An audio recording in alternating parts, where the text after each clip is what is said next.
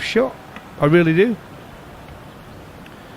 We are just 2 deliveries away from another wicketless session for the home side, as England have moved on to 355 for 3. Stokes comes forward, pushes this defensively to mid-on. I mean, it's worth saying that there is risk in every attacking shot in Test cricket. So I think you get dismissed every 38 balls playing an attack. No, sorry, 38 balls playing an attacking shot in Test cricket, whereas it's every 60 balls playing rotation or defensive shots. So there's always risk there. Last ball of the session, and Ben Stokes comes forward and blocks it away resolutely up towards mid-on. A dead bat defensive push, and England have had a very, very fine session. Resuming at 263 for 3, they've taken the score to 355 for 3, with Ben Stokes and Joe Root closing in on a century partnership after the double 100 partnership yesterday between Dom Sibley and the England captain, who's having a memorable 100th Test match. Absolutely beautiful cricket from these two in contrasting styles. It has to say that Joe Root's gone down from about 4th gear to 2nd gear in the last hour, that Ben Stokes has gone up through the gears and is flying along in complete control of his game. I say that a rest is as good as many hours of practice, and Ben Stokes is certainly well rested, and he's looking like a man refreshed. England then 355 for 3. I mean, you couldn't have asked for any more in that session, could you? Brilliant session for England, and I think you got it spot on, Manners. I think for Ben Stokes to come to the crease and have that intent from ball 1, it's allowed Joe Root just to bat and keep building his innings, and he was the one, the aggressor, when Don Sibley was at the crease, and it's almost like the roles are reversed, haven't they? And it's good when a team can do that. Communication. Ben likes to come to the crease. He likes to attack spin. We've seen that in many innings he's played over the years. And Joe now has just gone back in his shell a little bit, just playing for Ben Stokes. And if one of them gets out, it'll be interesting to see, because they've got Ollie Pope, who can play either innings. Ollie Pope can come to the crease. He can either dig in, or he again can attack the spinners. Josh Butler is another guy who can do it. So they're in a great position, England, at this moment. I'm just thinking about Josh Butler. How are India going to feel when he walks to the crease at 450 for 4? Absolutely, and I think this is the good thing about where England are at this minute in time at lunchtime. Lunchtime on day 2, there's going to be a lot of mental scars in that Indian dressing room, and that's what England have now got to really ram home the advantage. You say 355 for 3. They've got to really go in there after lunch and say to the Indian bowlers, you're going to be here for another session. We're going to start elevating the scoring rate, and we're going to make sure that when you do come out to bat, we're going to put pressure on you, because this wicket is going to keep deteriorating. And that, for me, is the beauty about where England are at this minute. Yes, the score's brilliant. Runs on the board, no wickets, not many wickets down. England need to keep India on this surface 160, 170 overs, because the wicket's only going to get worse, and that there is when England really come into play. So for me, it is, yes, runs are important, but it's a length of time they're on the wicket, and England have the 3, with only being 3 down, they've got a great chance of being on this wicket for another 35, 40 overs, and that there could be invaluable for the back end of the game. Goffey, just everything's about perspective, isn't it? And the Indian perspective, it means that the way they view the situation and their failure to take wickets won't be viewed in quite the same way by them as it is by England and by English supporters, because Indian cricketers, they've been here before. They've seen, they've done this themselves, 100 times with the bat. So they won't be panicking, I don't think. Oh, I would say definitely not panicking. We just talked about the last series when England were getting 400 and India went past them and got 550 and 600. So there will always be that positivity about the way they play. And if anybody's not seen Rohit Sharma play, the way he likes to attack, and when he gets in, he gets big scores. Virat Kohli speaks for itself. His averages, Rahan, the runs he's amassing, Pujara, these are fantastic players. But England are in a great position. India, it'll be interesting how they come out now, because, like I say, I think now they've got to stop the runs flowing. They don't want to be in a position where England can declare at 500 and India come back again tomorrow, England, and they're still batting and only want to bat once. So that's the position they're in. It's whether they try and stop the run flow now and wait for a dismissal. They've got to get one of these two out, because these two are magnificent players and they're both in great form. And there's still Ollie Pope and Josh Buttler to come. Right, coming up during the lunch break, we look back at a famous series one of many famous series between these two nations. You'll be able to join Steve Harmison, Monty Panesar and Sean Udall as we revisit the Ring of Fire tour of 2006. You're listening to live and exclusive coverage of England versus India on TalkSport 2. Exclusive ball-by-ball commentary of the first Test match live from Chennai. Only on TalkSport 2. At Screwfix, we've got refreshing deals to help you get your job done. Grab 2 10-litre tubs of Leyland Trade vinyl emulsion paint for just £50. Plus, save 15% on the Harris Trade Big Box Roller and Brush set, now only $24.99. So, get your next job started at screwfix.com today. Screwfix, here when you need us. While stocks last. Price is valid until 28th of February. Visit screwfix.com for T's and C's, delivery charges and restrictions. Thanks to their new online training program, Luther's Gym now has clients all over the world. Maybe too many. With 3 new conditioning coaches, we could stream sessions in every time zone. It's time to hire. I need Indeed. Indeed you do. Indeed delivers quality candidates so you can focus on hiring the person you need to help your business grow. That's why more than 250,000 businesses in the UK use Indeed. Visit Indeed.com/try today and start finding your next great employee. That's Indeed.com/try today. If you're wondering what you can do with your pension pot, this could be how you're feeling. That's the sound of worry and uncertainty. But you could be hearing this. Let's call it the sound of clarity, which you can get from PensionWise, a government service providing free, impartial guidance. In just an hour, you'll get clarity on all your options so everything feels less and a little more. If you're over 50, discover the power of an hour and call 0800 144 8944 or visit pensionwise.gov.uk. Deep mud, sticky mud, splashy mud, muddy mud. Is that mud? Construction site mud mixed with cement and sand mud. Mud, glorious mud. If your business can't escape it, you'd better embrace it. The new Ford Transit Trail, built for the rough of it. All-wheel drive to get you through the thick of it. A bold Ford grille covered in it. The new all-wheel drive Ford Transit Trail. Get muddy at ford.co.uk. We're with you on this journey. Ford Commercial Vehicles, backbone of Britain. Visit ford.co.uk. New all-wheel drive Transit Trail, part of the Trail range, which includes the Transit Custom with mechanical limited slip differential technology.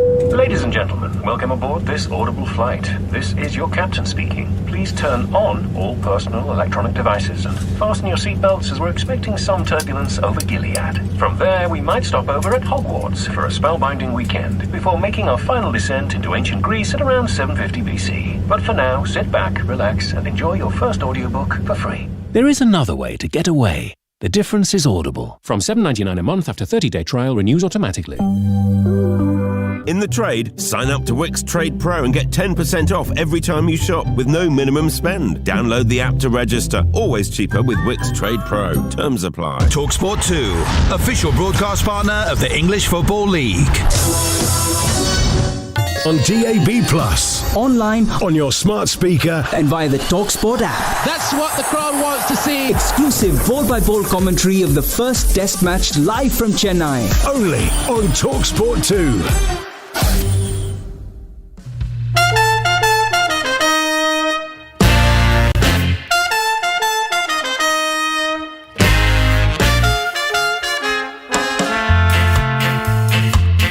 Welcome back to TalkSport 2's exclusive coverage of the India versus England series, and you're listening to coverage of day 2 of the first Test match between India and England at Chennai. It's been another good session for England, who are 355 for 3 at the lunch break. Joe Root moving on to 156, and Ben Stokes alongside him 63 not out.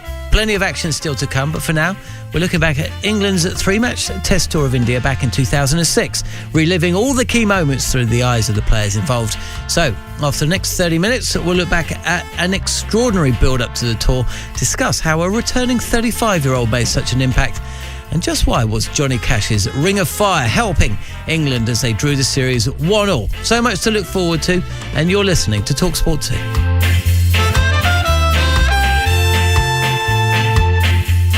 So let's get on with the show. England heading into the tour back in 2006, full of confidence. But what happened before the test matches, well, could only be described as freakish. Duncan Fletcher's men depleted before a ball was even bowled.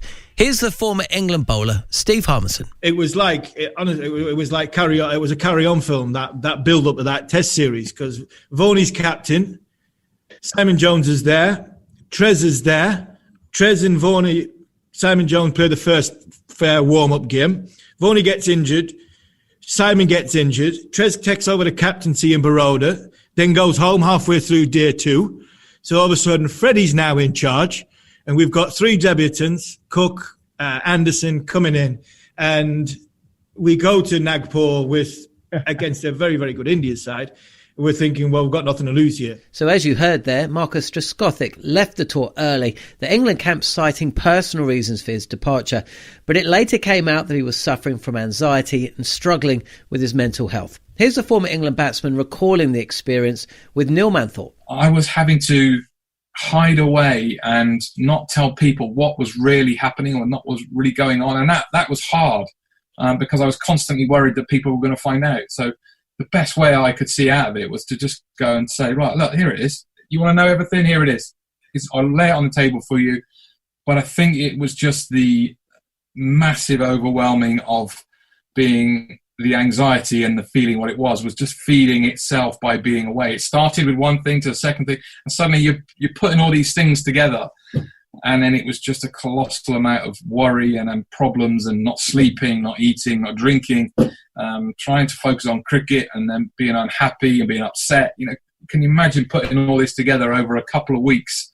It just grew into a huge storm that needed a good period of time away to really understand and sort of reassess where I was going and what I was doing and how I was going to cope with it, because I didn't know. First of all, I didn't have a clue to what extent I was ill or needed help with. One player who didn't play in the 2005 Ashes but was called up to the winter tours of Pakistan and India was the veteran off-spinner Sean Yadav. Also, what people forget about that trip, Freddie was supposed to come home for the birth of his child. Yeah. And he chose not to stick out there and stick because he thought the team needed him more, which is a hell of a unselfish thing to do. Freddie, actually, because how good of friends you are, good friends tell you the truth. Freddie didn't go home on that trip because he said that would have meant I could possibly be in charge of England. There's no way in the world that Steve Harmison could captain himself. Never mind. Potentially, I think it was the second test match. I think the so he wasn't going to be match me. in Chandigarh. He was going to go home for that one. And I think he was like, there's no way I'm leaving you in charge of this lot. An injury hit England began the series with the first test in Nagpur, with standing captain Andrew Flintoff giving debuts to the opening batsman, Alistair Cook, and the left-arm spinner, Monty Panesar. Here's Monty talking about that experience with Steve Harmison. I think the question I would like to ask you here is, I never expected Andrew Flintoff to pick me in that first test match, and you're best mates with him. What was it? What did Andrew Flintoff possibly see in me to think, right, I back him to play that first test match? I didn't even think to play. I never, I'll be honest with you, Harmy, I never thought I would play even a one test match during that tour in India. What was it that I think, to be fair, the answer to that was we've seen somebody who could win matches for us. Flintoff won the toss, decided to bat first, meaning that the young Essex batsman Alistair Cook was straight into the action. Literally, I did know no one. You're right, absolutely. You know one. You're the big superstars of 2005 over every newspaper and stuff. And I turned up flying in to replace Varney, I think I was, who ended up playing because Strauss was going to go over a test match. And I put my doors out and I got a knock on the door. And this is no word at all. I got a knock on the door and it was you who knocked on the door and said, come on, lad, I can't do your accent. Come into my room. And I come into my room, and I was like, Jesus. You better put that into context. It might not sound very good, that. I didn't try and do your accent. That's why I didn't bother. And I literally went, and you dragged me into, there was Freddie lying on the bed with a dartboard, never thrown a dart before. And from that moment on, like, I love darts. I was terrible to start with. But like that support you showed me, like, was unbelievable. So then when I did turn up in India 2 days before or 3 days before, I felt as if I knew the guys a little bit. And ultimately, it was the best time to make my debut because I flew around the world. No one expected me to do well against Kumble, Harbhajan. Never played in India before in a match. So the pressure's off, and I managed to scrap a few runs. And those few runs were important. Cook made a maiden half century, scoring 60 in the first innings, but it was Paul Collingwood who took the headlines. His unbeaten 134 saw the tourists post 393 in the first innings. And that's high in the air, but it's got the distance. No one's going to get underneath that. It's going to plug just in front of the boundary. And Paul Collingwood has his first Test match 100. Despite losing an early wicket, India's reply got off to a good start. Wasim Jaffer and Rahul Dravid guided them to 140 for 1 before a mini collapse ensued, and the hosts were soon in trouble at 176 for 5 when Panesar dismissed the great Sachin Tendulkar. It's a big shot, and it's out. That's a big wicket. Pad first. Umpires, brave decisions, but it's the pad, then the bat. Sachin Tendulkar. Big wicket for England. Yeah, that was like, one of the moments in my life, which I would say was, the best moment, one of my best moments in my life, because I honestly didn't think, firstly, I'll be playing the Test match. And then secondly, it was, I think I was relying a lot on like yourselves, Andrew Flintoff, big, tall cricketers, supreme confidence, looking up to you guys for that, confident energy, because I'm like thinking there's Sachin Tendulkar, Rahul Dravid, VVS Laxman, Sehwag, Mohammed Kaif. Like, for me, it was, I felt I was out of depth, and I was always looking up for that confidence and that boost. And I remember when I got that LBW, I just ran and I couldn't stop running. I just like, oh my God, I'm living a dream. What is going on? And I'm just like running off like the emotions of a roller coaster. And then there I'm grabbing all my teammates and we're all celebrating together. And then Andrew couldn't believe it. You there giving you the big hugs and the high fives. And to be honest, I've never celebrated like that ever in a match before. It was just like this burst of energy just come out of nowhere. Half centuries from Mohammed Kaif and Anil Kumble helped India recover from 190 for 7 as they were eventually bowled out for 323, with Hoggard picking up 6 for 57, no matter if he thought differently. Wasn't it 7 for? I know 6. I've got it. Are you sure it's not 7? Got it in front of me, yeah. 30, how did you bowl 30.5 overs, 13 maidens, 6 for 57? Well bowled, Matt. So England had a 70-run lead after the first innings and looked to put the pressure back on the hosts. After scoring 60 in the first innings, Cook went one better this time round, scoring his maiden Test century. Is this the moment? It is the moment. What a way to do it as well. He's going to get a boundary through the offside, and he is delighted, and so he should be. What a Test debut. 60 in the first innings, and now he moves on to 100. What a start to your international career. Yeah, I could scarcely believe it, to be honest with you. a week before I was lying on the beach in Antigua, then I was in a place I'd never heard of, Nagpur, with a Test 100 to my name. It was unbelievable. It gives, I'll tell you what it does do when you get 100 on your debut. It kind of, you earn the respect of the change room very quickly. So they know you can play then, don't you? That's half the battle. It's like, who's this guy coming? Is he any good? Probably had a few dodgy nets in that 2 days before, and that settled me enough to think, well, actually those guys rate me. And then when I got my second 100, that's when I thought I belonged a little bit. So to do it twice, that meant. Then I started to believe that I could be it. But just for me, and then walking into changing room after that first 100, actually everyone thought I thought I'd earned the respect of everyone else, and I think that's a big thing that, say, anyone walking into any changing room, any team is important. Who knew it would be the start of a career which saw him become England's all-time leading run scorer in Test cricket? Cook's unbeaten 104, helping England declare on 297 for 3, setting India a target of 368. And despite a century from Wasim Jaffer, another big score from Rahul Dravid, India finished on 260 for 6. It felt like a missed opportunity within the England camp. Here's Steve Harmison. We should have won that Test match. And if it wasn't, we're talking about the hero status of Sachin. Sachin didn't come in until, I think he batted at number 7, I think, in the second innings. And it got dark and he took the light. And it was, it was touch and go. And I think if it hadn't been for Sachin coming in at number 7, player he was, we would have won that Test match, because I think the ball was still, we were still doing enough to get us over the line. And he took because I can't remember how many runs they needed. They didn't need that many runs, 30 or 40 runs, I think it was. And we needed the 4 wickets. And he took bad light, the great Sachin. And even though we were off the back of winning 0-5, we were 5 players down. We had a relatively young side. And here's this great side with, you mentioned Dravid and Sehwag and Kaif, Lakshman, Yuvraj, they walk off, Dhoni, they walk off. Monty Panesar. All of us were zoned in to win the game of cricket, but the great Sachin, rightly so. He, by laws of the game, you're allowed to, take the bad light, and which was a bit of a shame. After drawing the first Test, England went 1-0 down in the series following a heavy 9-wicket defeat in Mohali, and needed to win the final Test in Mumbai to salvage the series. The tourists were missing several key players, and the strain was starting to show off the field. Here's the former England spinner Sean Udall, but first, Steve Harmison. I think Duncan and Freddie's relationship at that time had gone to a point of non-existent. I don't even think we were speaking to each other at that point. Exactly. Yeah.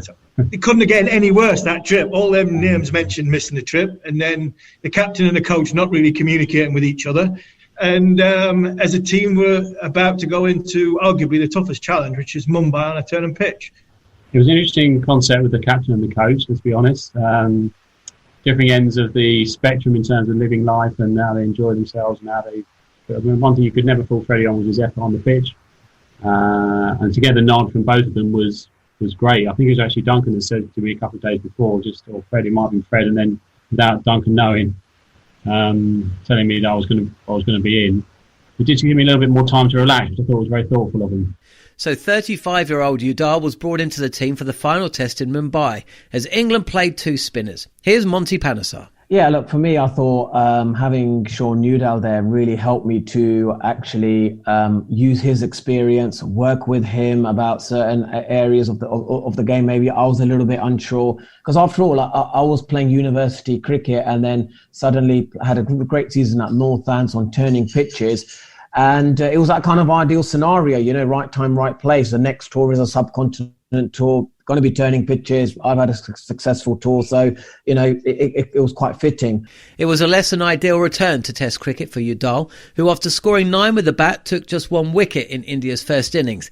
However, he explains how his Hampshire teammate and one of the legends of the game helped him turn the Test match around. I had a bit of a dark moment in my room on the third night of what am I going to do? How am I going to get around this? Got a couple of calls. Robin Smith, my best mate, was on the trip with a load of tourists, and he rang me up. And then out of the blue, Shane Warne rang me and said, see, things aren't going very well, mate, but you've got to rest assured that if this is your last time, you've got to go out with a bang and do everything that you can to make an impression. And that starts by relaxing and just enjoying the occasion, remembering you're there on merit. And to get a call from somebody of his stature, although we were obviously friends and teammates, was very thoughtful and very good of him. Despite Udall's own form, England were well positioned in the Test match. They had a first innings lead of over 100, and even though they were dismissed for just 191 in second innings, India required 313 to win the Test match and seal the series. England's top order, it made early inroads, reducing the hosts to 75 for 4, and they continued their momentum with an inspired bowling change. Here's Sean Udall. Freddie came to me a couple of hours before lunch and just said, have a couple, see how it goes. And it came out beautifully because I felt weirdly relaxed. I felt as though this was my last chance. I've given it everything that I can. I've done all I can. And I settled into my rhythm quite quickly. But then lunch came and I thought that was going to stop me.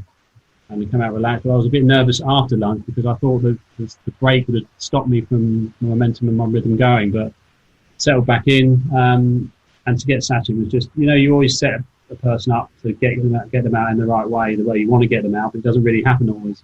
But to get him out, caught back pad that was how I was going to get him in my mind, and the inside edge runs to belly at short leg, and I acted like a 12-year-old running around the ground like a lunatic.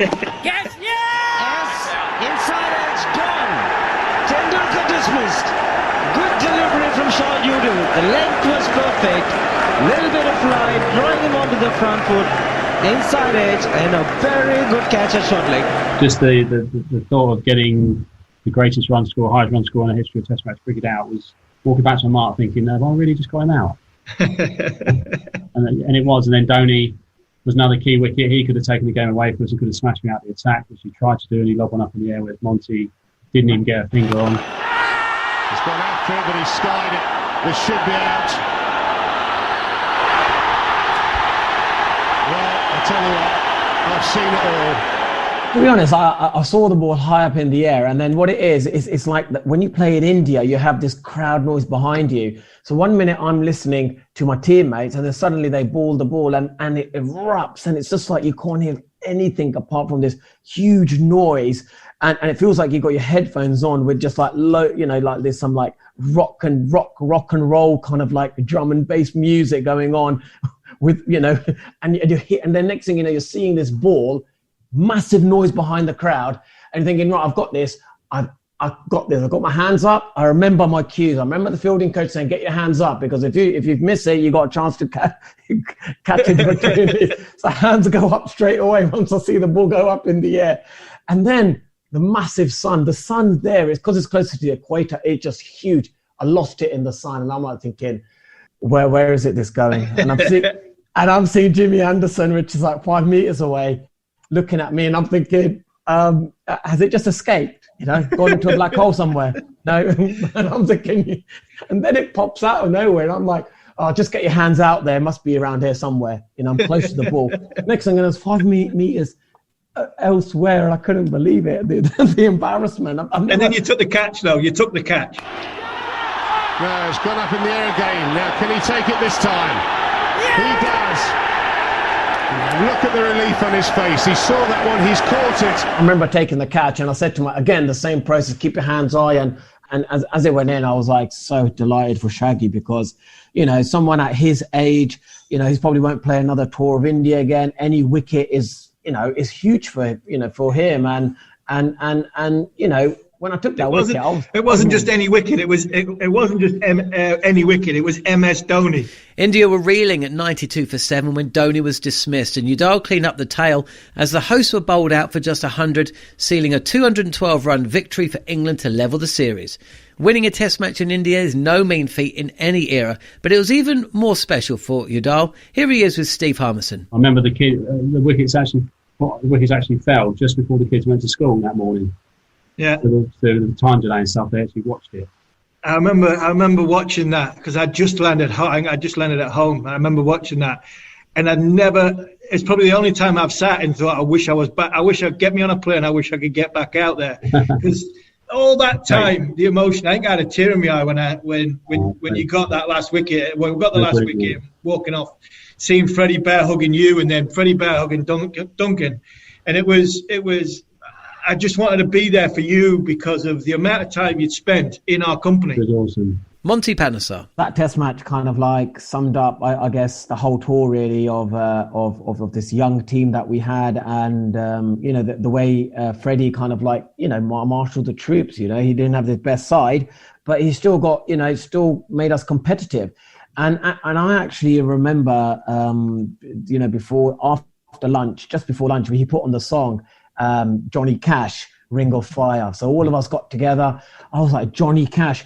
Who is Johnny Cash? I didn't even know. Right? I don't even know this kind of genre of music. So there's one thing I've learned through my friendship with Freddie is I learned who Elvis Presley is because that's probably his favorite artist. And then we had Johnny Cash, and I started to listen to this kind of music. I was like, well, it's quite relaxing. And we had the Ring of Fire on. And we all in our arms and we're just singing along. And I'm like, this is great. This is Test cricket. Like, I've never done this before. 1 minute you guys are out of the showers with like nothing on. And it was it was brilliant memories, and I think I just loved everything about it, just the way, take the importance away from, the game itself. But once we're on the field, we are like these competitive animals. Like, I've never, I wasn't as competitive like that during county cricket. It was just a great experience. So, despite being plagued by injuries, affected by dressing room bust-ups and having to rely on the youngsters, England somehow left India with an unlikely result. 1-1. What a series it was. You've been listening to our review of England's tour of India in 2006, and if you missed any of this show or wish to catch up, download the podcast from the following on feed, available on Apple Podcasts, Acast and Spotify. But next up, we bring you live ball-by-ball coverage, exclusively so, of the afternoon session with England 355 for 3. You're listening to TalkSport 2.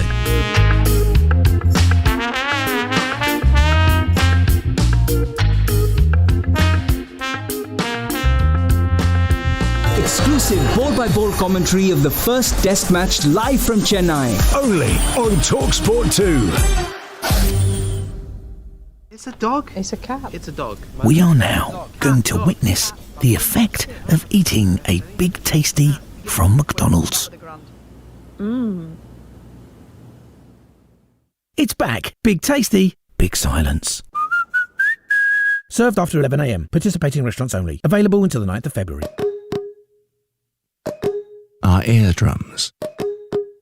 They let us sense when things are a bit off. It made us wonder, what if a car could have sensors too?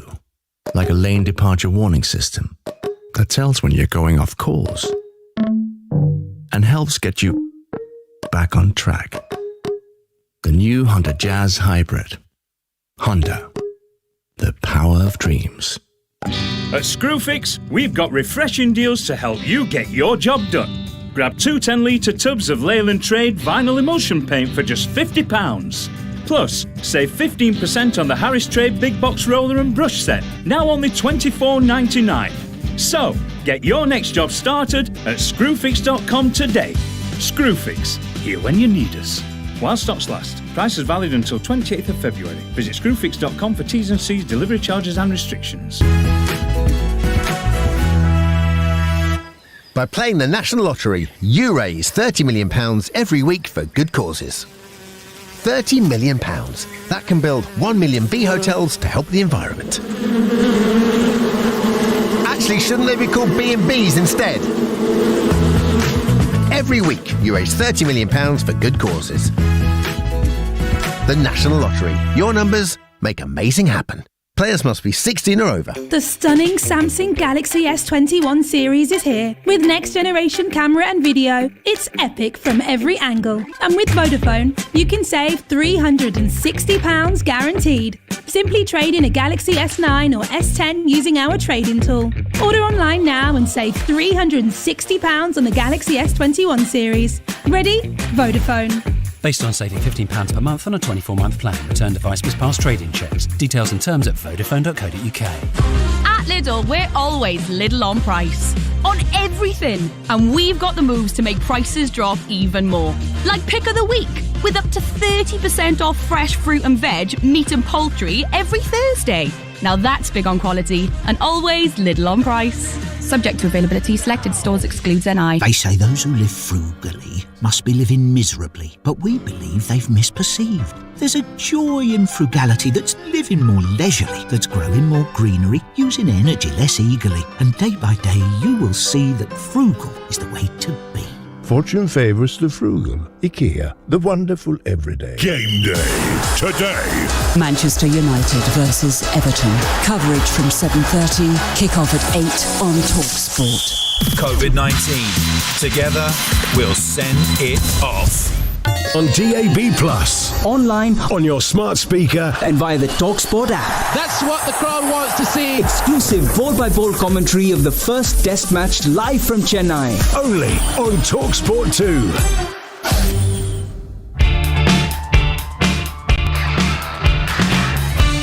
Oh, good shot. It's full from Ashwin. He says, do you want to come at me? And the answer is emphatic. He taps the ground. 1, 2, 3, 4, 5, 6, 7. Stands and cuts. Beautiful stroke. Quality shot. Ben Stokes gets a full wide delivery and drives through the covers for 4 more. And Joe Root, easily as you like, just pushes into the offside, into cover, and takes a single to take him to 150 not out. Has he ever played better than this? Guess what? Ben Stokes does it again, pings it out the middle, back-to-back reverse sweeps to take him to 50. He's just having a net, Ben, isn't he? Slog sweep once again and connects with it beautifully through mid-wicket for 4 more. That is his 5th boundary in the last 3 overs. He is absolutely flying along now. England have had a very, very fine session. Resuming at 263 for 3. They've taken the score to 355 for 3.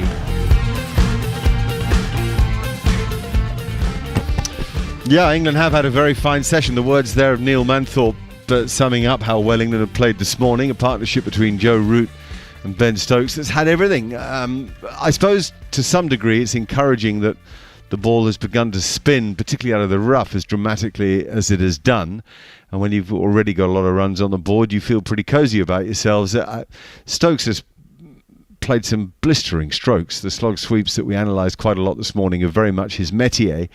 I think comparing other players' ability to play them against Stokes's is a difficult thing to do, partly because Stokes is so confident hitting from well outside off stump. Really, he's at his best slog sweeping when he's collecting the ball from wide, and he's got big levers, enormous strength and enormous self-confidence, and very few players can match him in all those areas, and Root, of course, has just played sublimely again, moving fluently back and forward, playing gun barrel straight. And England's advantage through the morning session was that 2 high-quality players were working together, and that makes it very hard for the opposition. You don't have an end to bowl at, and for the first time, for a long time, I would imagine India looked fairly hamstrung by the way the opponent was handling all that they threw at them. Yes, it's true that they've missed Ravindra Jadeja, though I'm not convinced about the choice of Ishant Sharma for this match, who's had so little cricket. Not that he's bowled poorly. I've said before I'd have liked one of the skidders, the Mohammed Shamis or Mohammed Saris or those kind of guys as candidates who were bowling with a little more youth, a little more excitement at the occasion, and a little less concern about getting line and length right. But there's a lot to talk about. Gareth Batty is with me. The end of the story really regards the morning is that England played especially well and have just improved their position from overnight. They certainly did. They weathered it didn't weather the early storm. They took out the early threat of Bumrah and Ashwin starting proceedings, wanting to get India off on the front foot, take a wicket early. Root and Stokes played quite magnificently well, and then as the session carried on, there were elements where you just felt the ball might just spit out of the rough. There was some extra spin, a bit of extra bounce from time to time. England didn't sit back. They counteracted it. Stokes played some great slog sweeps, and then he said, I'm gonna second guess you again, and a couple of reverse laps, which you just saw the look on the faces of some of the Indian players just going, wow, what do we do now? We're a bit lost, which I think then goes to the bowling attack and the makeup of it that India have selected. I totally agree with you, Mark, that a skiddy, a seam bowler would just change it up a little bit, and that enhances it for the spinners as well. It's marrying up parts of the game that you might need to hold. That's not being negative, it's just weather the storm of somebody playing well, but being able to stay in the game and hold the scoreboard, which Jadeja does brilliantly for them, and I think they just take that for granted potentially, and this might be the wake-up call for them that, hang on a minute, this guy does a wonderful job, because he does go under the radar a little bit, with Ashwin taking most of the plaudits. And you feel like England really do have the Indian bowling attack by the scruff of the neck, and we've still got Pope and Butler to come, and that's no disrespect to Bess and Archer after that, but there's some firepower from England still. Well, good morning, everybody. If you're just waking up, the news is all good from Chennai. England are 355 for 3, improving their overnight position of 263 for 3 quite dramatically. Joe Root 156 not out now, but Ben Stokes came in and he has 63 from 98 balls, and some of the stroke play was frankly thrilling. He hit 2 sixes and 9 fours. He played pretty quietly to begin with, began to branch out, particularly with the slog sweeps. They both played well off either foot, and they've made the Indian attack look pretty ordinary on, I have to say, still a very good batting surface. So the odd ball that's ripped out of the rough has been an issue, I think. Stokes was twice hit on the gloves in front of his chest. But anyway, great fun to watch, great fun to have you with us. TalkSport 2 bringing you exclusive coverage of England's tour of India, and Chennai didn't do England proud the last time they were here. It has the potential to do England rather better this time. Steve Harmison is also with me, and Steve, it's another morning where really you couldn't take your eyes off the play.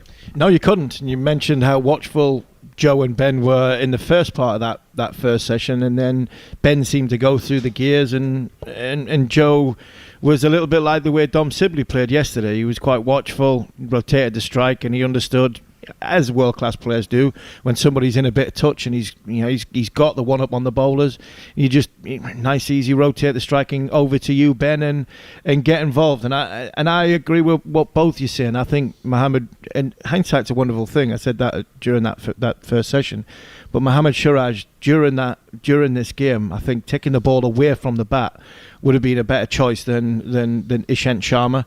And listening in that first session to Ashok Chopra, who talked about, India's spin cupboard being very, very bare at this moment in time to bring them in. So that for me is alarming. As a cricket fan and somebody who thinks, when you go to India, you just expect spin, and you've got youngsters coming through and IPL stuff, but to actually go on the side to replace Ashwin or Jadeja, that would worry me, Mark, quite slightly if I was an Indian fan. Joe Root's marking his guard now, 156 not out. Strike rate of 56 has dropped down from the 65, I think it was overnight, maybe 67.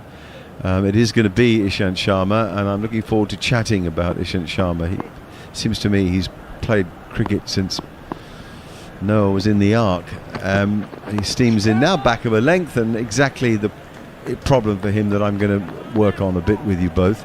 As Root goes back and plays really well defensively. This back defence, by the way, of all the improvements in his game, this back defence where he stays alongside the ball, a little more sideways on, has served him really well. It means he can play the ball a bit later, and he doesn't get stuck lining it up with his right shoulder, so he's very comfortable if there's any extra bounce. Now, of course, this is a slow surface, and it's not necessarily the best place to test that technique to its fullest extent. Here's Ishant again now, not really steaming in actually, coming in with more measure than magnificence, I'd say, at this stage. That ball hits the thigh pad and Root trots through for a single, which will give Stokes the strike. My feeling is that Ishant Sharma has improved immeasurably. He's now very accurate and very reliable and very solid, and he's always still criticised for being half a yard too short.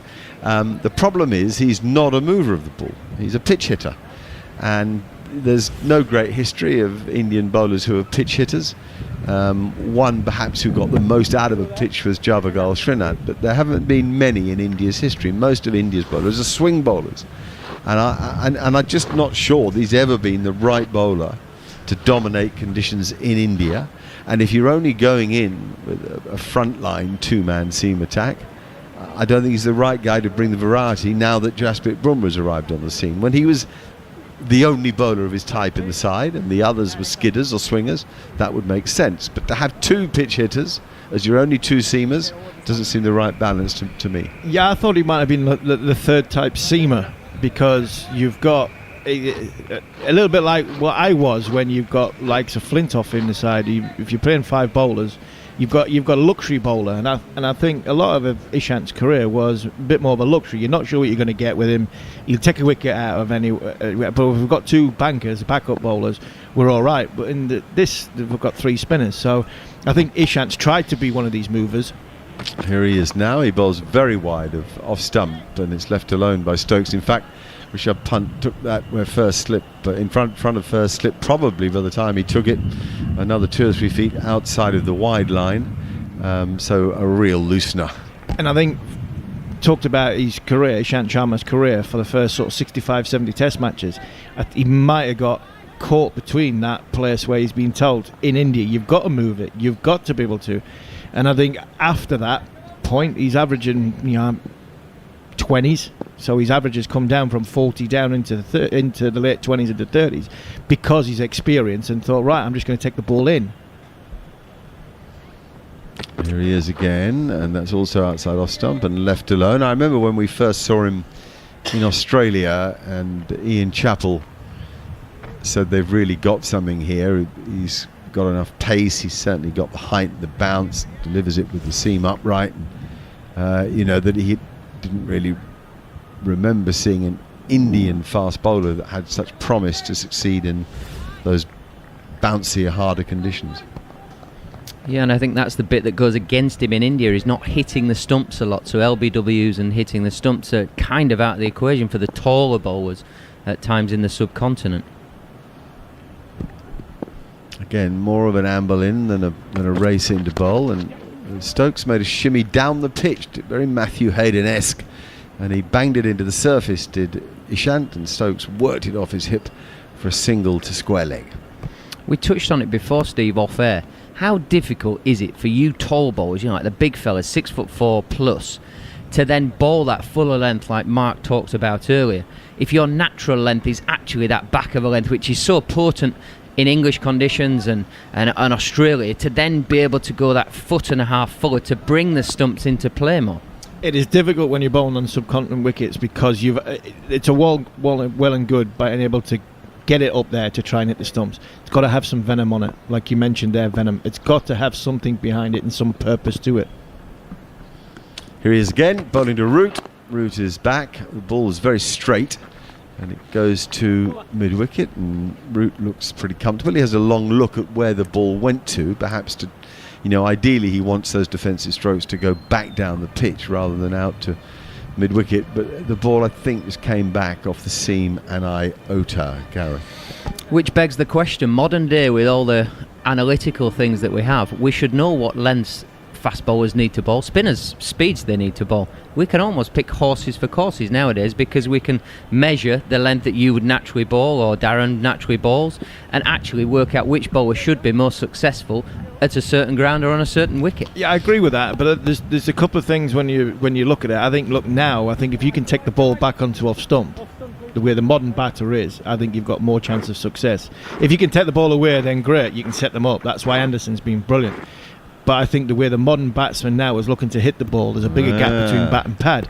And I think if you can get the ball to go into off stump, then you've got more chance of getting wickets. One of my bugbears. Love it. I'm going to come back to that. 3:57 for 3. We're on TalkSport 2, and very pleased to say good morning to you Saturday morning. Time to chill out and listen to the cricket. Root has 156. Stokes on strike has 64. That spun, really spun out of the rough. Shahbaz Nadeem aimed at that rough. The bowler's footmarks outside off stump, and Stokes got a couple of rip snorters out of the rough, shall we call them, as we used to in the old days. And Shahbaz again, he's going to go reverse sweeping from way outside off stump. In fact, by the time he finishes the shot, or the failed attempt at the shot, he's a yard outside off stump, I suppose, getting himself right across, trying to go a bit to the line of the ball, but it spun so much that it beat him, and so he missed the ball. There's nothing from it. Another one. Now he goes back, and he's forced the mistake from the bowler who's too short, and he gets the easy single to mid-wicket. So Stokes would argue that there's risk in the shot, yes, but there's so much reward, not just in terms of the actual result from the attempt to strike it with a reverse or orthodox sweep, but also the fact that you change the bowler's length and get something out of that. I'll come back to my conversation about balls coming into the bat, if I may, when there's more time during the next over with Sharma. Steve, I know you're keen to talk about it, but I've really got a point that I'd like us to pursue. Stokes is such a dominant figure out there. You know, some guys look taller than they are, feel bigger than they are, look more threatening than perhaps they need be. Oh, good shot. So, Root's back beautifully, eased off the back foot through square cover. That's something else, really. It's a man, in great form and timing it beautifully, but really just seeing it so big. We're seeing the Rolls Royce of batting, aren't we? It's just beautiful, the way he's moving. Everything's elegant, precise. It looks the best of the best right now. He's moving forwards and backwards on this occasion, pushes back off that front foot press, and just a beautiful back foot punch. The ball rattles off. Thank you, back foot punch. Excellent description. I couldn't decide whether it was a cut or a drive, and of course it wasn't either. It was a back foot punch. And the good thing about the way these two are batting, they're going, because Stokes is looking to get out there, he's making the left arm spinner bowl a bit shorter, but Root's going the other way, so when Root's come on strike, he's now using the depth of his crease, and it looks as though he's bowling short. And now he's worked a straight ball off middle and off to mid wicket, where there's a huge gap, and he gets another single, and it brings the end of the over. Root 161, Stokes 65, Root 39 away from another double hundred. Only 2 tests ago that he made a double hundred. Only a few players have gone 3 consecutive tests with scores of 150 or more. Only one in history has gone 4 test matches with scores of 150 or more, and that's Kumar Sangakkara.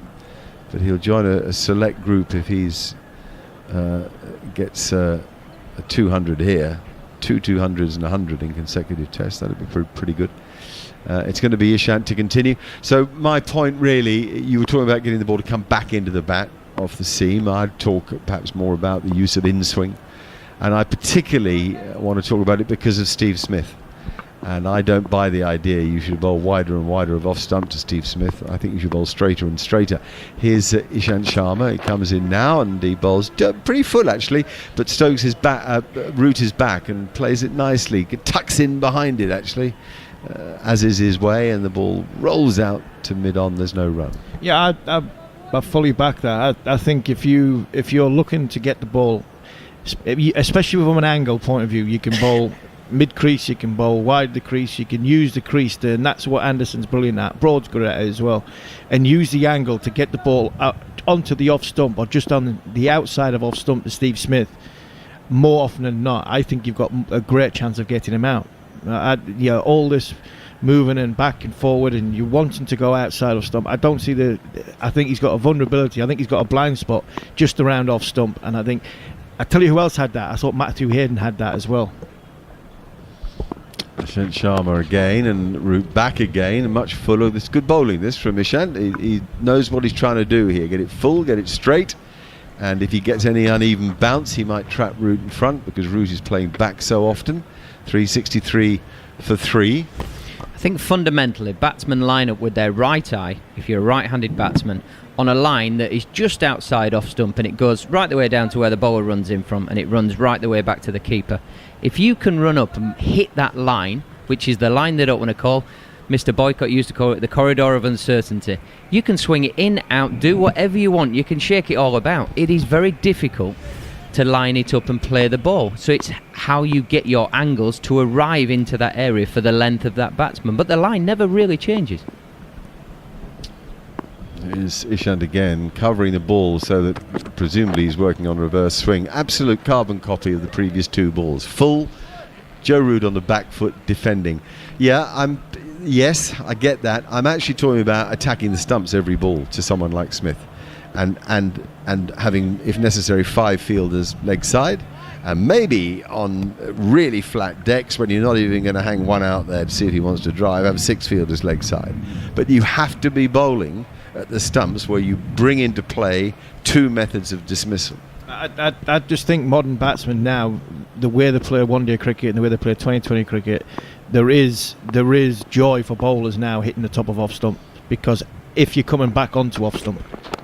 And again, same thing, full ball, Root this time not fully back, more from the crease, dead straight, right out of the middle of the bat. It's a really good over this. Yes, he is covering the ball. In fact, we've got a slow-mo on TV, so he's trying to get the reverse swing going. I'm convinced too that the nip backer off the seam is a natural variation from an outswinger to most modern bowlers, when actually there's an art in off-cut and nip back and in-swing. And Stuart Broad, who almost by default, because he couldn't solve the problem of pushing the ball down the leg side with his wrist, has become a brilliant in-swing bowler, and of course a nightmare to a left-hander from round the wicket. Yeah, spot on, absolutely spot on. And I think what you're doing there is you're testing the batsman's technique. Beautiful straight drive from Root. Just a hand on it from Ishant Sharma has stopped it going to the boundary, so they'll get a couple, a chase from Jasprit Bumrah and a nice throw off balance back to the stumps. But 365 for 3 now, with 1 ball left in this over, and Root has moved to 163. And I think the modern day batsman's technique, I think the game's great, and it's much better for 2020 and one-day cricket. But I actually think the actual technique of batsmen has suffered a little bit for it. And I think from a bowling point of view of just big way swingers and bringing the slips into play, I actually think you get a lot more joy by taking the ball from outside off stump onto off stump. And I think that is the ball you get players, even good players, out now. No, what a good over, a maiden over as Root defends it out onto the offside. That one threatening to swing out a bit, but not really going enough to trouble Root, and Ishant and his captain should be very pleased with that. 365 for 3 with Root on 163 and Stokes on 65. Yeah, you only need to, my final point on it, you only need to look at and think about the greats of a Courtney Walsh used to run up and just dunk the ball in towards the stumps the whole time. If he then just gets one to go straight, he's done you on the outside edge, because you have to respect the ball is nipping back into your stumps. So you have to, that's what I meant by the right eyes covering the stumps, the real danger bit of don't get bowled. Best players shouldn't get bowled a lot, and LBW ideally. So then you're taking dismissals out of the game. If you're a bowler, you go, right, I'll make you work on that, and all I'm going to do is just going to stand one up on the seam. You're playing 2 inches inside the ball, you've nicked a straight ball, thanks very much, it's an easy game. And you talk about batting and the size of the bats and big bats here, and listen to Goffey talk about the game's change, have all got big bats now, but the ball only has to move a fraction. It only has to move a fraction, and you nick it or you miss it. And if you miss it, if it goes on the inside, and I think that's where Anderson's been brilliant. The line you mentioned, you talk about, Jimmy Anderson's done that for years. He's got that line just outside off stump. He's got a seam that goes bolt upright. He's got a seam that goes slightly in, a seam that goes slightly away, and he's basically saying, right, the ball is I'm going to start the ball on that line, and it's going to, and because he swings it late, it's going to go, and it brings a whole range of dismissals into play, but it tests the batsman's technique. Shahbaz has bowled too short there to Stokes, has pulled it away out onto the leg side, but there's protection out there, so he only gets 1 for it. Virat Kohli just had a very long talk to Shahbaz, trying to get the feel right, and probably talking to him about how he's going to use that rough. And the advice really should be to get it fuller, see if he can get the left-handed Stokes driving at the ball. Yeah, and he's got the deep mid-wicket out now and a deep square leg, so he's got some protection, so Stokes can't just bang that big right leg down and... For defence, no run. And sweep him into that big expanse of the leg side, because he has to give him the width to get it into the rough, we know that, so block him off a little bit and then say, right, is he going to try and get you through the offside, or is he going to kick it away? Yeah, well, that's certainly the plan, isn't it, with the protection on the leg side, as Root goes back and sort of feels the ball with his hands, opening the blade of the bat into the covers. A very tall, angular figure, elegant looking at the crease. Well forward, head over the ball, exaggerated in that forward defensive shot that says, I might have been out here a long time, but I ain't going anywhere. 163 from 292 balls faced. The England captain in his 100th Test match after a day to behold yesterday, and he goes back now and pulls a ball that's just back of a length for a single out to mid-on. There's a single anywhere you want on the leg side except just behind square at 45, but anywhere from there all the way round to the bowler is a vast gap because there's only 2 back. Sorry, there's only 2 fielders there and they're both back. So you're saying bats to Ben Stokes, left armour at the rough, you're happy for him to reverse sweep. You put your man back for the slog sweep, so you got 2 men back. He's got it. You want him to bowl full, Mark's in. You want him to bowl full to drive. But if he's bowling full, Ben's more reverse sweeping than driving.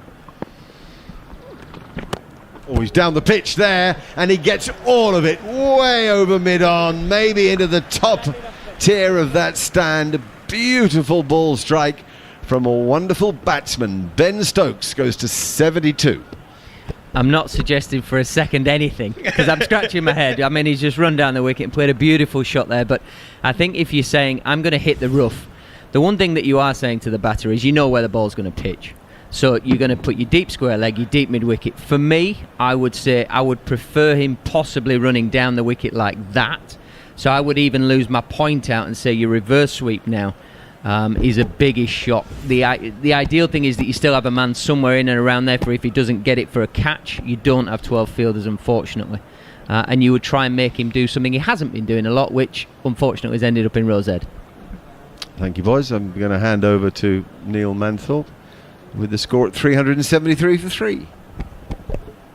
What a great time to take over. I think Ben Stokes, I mean, he's very exciting before lunch, but goodness me, he I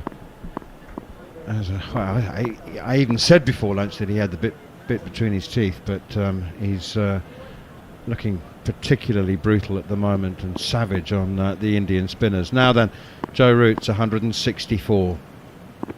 Here is Jasprit Bumrah, and Root pushes it away, square of the wicket on the offside. Joe Root's joined the great Wally Hammond as English batsman to have scored 3 consecutive innings of 150 plus away from home. Wally Hammond did it in New Zealand in testing my memory now, I think it was 1932. Jared will be able to confirm that. You commentate on that one, Hannes? Yes, stop it. Bumrah in once again, nudged away through square leg, wide of Virat Kohli, and they go through for an easy single.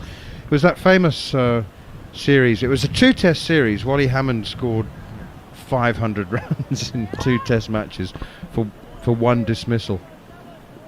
Can you imagine that? Bats 6 weeks on a boat for a 2-test match series. Well, they went there after Australia, so I mean they were away for the best part of 7 months. They went to 6 weeks on the boat to Australia, played the Ashes, and then just popped off in New Zealand for a couple of tests on the way back. It just picked up the odd 500 runs for 1 dismissal. Joe Root 165, Ben Stokes 72. Jared he's the historian amongst us. He'll correct the little details that I might have got wrong. Here's Bumrah in once more, and Ben Stokes nudges it out towards mid-wicket. The point being is that Joe Root's only the 2nd Englishman in 143 years of Test cricket to score 3 consecutive innings of 150 plus away from home. It's that's an exclusive club. Wally Hammond and Joe Root. Troubling times for India, although, as we keep on saying, they've been here before. They've been in England's position more often than they've been on the receiving end. But at 374 for 3, they are very much in need of a wicket, and that's a statement of the obvious. Here's Bumrah once again, around to a slower ball, and it's a full toss, and Ben Stokes says, "Thanks, Jazz. I'll have that one through long on for 4 more." A little rueful smile from Ben Stokes there. It's not often you see the slower ball attempted, is it, Harmy? No, it looked as though it fooled everybody. It didn't come out. I don't think it came out as well as Jasprit Bumrah wanted. It arguably he tried the wobble seam at the front of his hand, and he's got it horribly wrong, and it just dipped on Ben Stokes. And I think because it was so full, Ben's managed to get a full bat on it. I think if I'd dipped a little bit more and gone being Yorker or half volley length, then it might have stuffed the England batsman. But no, he timed it well, like he has been doing. Bumrah in again, and a short and an attempted pull and a miss for once from Ben Stokes. Would it be fair to say, Hamid, that one possible reason for Bumrah coming around the wicket now, and maybe explains the slower ball, he might just every now and again try and bowl his slower ball into those patches of rough, just try and get him driving at the ball, might puff a dust, might just hit the splice and go up to say mid-off, something like that? Yeah, even a few off-cutters with a ring field, he's got 2 slips, backward point. You'd think, off-cutter bowl into that sort of stuff and test Ben's patience. Here is Bumrah once again round the wicket, and Stokes pushes it defensively off the back foot into the gully, and there's no run. 378 for 3. Jared? You wanted some Wally Hammond? Yeah, I do. Yeah, I love Wally Hammond. Wally Hammond in Sydney in 1928 made 251. The next test match in Melbourne, he made 200. In the second innings, he was run out for 32. He then went to Adelaide and he made 119 not out, and then in the second innings in Adelaide he made 177. It's also worth remembering that in 1933 he made 227 in Christchurch and then 336 not out in Auckland, which is the one I think you were talking about, the 2-test series. The 520 odd runs, a bit of one nickling, dismissal. Who ran him out? How was his kneecaps after that episode? So it wasn't the same trip actually. So it was two different tours, 4 years apart. Yeah. But in those days, you'd have spent a couple of years on a boat. That's for sure. There's a new over begins from Shahbaz, and the first delivery is pushed away by Joe Root. I'm loving the way Joe Root's giving the strike to Ben Stokes here. First ball of the over, nudge behind square on the offside, and they go through for a single. What are you giggling We at, need to get Patrick? off this talk about being on boats, because all I can picture is Steve Armisen with a big hanky on his head, having his bacon sandwiches for months. Goffey trotted around the deck with a lovely little glass of champagne or something, with his cravat around his neck. String vest.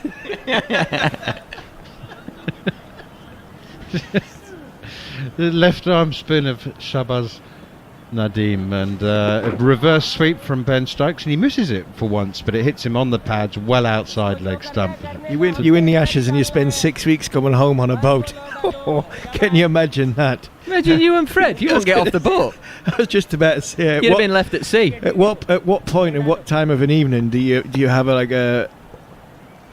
Here is Nadeem once again, and Ben Stokes pushes it away through the vacant point area. They're going to come back for 2 here because Rishabh Pant, the keeper, has to run after it to cover point. It's a bizarre field, and Ben Stokes knew exactly what he was doing.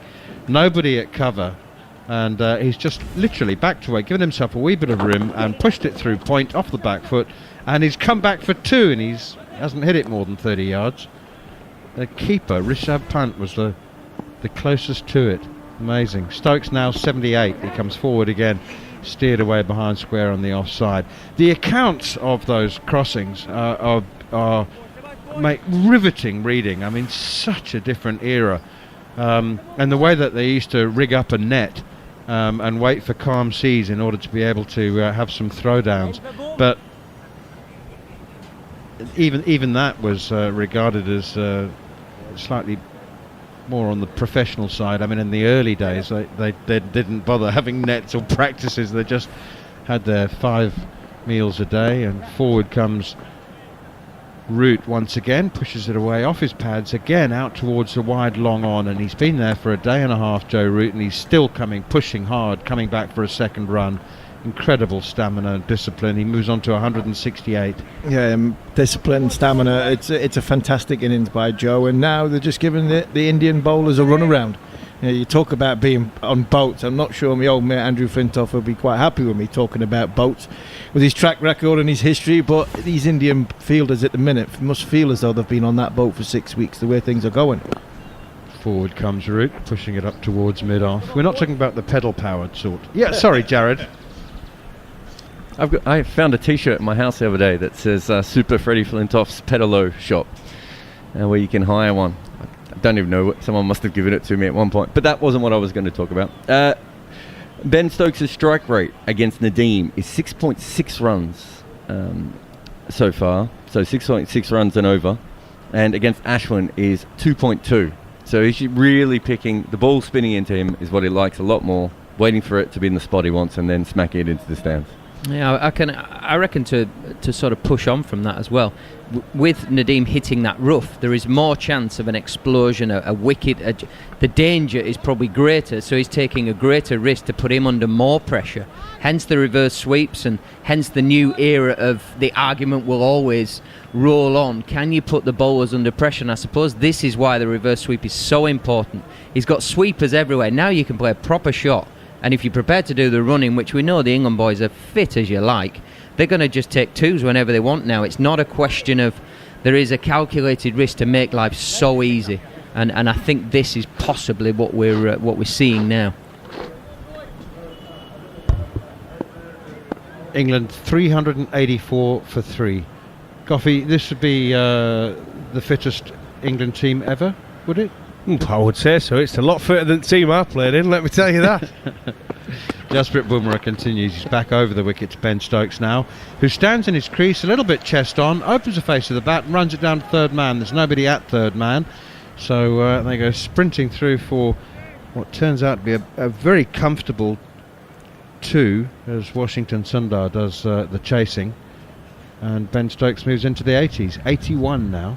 Just go back to the boats just for a second, because do you know, so you talk about the boats from yesteryear. In another 20, 30 years we'll be talking about bubble life cricketers. What that must have been like. That period of time when cricketers couldn't go out of the room, had to go on tour in a secure, biosecure bubble, and just rock up and play in a test match and get 100 in Chennai. Easy. Yeah, after 10 days of quarantine. Here is Bumrah once again, and pushed away defensively by Stokes up towards mid-on. That is assuming, I mean, I'm with you in assuming that we will see an end of biosecure environments and quarantining, and that there won't be more viruses and pandemics. Well, yeah, good point. But you're right. But I'm just saying it will be talked about. It will be there in print to talk about over the years how difficult it must have been, that period of cricket, series getting cancelled, players self-isolating for 10 days to 2 weeks. Here is Bumrah once again, and he's remaining over the wicket. That's pushed by Stokes into the gully. So you'll be, yeah, just think when you're 75, it'll be 25 years ago. I wonder if you'll remember. I don't think I'll be talking about biosecure bubbles when I'm 75. I'll be honest. I'll be lucky if I'm still here. But it's a weird thought. It is an amazing thought to think that we'll look back in however many years' time, and it'll seem slightly surreal in many ways. Here is Bumrah once again, and Stokes pushes it away beautifully, just opening the face of the bat once again. There's a deep backward point on the boundary for India now, and they're keeping Stokes down to a single with that fielder, and he moves on to 82, 387 for 3. Do you think today's been more like, it's almost got the feel to it of it's just like been a net session for both of them so far? They've not really been tested. I think both batsmen have dominated in different ways. I think Joe Root's just thought, do you know something, I want to set the tone here. Yesterday I went out there, the intention was to play some shots and put the pressure on India. Today it almost feels like to him he's really going to rub it in today, and he's going to down the leg side here from Bumrah. He got that one wrong, and a flick and a miss from Joe Root. It's almost as captain he's saying to his players, look, I was 120 odd overnight, but this is what you've got to do in these conditions. 120 isn't enough. You've got to go on and keep batting and get big scores. And it looks like he's setting himself up. Listen, he can always get a good delivery, no matter who you are. But then it's allowed Ben Stokes to come in and set the tone. He wants to let India know how he's going to play in this series. 387 for 3, England. As Bumrah is in again. Bouncer and a quick one. That was an effort ball. That was some grunt in that one. And it was too short, and it bounced too high, and Joe Root was not inconvenienced by it at all. As he ducked underneath it. He didn't need to duck really. It was, but it was quick. It was, and there's another little landmark for Joe Root. That was his 300th delivery. 160, 300 balls. Impressive, isn't it? Players go through, players have sort of semi-decent series with the bat, 4 test series, and face 300 balls. Here he is facing 300 balls in the first innings of the 4 test series. Well, we've talked about it, haven't we, and about for England to win this series, they've got to have 2 batsmen at least who are going to have massive series. Not 350 run series, we're talking 500 plus series. And Root's got off to a good start, Sibley's got off to a good start, and Ben Stokes has. So it's all looking good so far for England. A long way to go, by the way. We haven't seen India bat, and it's always hard, isn't it, to judge what any wicket's like until you see both teams bat on it and both teams bowl on it. Yeah, no, that's exactly right. I'm just wondering, and it's that the time has not come. I'm wondering when the time might come when England start to think and talk about a possible bowl at the end of day 2, or will they just bat through the first 2 days? As I say, that time is not here yet. Slog sweep here as Shahbaz Nadeem comes back into the attack. It's caught at deep backward square leg. Cheteshwar Pujara fiddled and dropped it. It squirmed out of his hands, but he caught it at the second attempt, and Ben Stokes, who's profited so richly from the slog sweep, has perished to it in the end. And Shahbaz Nadeem, the left arm spinner, has a wicket, the big wicket of Ben Stokes, who's batted beautifully for his 82. But you live by the sword and you die by it, and it's the slog sweep that has been so profitable for him, which has been his downfall as well. Yeah, unfortunately for Ben Stokes, we were talking about when he hits the squares of the slog sweep and it goes to deep mid-wicket, that tends to be his stronger area. That one there, he almost were off balance when he caught the ball. It went down to a more orthodox place, backward behind backward square leg. And unfortunately for him, he got a little bit of a top edge. And I say, Pujara had 2 goals at it, didn't he? But it's a big wicket for India. They needed the breakthrough. They managed it here on TalkSport 2. And England, 387 for 4 with Ollie Pope probably going to walk to the crease. You know, that was a full-on drop from Pujara. Sometimes the ball just sort of bobbles a bit and it squirms out of your hands, but you sort of grab it before... He dropped it. It's gone straight through his hands, into his thighs. That is a very, very fortunate recovery for Cheteshwar Pujara, because that was a full-on drop. He's actually caught the drop. And Ollie Pope, this is the stuff of dreams, isn't it? You walk out to the... Well, another one, listen. 387 on the board and you walk out at number 6. Saying that, what would you rather do as a batsman? Walk out when they're 17 for 3 or walk out when they're 387 for 4? Because when we look at this scorecard now, Dan Lawrence is probably sat in the dressing room and thinking, well, everybody else has got runs on here and I've got a duck. So I think is there more pressure actually when you know it's going to be a flat pitch, you know there's runs being scored, first innings are important in India. And they're coming in, the Indian bowlers, they're tired. The second new ball's gone now. So it's a good time to come in, but this kid, again, he's not played for such a long time. Well, Ollie Pope is at the non-striker's end, and it's his job now to stick with Joe Root. What will be interesting is to see whether Ollie Pope, after that initial period of playing himself in, whether he tries to assume the aggressor role and allows Joe Root to keep ticking over as he is doing now, pushes the first delivery of the next over from Shahbaz out towards mid-wicket. Jared Kimber picked up his microphone. I think he was about to share something with us. Akash Troppers also joined us for the next half an hour or so. Jared? I think the line of the sweep was maybe where Ben Stokes went wrong, because generally what he does is he sweeps when the ball's outside off stump and he clears his front leg. That one, because he was coming around the wicket especially, it was actually a little bit straighter. So it's very rare for Stokes to get caught at deep backward square, because most of his sweeps go to mid-wicket and sometimes even to mid-on the way that he hits them. So I think that is where he made the error there on that. So it was almost a slog sweep, but it went to a normal sweep position. Shahbaz in once again and has pushed defensively up towards mid-on. Well, Akash, India needed that, hey? Yes, maybe too little too late, to be honest.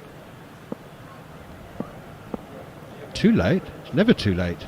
in Indian Test match on the second day. That's short and wide, and it bounces and it's chopped away beautifully. It's a wonderful cricket shot, and it's 4 runs through backward point. What a way for Ollie Pope to get off the mark. It's he rode the bounce, got right on top of it because it did bounce extra, and he's chopped it away behind square at about hip height through backward point for 4.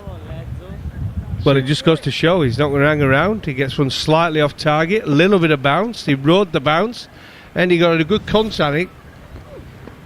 Shabazz in once again, mistimed here. Pope looking to drive through extra cover, or through cover anyway, and he's actually ended up scooping it back towards the bowler all the way along the ground. 392 for 4. What do you mean too little too late, Akash? I mean, Englishmen have seen England score 500 and India reply with 700. Well, if that happens as an Indian cricketer or an Indian cricket fan, I'll be very happy. But this game is fast moving into a phase where only one team will be in a position to win this test match, and that's not always an ideal thing when you know that you have to bat last.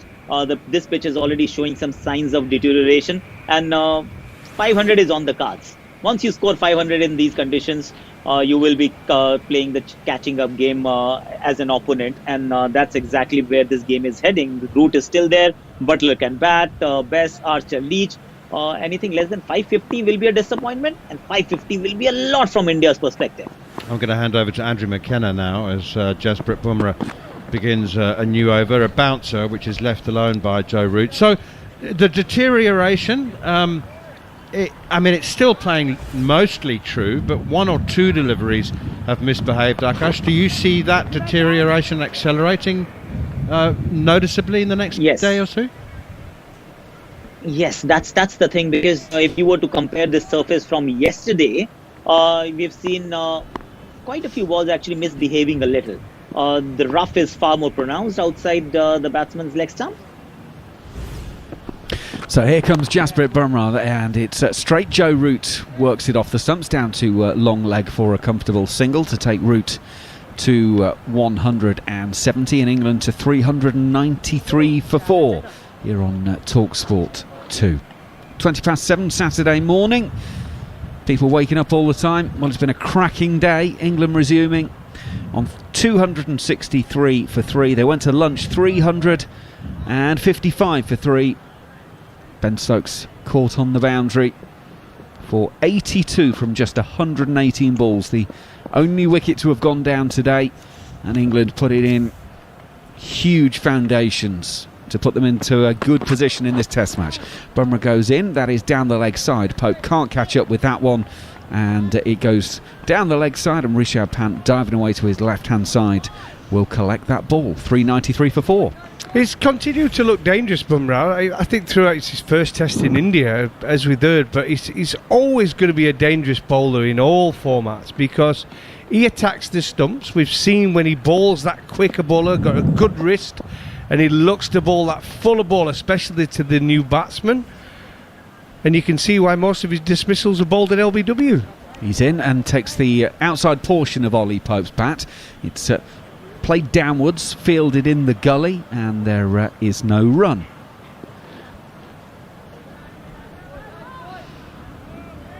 So it'll be interesting to see. Root and Stokes played so well for so long.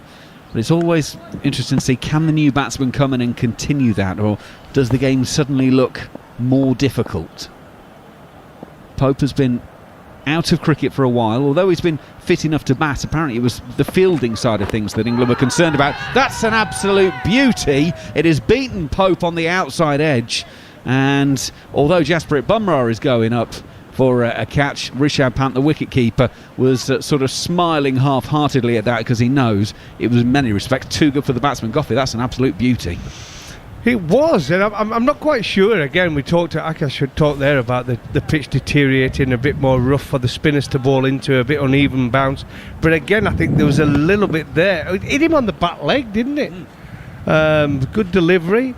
You were expecting it to bounce a little bit more, Ollie Pope, expecting the ball as well to come in towards the batsman, as most of the deliveries have. Jasprit goes in, full, almost Yorker length again, and Pope keeps that out to mid-off to end the over. 393 for 4 here on TalkSport 2. And Akash, has to say, Jasprit looks better today than he did yesterday. It's almost as if he needed to get some overs under the belt. Yes, because he'll miss the last game in Brisbane as well. He was nursing an injury there, and this is his first test match at home. Remember, this game is played with a different ball. SG test ball is what is used in India, and the last time he bowled with an SG test ball was way back, I think, in 2016. He wasn't even an international cricketer back then. So it takes time for you to understand the new demands of this different ball on a surface like this. It is a flat pitch, or at least started as a fairly batting friendly surface. And he's just learning for a few more tricks as he obviously is evolving in this test innings thus far. I still would want to see a few more bouncers. I don't think he's used that bouncer not even not nearly enough, because that's one ball that's been used very sparingly by both Indian fast bowlers. Yeah, absolutely. When yesterday afternoon, yesterday evening, when things weren't happening, you would have seen a lot of sides going short. India didn't. Nadeem starts a new over, left arm around the wicket to Joe Root. Root's just pushing out on the offside, no run. Yeah, Akash is definitely right there. I mean, especially someone like Bumrah as well, who, like I say, he shocks people with that fuller ball, the pace it comes at. Nadeem left arm round, forward defence from Root, no run. Just to put that doubt in the mind with the short ball. I said, because it can be a wicket-taking delivery in these conditions, and then the fuller ball comes into play as well. So Akash is spot on.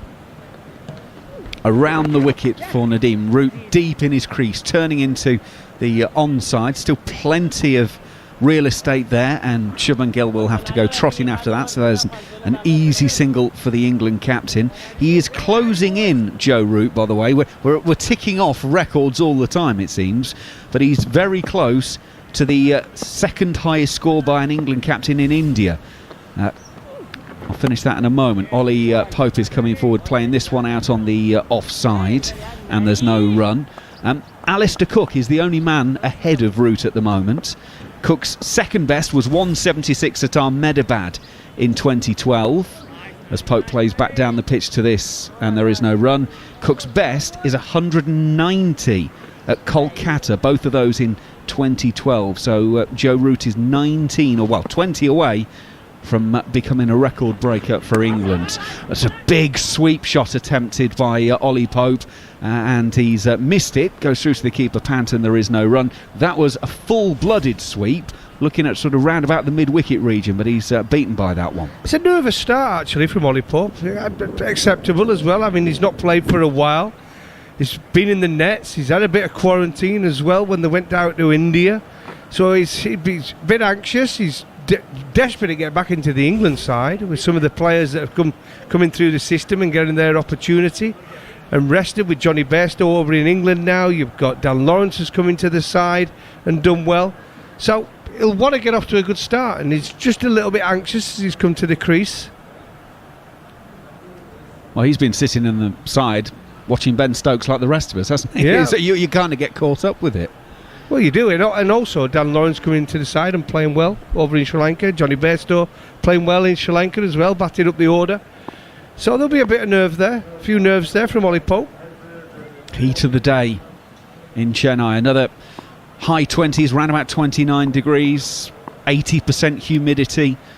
This is where it gets tough. Joe Root's still there. He's working into the leg side down to long leg to take a single. 172 for Joe Root. England 395 for 4 here on TalkSport 2, and they're in the 130th over of this innings, and we're getting nearer to that mark. Harmy spoke quite early on in this match about making sure, if you're England, bat for 140 overs. Well, they're closing in on that. Then when you get to 140, make it 160, then 180. Well, what's going to happen, let's be realistic about it here, for India to get back into this game, because I think it is starting to deteriorate the pitch a little bit, and 395 for 4 is a good score that England have got already. So for them to have any chance whatsoever, this is why they've gone for Ishant Sharma again. if they can pick up 2 quick wickets here and get into that tail, it just gives them a bit of a lifeline. Yep. Remember the second test, these first 2 are back-to-back, and they're back-to-back in Ahmedabad afterwards, so it's about getting mileage into everyone's legs at this point. Pope turns this one from Ishant Sharma out to Pujara at mid-wicket, and there is no run. Akash, England have been very open about how they use their squad and their players. They rotate things around with back-to-back matches in mind. Have India said anything publicly, or are they one of the sides that always talk about picking their best side whenever they can? Well, India, I don't think will be even contemplating resting their players for this series. Maybe for the one-day leg and the T20s if you want to really rotate things around. But Test cricket is topmost priority. So all these guys will be available, in my opinion, for all 4 Test matches. Ishant on his way once again, right arm over. That's another Yorker.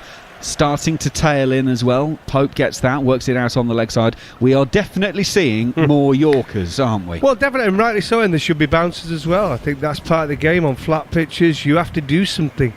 You have to do something as a fast bowler. The odd Yorker, the odd bouncer, mix it up a little bit. If nothing's happening from a length, there's no movement through the air, you have to try and create something yourself. And both Bumrah and Ishant Sharma look as though they're going to try and do that in short spells. And again, that's the way to use your fast bowlers in these conditions. Ollie Pope just steps away momentarily, now settles back in. He sort of squats down in his stance, then stands back up as Ishant comes back in.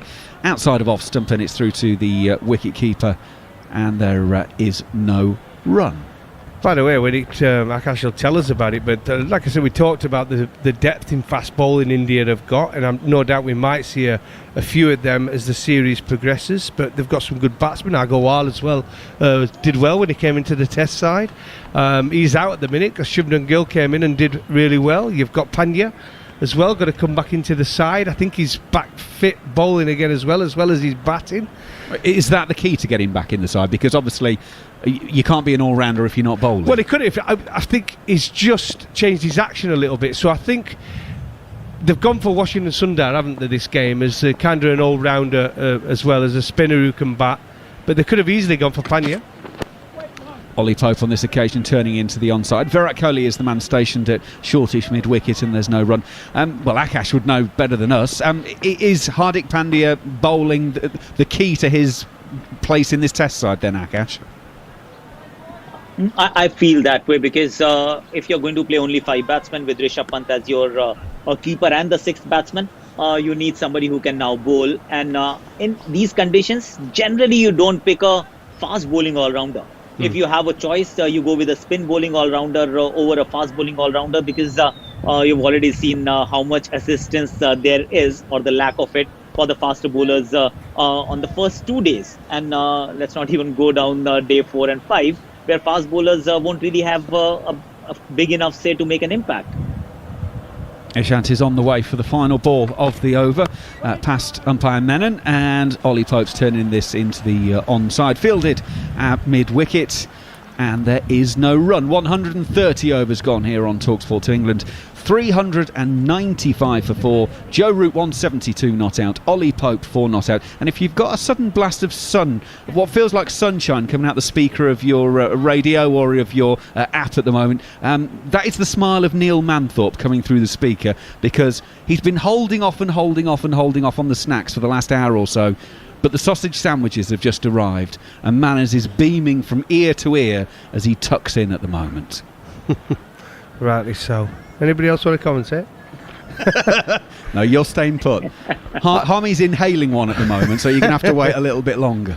It's interesting with the Ollie Pope one. I saw an interview that Joe Root did, and people talked about the first time they saw him play Test cricket, you know. But they thought he'd go on and play 100 tests, and I think they asked Joe Root that, and he said one of the players he saw for the first time was in an innings against Yorkshire, and that was Ollie Pope. And he said the moment he saw him, the way he went about building an innings from the start and some of the shots he played, he said, I thought this kid's going to play 100 tests. So Well, Root is facing the left arm spinner and Nadeem is in. Left arm around the wicket and Root is punching out to the cover sweeper. Will take a single to go to 173, 396 for 4. Welcome to TalkSport listeners, by the way, joining us on TalkSport 2, where England are continuing on their merry way. 396 for 4 is the scoreline. Joe Root, 173 not out. Ollie Pope has 4. Ben Stokes, the man to go. Caught on the boundary for 82, but that has been the only success for India so far today. Ollie Pope settles in over his bat. And silly point, slip in place, waiting for him. It's a ball that's short and he's cutting. That was a little bit uppish for a moment there, and the fielder at point might have thought, hello, I'm in business. It's landed short of him, but not that far short, Goffey. It is. Quick on his feet, though, Ollie Pope, isn't he? Tries to get over the bounce. Pope down the pitch and pushing back to the bowler, no run. But the problem is, like I said, because we've seen a little bit more uneven bounce, a little bit steeper bounce for the spinners, especially Nadeem. He's the one who seems to have got a little bit of lift off the pitch. Hello, the alarm's going off. It's a no ball. Another one. Spinner bowling another no ball. Nadeem around the wicket, inside edge from Pope as he comes forward. He's looking to drive into the covers, and it's gone down to Ishant Sharma at fine leg, so it's gone 180 degrees away from where he was looking to play. Safely, as it turned out, 398 for 4 it goes up to. Akash, tell us about these no balls, the Indian bowlers. I never knew that was a thing. This is disappointing. It's also mildly shocking because you're talking about Test cricket. Here he goes, left arm around the wicket, Shahid, and it's swept out to Ishant Sharma down on the boundary for a single. 399 for 4. There's one thing that has changed actually. It was around 2020 August when the third umpire started calling these no balls, and a lot has changed since then. Does make you wonder how many were bowled that weren't called back in the day. Ollie Pope is using his feet to come down the pitch and then plays defensively, and you hear Rishabh Pant on the stump mic going hey hey hey, because they think they're in business, India, but actually Ollie Pope played that really well. He got to the pitch in the end and pushed it back down the pitch to the bowler. No run. Little bit of air on this occasion from Shaheen, and Pope will play just defensively. End of the over. 399 for 4. And by the way, of course, busy day today, and you might well need the TalkSport app. Get it downloaded because there's so much football both on TalkSport and on TalkSport 2. If you've got the app, then you can just flick between the two. So at lunchtime, for instance, you've got Aston Villa Arsenal on TalkSport, and on TalkSport 2 you've got the Championship action, Watford and Coventry. So you can flick between the two if you've got the app and choose whichever one you want. So get the app and you can choose what you want to listen to. 399 for 4 here on TalkSport 2. Just going back to the no balls, I actually like that they have that siren goes off because Test cricket last year, how many guys got away with it unless there was a wicket? The amount of times it showed the people that were bowling no balls that were missed.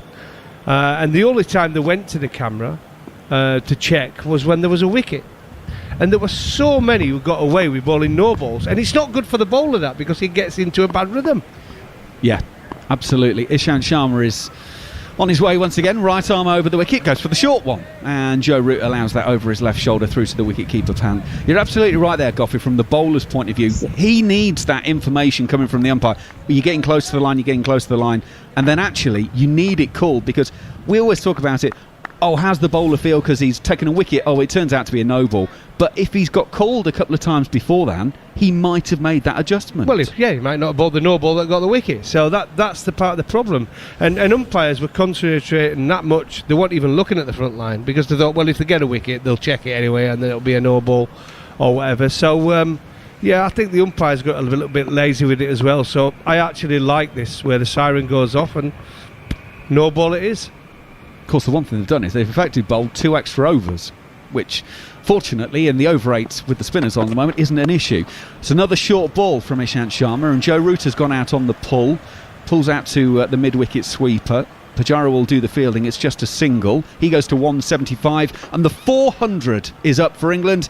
A single from Joe Root takes them to 400. 400 for 4. 131 overs and 2 balls.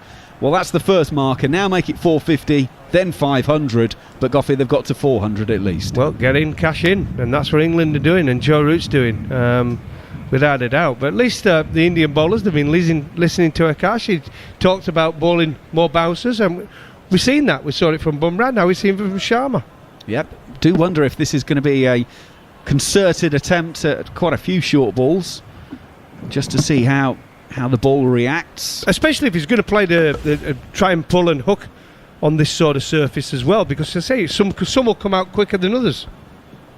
Pope has 5 as he waits for Ishant Sharma. That's a slower ball. That's certainly not a bouncer. That's a slower ball that was drifting down the leg side. Pope tries to turn it in to the vacant area on the mid-wicket side, but only finds the fielder and there is no run.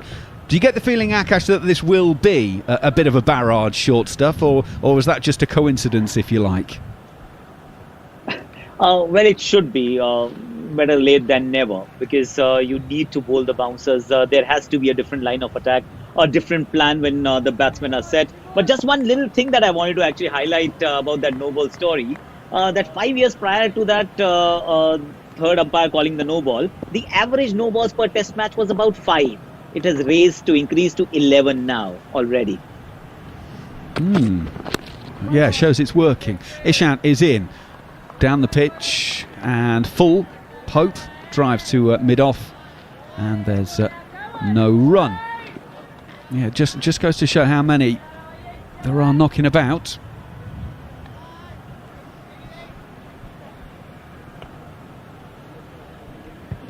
Ollie Pope just walks away because he knows Ishant's got to go all the way back to his mark.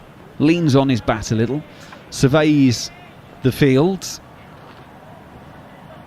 and looks. Has Virat Kohli come up with a new plan? Is there something that he's missed?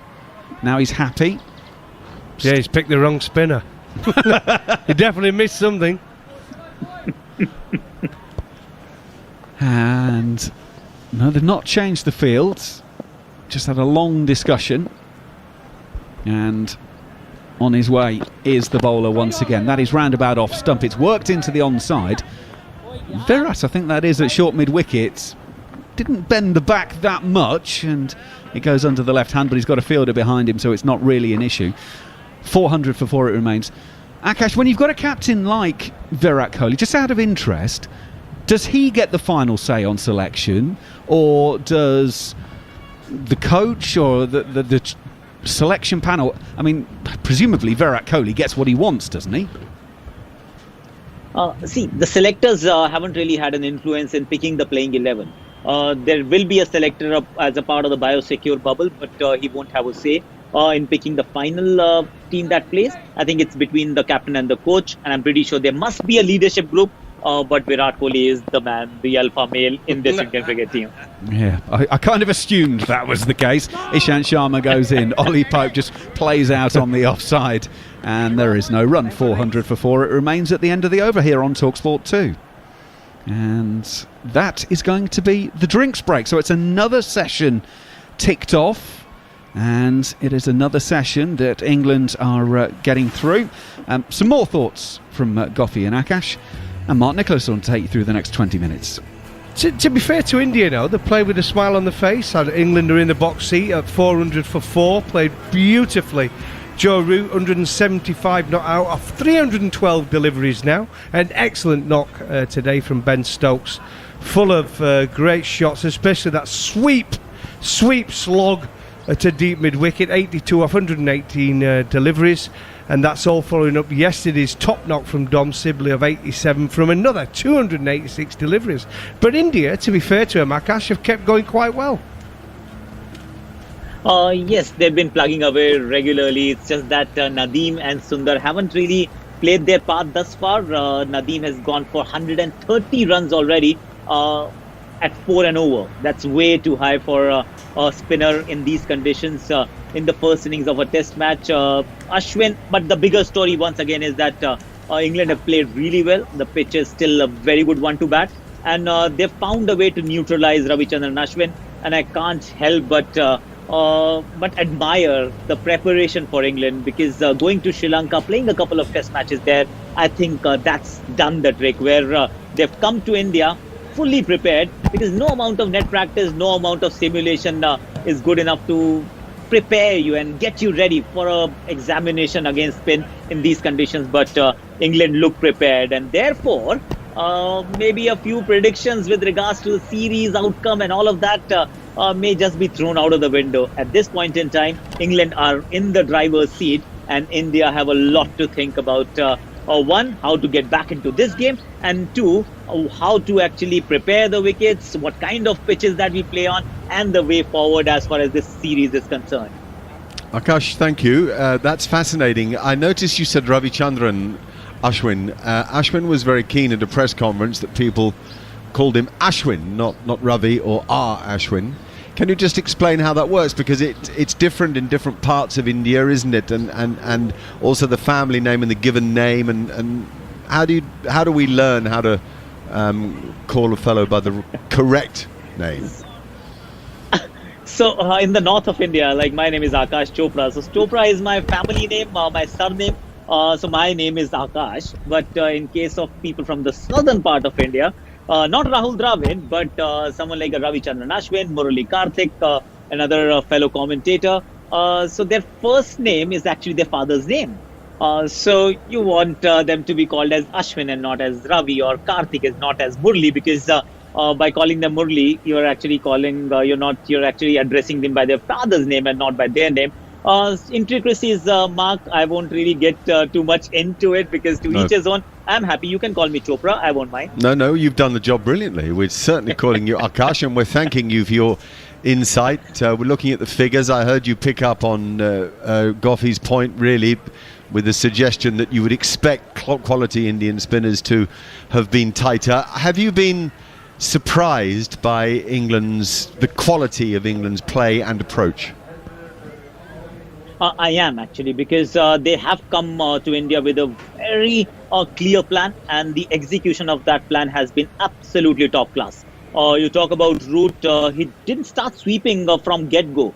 He allowed himself some amount of time to get used to the conditions, understand the pitch, the bounce, the pace, and then he started unleashing the variety of strokes that he has. Has been very watchful, respecting the good balls. You need to keep them out. Even with Stokes' stroke-filled 82 rather, he was actually very solid in defence whenever Ashwin was bowling, in between those wonderful strokes that delight us. But I think the foundation was laid on the back of some solid defensive play, and England have been spot on. So kudos to the way they prepared for this series. Beautiful. Thanks so much for your time. Lovely to hear your voice. We're going to come back now, because we're about to get ready with Ashwin, who's going to bowl his 36th over. Figures so far, 35 overs, 1 for 92. He's bowled 3 more than Shahbaz Nadeem, who has been a little more expensive. And it's going to be Joe Root on strike. He has 175. Pope has 5 from 24 balls. Here we go again then, after a nice long drinks break. And Joe Root, right so far back in his crease, he cannot be far from the stumps, and plays a ball that is very full and doesn't bounce much, pretty comfortably. Drops down on it and holds his shape. 175. He has 25 away from a second double century in 3 tests, and he goes forward now, and it's just sort of a shimmy down the pitch, I suppose you'd say, and the ball wasn't there to drive, so he just defended it to short mid-on. It's worth reminding anybody learning the game that you come down the pitch to spinners sometimes to defend and not only to attack. The nearer to the pitch of the ball you are, the more chance you have of playing it safely, as Root plays an orthodox forward defensive, and it rolls out onto the offside. Root in his 100th test match, now averaging past the 50 mark with this unbeaten innings here today, and that in itself is a remarkable achievement, as he goes back and defends against Ashwin, who really doesn't want to give him anything short. He's been pretty disciplined on that front, because Root is quick onto anything short, particularly through the covers. That's his strong area, off the back foot. Again, he goes back to defend a full-length ball. Gareth Batty, who is of course a fine off-spinner himself, and watching Ashwin with interest, must have, I suppose, bowled players good enough to play back to almost every ball. We'll ask him in just a moment. Now Root comes down, and he makes all the time in the world to knock that to wide long on, who's very deep and wide actually. There's an orthodox short mid on him, and gets a single for it. 401 for 4 now. A Root looking so composed, and yes, you would have bowled at good back foot players, have you? Yeah, for all the qualities that Root has shown in this innings, the way he plays spin, the hardest thing for spinners generally are the people that can pick up length and get right forward, but also get right back. And I think the right back is the most important part, because it's harder for the spinner to find a length. Then you find yourself getting a bit too full and getting driven, and then also just missing fractionally of that good length and getting hit off the back foot. And Root has done it absolutely brilliantly this innings, where he's just got back and just knocked the ball into the offside or deflected it to square leg. And the sign of the quality players are picking length quickly and backing themselves to get on the back foot. 7:50 almost on a grey London morning. We're looking out over the city, business district of London, and away to my left is St Paul's, and it looks like it's going to hammer with rain, which is exactly the forecast. In complete contrast, lovely blue skies in Chennai, where England are playing sunshine cricket to go with the sunshine weather. 401 for 4 as Washington Sundar, this young off-spinner, comes into the attack. Figures of none for 65 so far, and Root goes back and works that big space on the offside that he's used so profitably in these 3 test matches in first Sri Lanka and now India. So he moves to 177. I was thinking about Ollie Pope and this innings, and Goffey's point that he's made a nervous start. I remember Root going to India on England's successful tour there in 2012-13 when Alistair Cook and Kevin Peterson played especially well. Remember the 4th test in Nagpur actually, where Root got 70 odd in the first innings and an unbeaten sort of 15 or 20 in the second. And Pope is back there defending on the leg side, and how much he learnt from watching the way the Cooks and the Petersons and Trotts and Bells went about their business. Down comes Pope, works the ball to the leg side. The important thing here is that he plays an innings.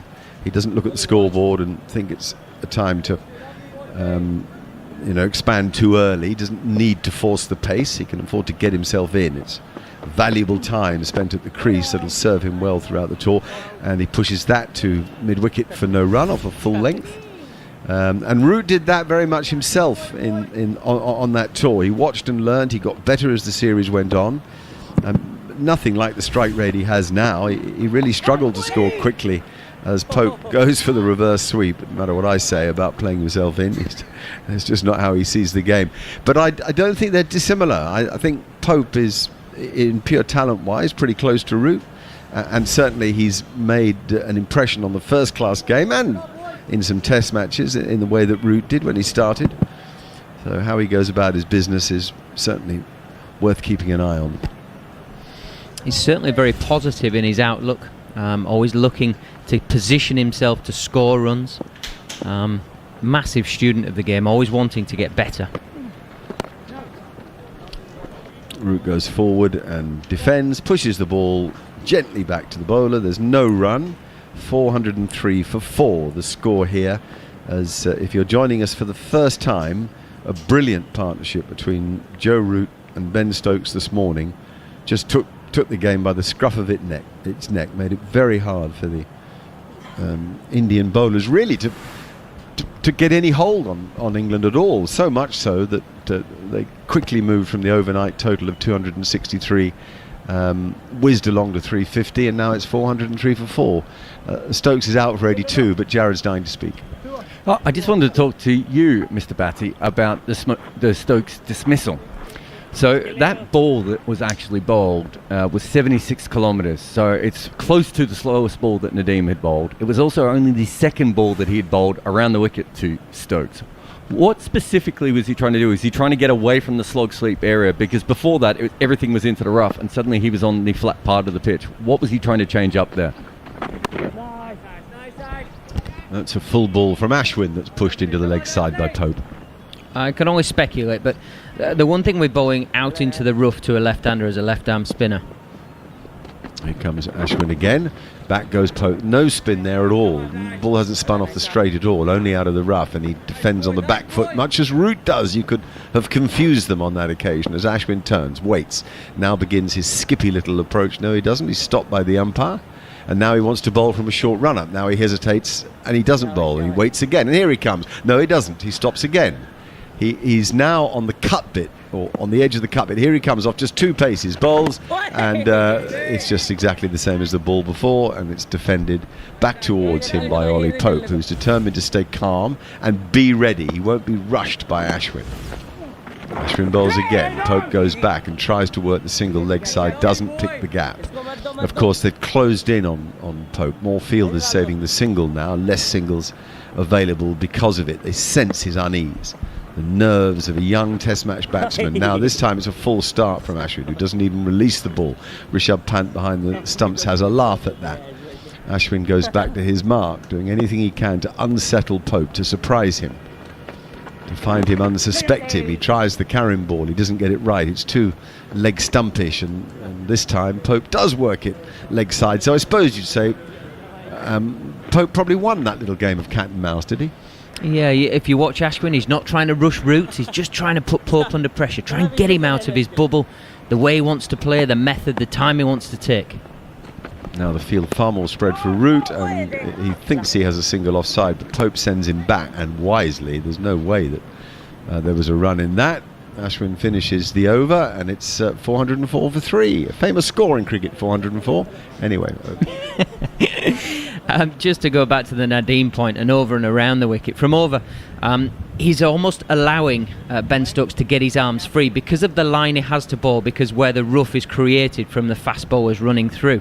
So Stokes can get out and hit in front of himself to get it into that, either long on round to mid-wicket, really. From that area, it's harder to get finer and to that sort of square leg position. So to change the angle and come around the wicket, you're only talking about clipping the rough then, and only every now and again, because of the angle then coming around, you're creating a bigger, I suppose, open space to then get it through the offside. And obviously he didn't have many fielders there, so he's trying to cramp the room, almost keep his hands in tight. Time Pope is again pushing the ball back to the bowler. They're bowling really full at him, making a conscious effort not to be short. Trying to force an error here, trying to dry him up, and he plays a forward defensive stroke nicely, actually, very tidy and comfortable over the ball, with his head perfectly positioned, body balanced. Now he settles again, waits, he has a little flex of the knees, the bat is raised at about stump height, and he goes back and knocks it into the leg side for no run.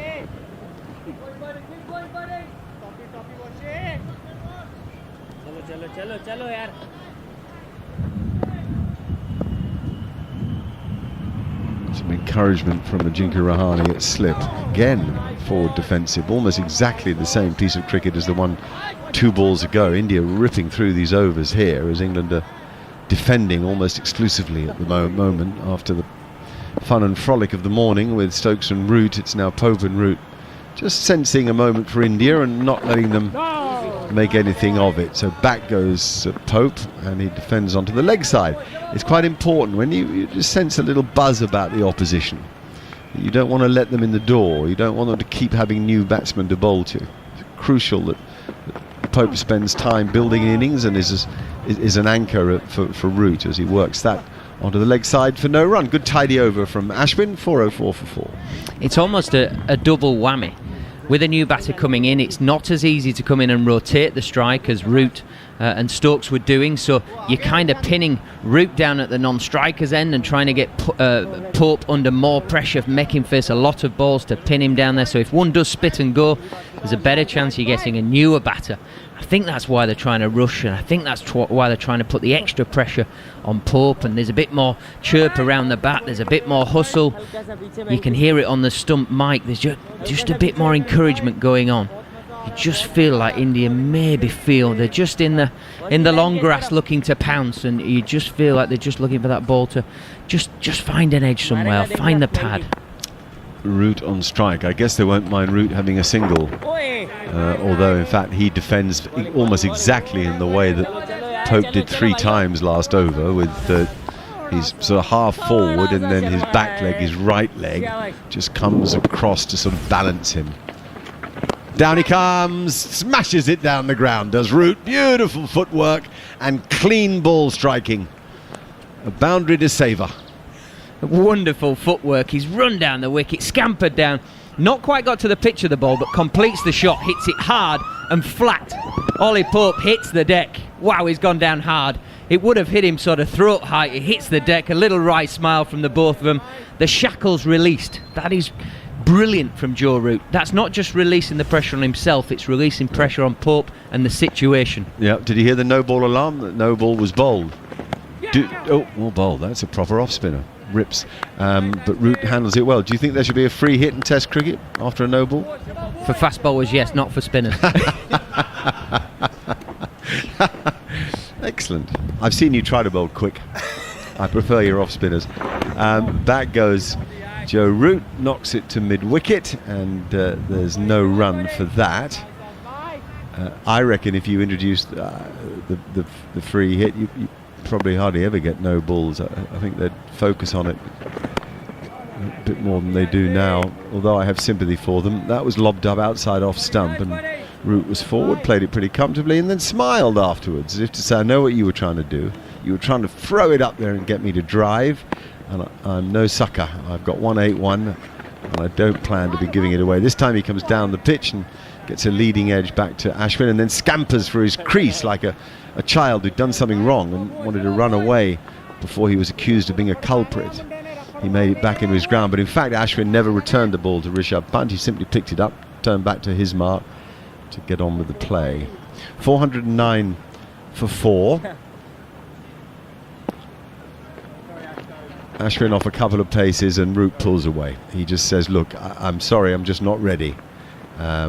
He said it politely. There was no sense of friction between them. Again off one pace this time, and Root is back and works it, and that's okay. He's made it. There was a hesitation. It was a good call by Pope, but it wasn't a great response by Root anyway. He's made it down to the non-strikers end. It's the end of the over. He has 182, 410 for 4. Why was 404 a famous score in cricket?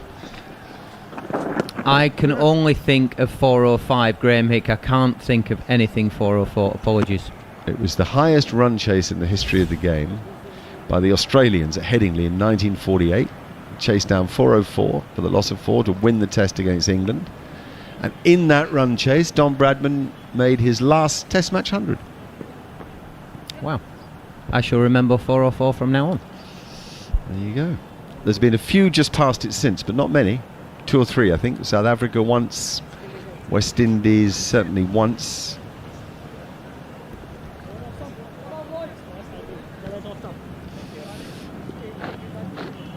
Okay, long time for Root to make his guard again, as if he's starting a fresh innings. He's made a guard in the crease and also just beyond it, so he has 2 set points for, I guess it's a point for each foot. Anyway, he's ready to go. Washington Sundar, a full toss, and he's found the gap at mid-wicket, but only out to the deep fielder for just a single. And I think here you'd say, I mean, they'll probably take a wicket now, but I think here you'd say that there's too much similarity between Sundar, who is really at the moment at least, a poor man's or a young man's Ashwin. Totally agree. Both tall off spinners. Down comes Pope. Nice, really nice. That is a super shot. The footwork is crisp and clear. The ball striking is clean, and thus it's a boundary to Pope, who moves from 7 to 11 in 40 balls at England to 415 for 4. What a platform this is. Yeah, remains positive, does Ollie Pope. He's quick on his feet. He's always looking for scoring options. So at the minute, he may look as though he's a little bit frantic. He's not at all. He's just trying to get a foothold in the game. This is a lovely shot. This will just calm everything down. But I go back to it. I think it was Root that broke the shackles for both of them the last over. He waits now for Sundar and defends him on the front foot. When did you first play a first-class match, Gareth? Popey. No, you. Me, 97. Have you seen a better young player come into the game than either Root or Pope at their respective times? Pope defends. That one was a good length actually, and just tested him a bit more than the one before, but anyway, he defends safely and there's no run. Different but similar in KP that first year he had at Notts. Oh well, KP. I think I meant English born, because I think KP is. No, I mean KP is in the. Harmy's laughing. KP is in the sort of. There's a genius to KP, and I don't think anybody questions that.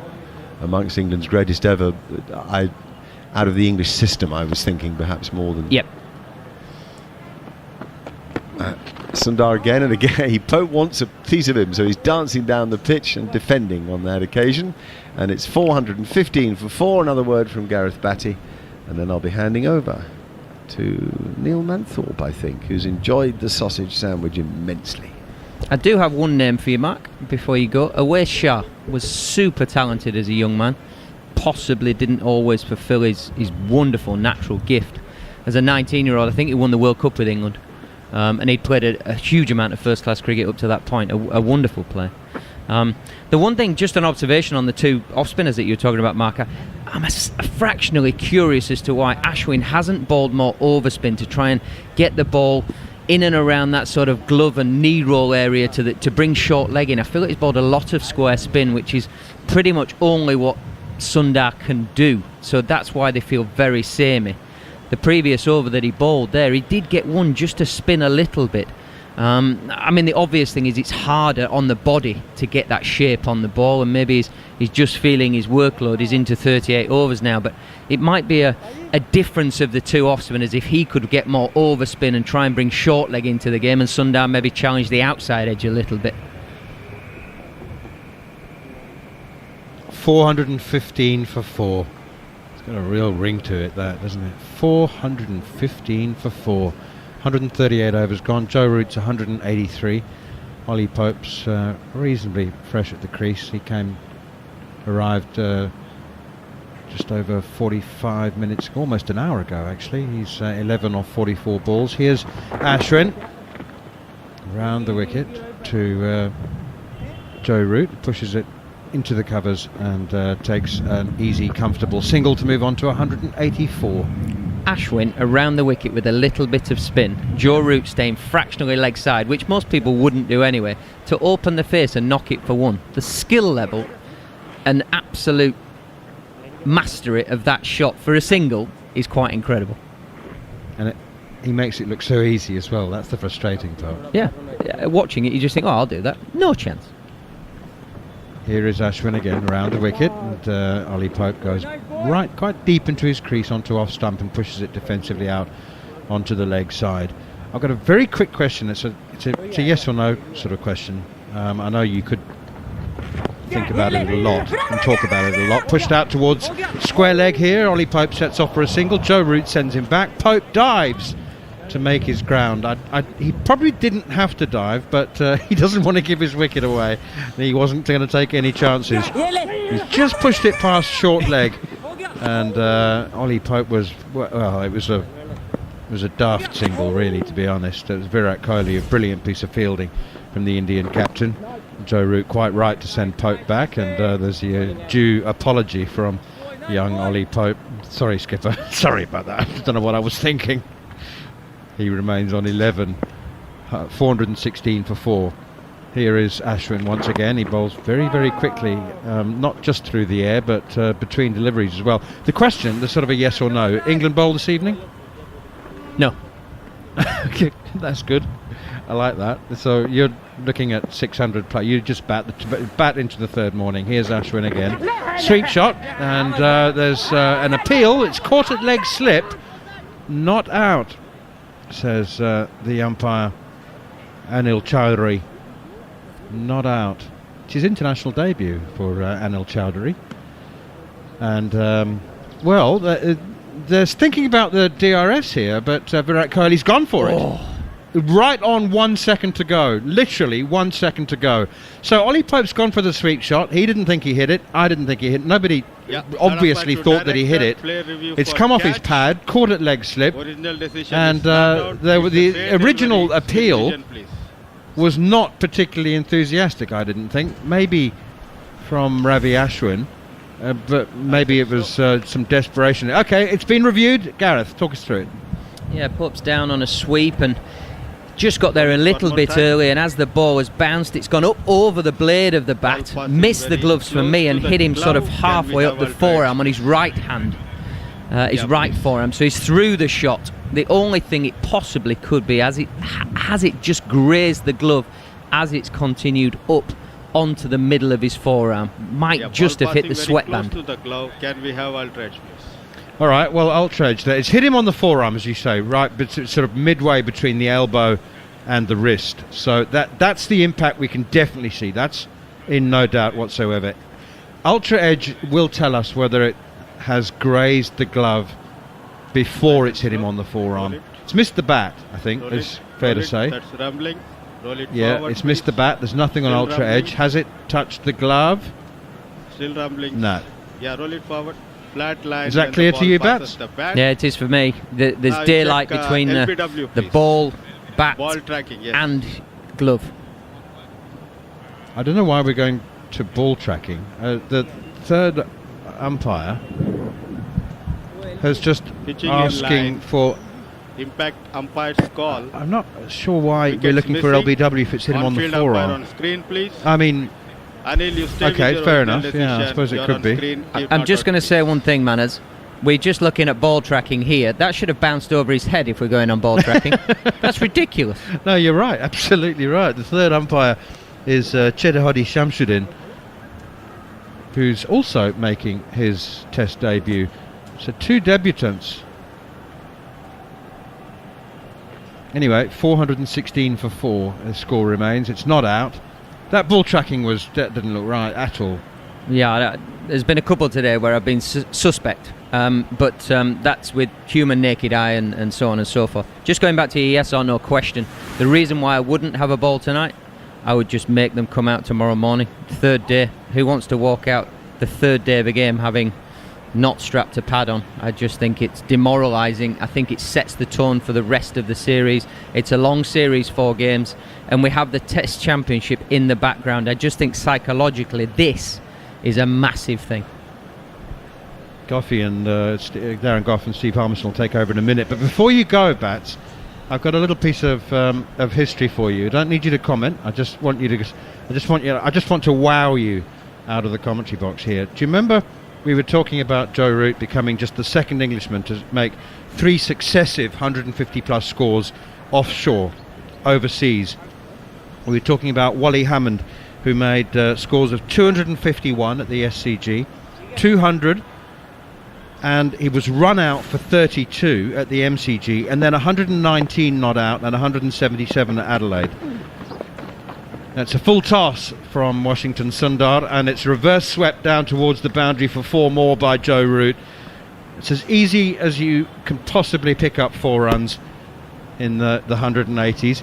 And you said, so that's that sequence there, 251, 200, run out for 32, 119 not out and 177, and you said, who ran him out? Well, we're talking about 1928 here. And who ran him out? I can tell you the story. He's Washington Sundar is in again. It's driven by Joe Root up towards Ravi Ashwin at wide mid-off, and they go through for another single. Clary Grimmett was the bowler, one of the greatest leg spinners of all time.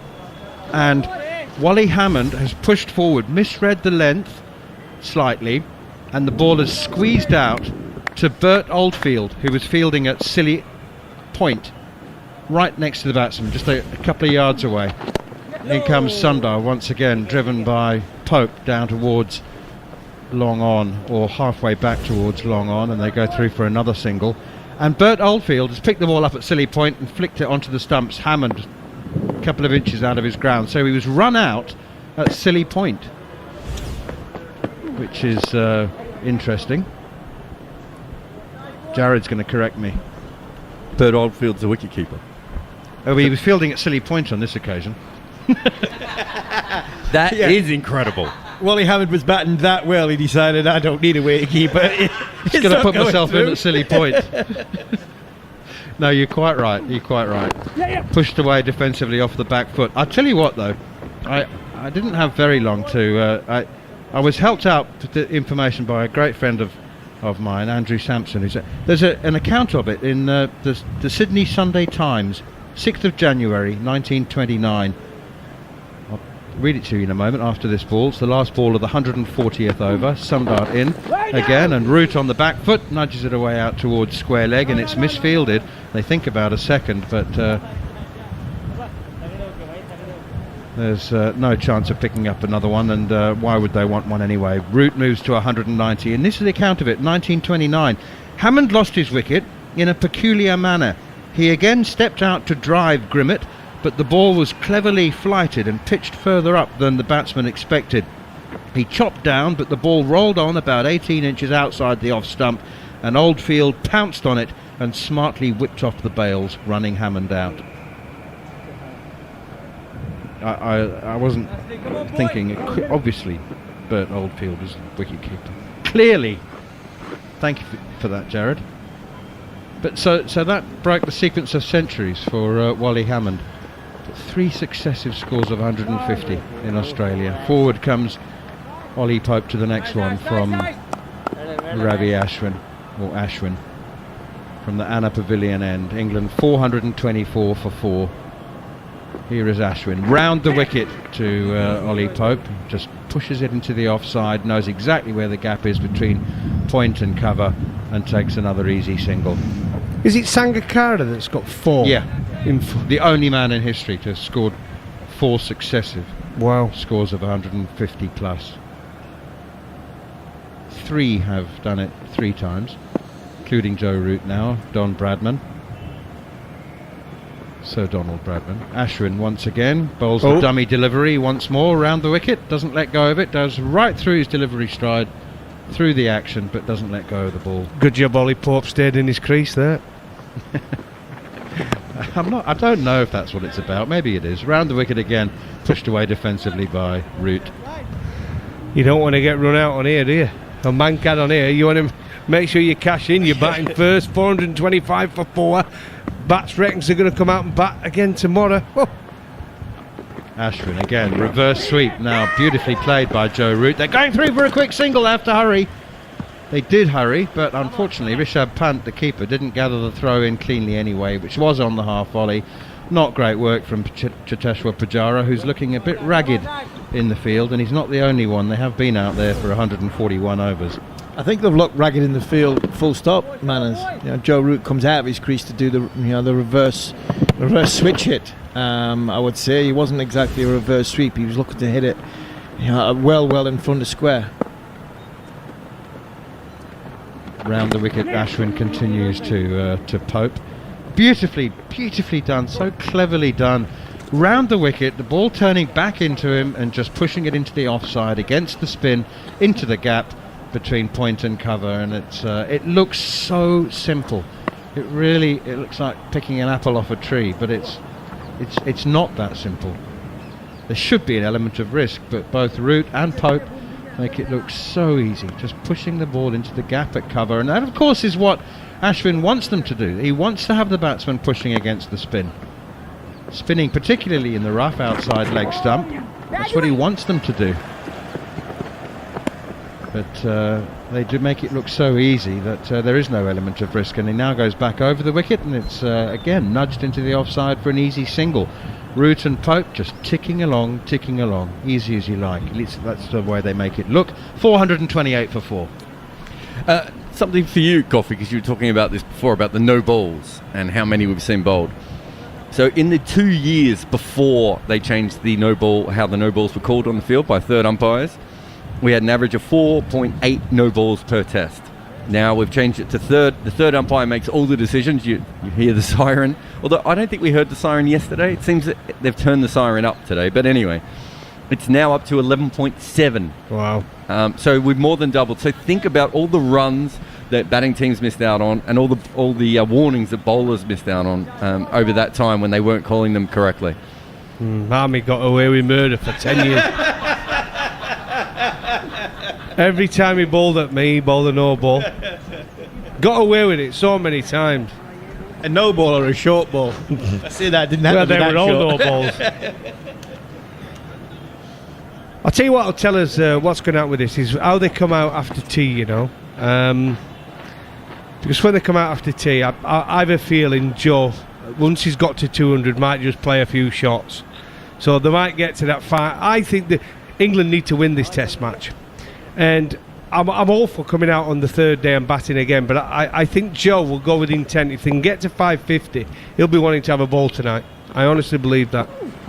Shahbaz Nadeem is back into the attack now from the Pattaburaman gate end, and it's pushed away again behind square on the offside for an easy single. Do they have to win the series by 2 clear Test matches, or they have to win 2 Test matches? So you know, it's only a 4-match Test series. So for England to go into, they have to win it by 3. So I think England will be looking to get that between 500 and 550. 3-1. No, 3-1's good enough. They have to win 3. It's either 2-0 or 3-0 or 3-1, isn't it? Yeah, 3-1.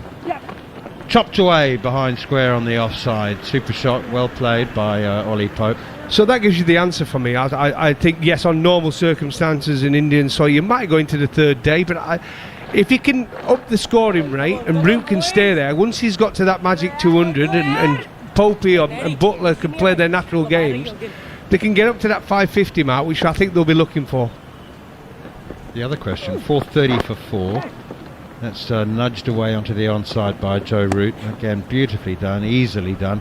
The other question, though, Goffey, is you have to ask yourself, if you put all your eggs into the follow-on basket and you commit yourself to bowling for 2 innings... They're going to get 700. But then, the second Test is 3 days after this.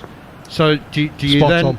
But you've got that many bowlers in reserve. You just have to back yourself to play a different attack. If Well, you yeah, have the to. spinners are going to be bowling the overs. We've got Broad's probably going to come into the second Test, aren't we? So yeah, I get that. We've got plenty of players out there. Yeah, well, exactly. So if you had the here's Shahbaz once again, and it's slapped away to backward point. And there's no run. If you had the normal 15-man squad, then you'd be nervous, wouldn't you? You'd be worried. But England have got 19. They've got a whole spare attack, you know. And if you say, sorry, Jimmy, but you're not playing the next Test anyway. Oh, that's gone straight through and it's hit him on the back leg. Appeal for leg before wicket. India have used up all their reviews. Absolutely distressed is Shahbaz Nadeem. He's absolutely convinced he's got his man. Trapped LBW on the back leg. But Virat Kohli's got only himself to blame, really. He's had a couple of wildly speculative and optimistic reviews. And Ollie Pope lives to bat on another day, but... I thought he's hit it, man. If he hasn't hit this, he's out. I mean, the bats were straight on it.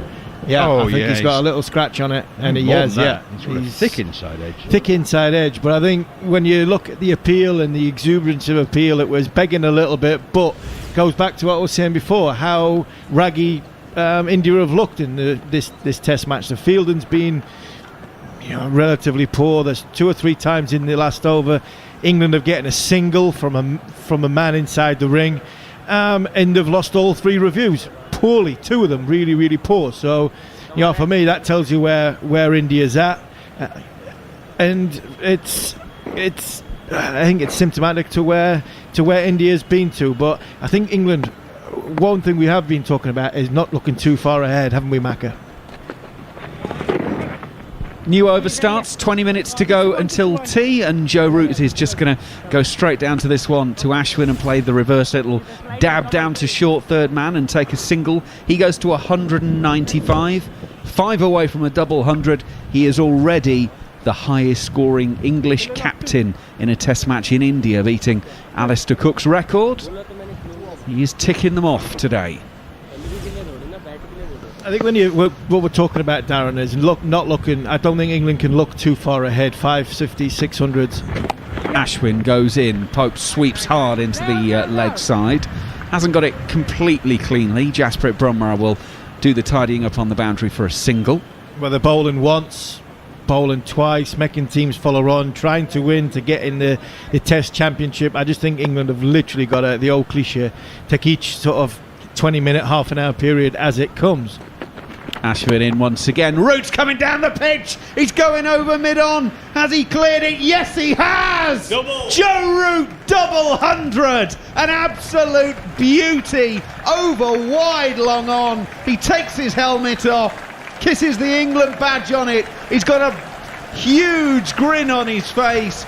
341 balls, 439 for 4, and Joe Root has almost half of those. Take a bow, captain, in your 100th test. When he hits this, makes contact and it goes over the rope, Joe Root doesn't know he's got 200 here. He doesn't know he's got a double 100. You watch this again, he's hit it, then he turns around and looks at the scoreboard and his face completely changes. Well, for me, that was just a terrific shot, and it sums up the way he's played. I think he did know he was there. He wanted to get there with a 6. It sums up his test match, really.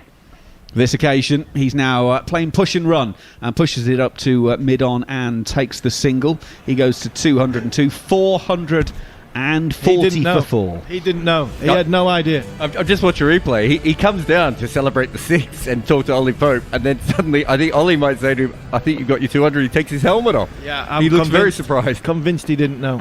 Ashwin goes in, bolster Pope works into the onside. Kohli fields at mid-wicket, no run. So it's Root's fifth score of 200 or more, and his 3rd as captain. It's 3rd in the last 5 test matches. It's an incredible run of form, isn't it? Well, people talked about his conversion rates from getting from 50 to 100. Well, he's all right between 100 and 200.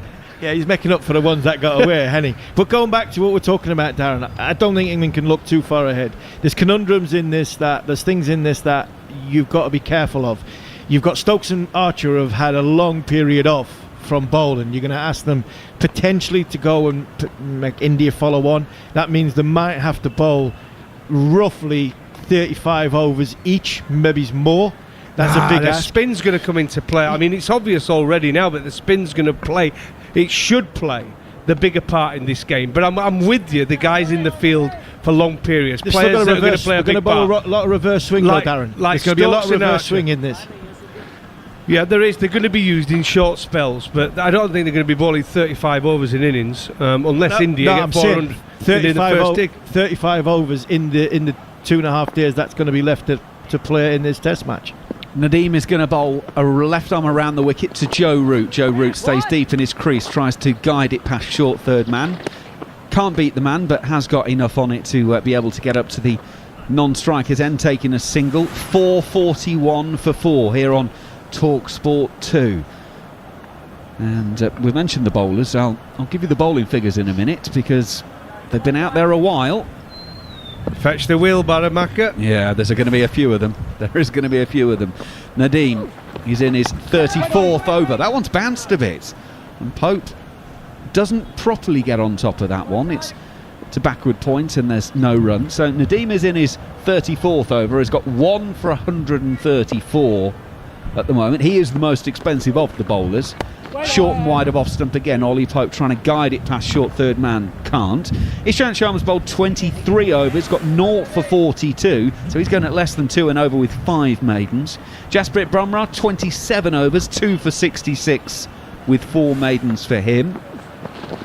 On this occasion, Pope has gone down trying to paddle a ball from outside of off stump that he misses, and it narrowly misses off stump, and Rishabh Pant doesn't gather, and Ajinkya Rahane is going to have to go back from slip. And all eyes go to Nitin Menon, and there's no signal there. Hey, so he must have got something on it, and it's 2 runs to Ollie Pope. Don't forget, you've got Golden Arm as well, Joe Root, who can have a ball. It's his 100th test. Look at the way he's battered. I think there's a few factors come into it here. I think I've just got 550 in my head. That's just a figure I've thought about, and I think it can get to 550. But if Joe Root suddenly is 270 not out, he might think, oh, let's get him to 300.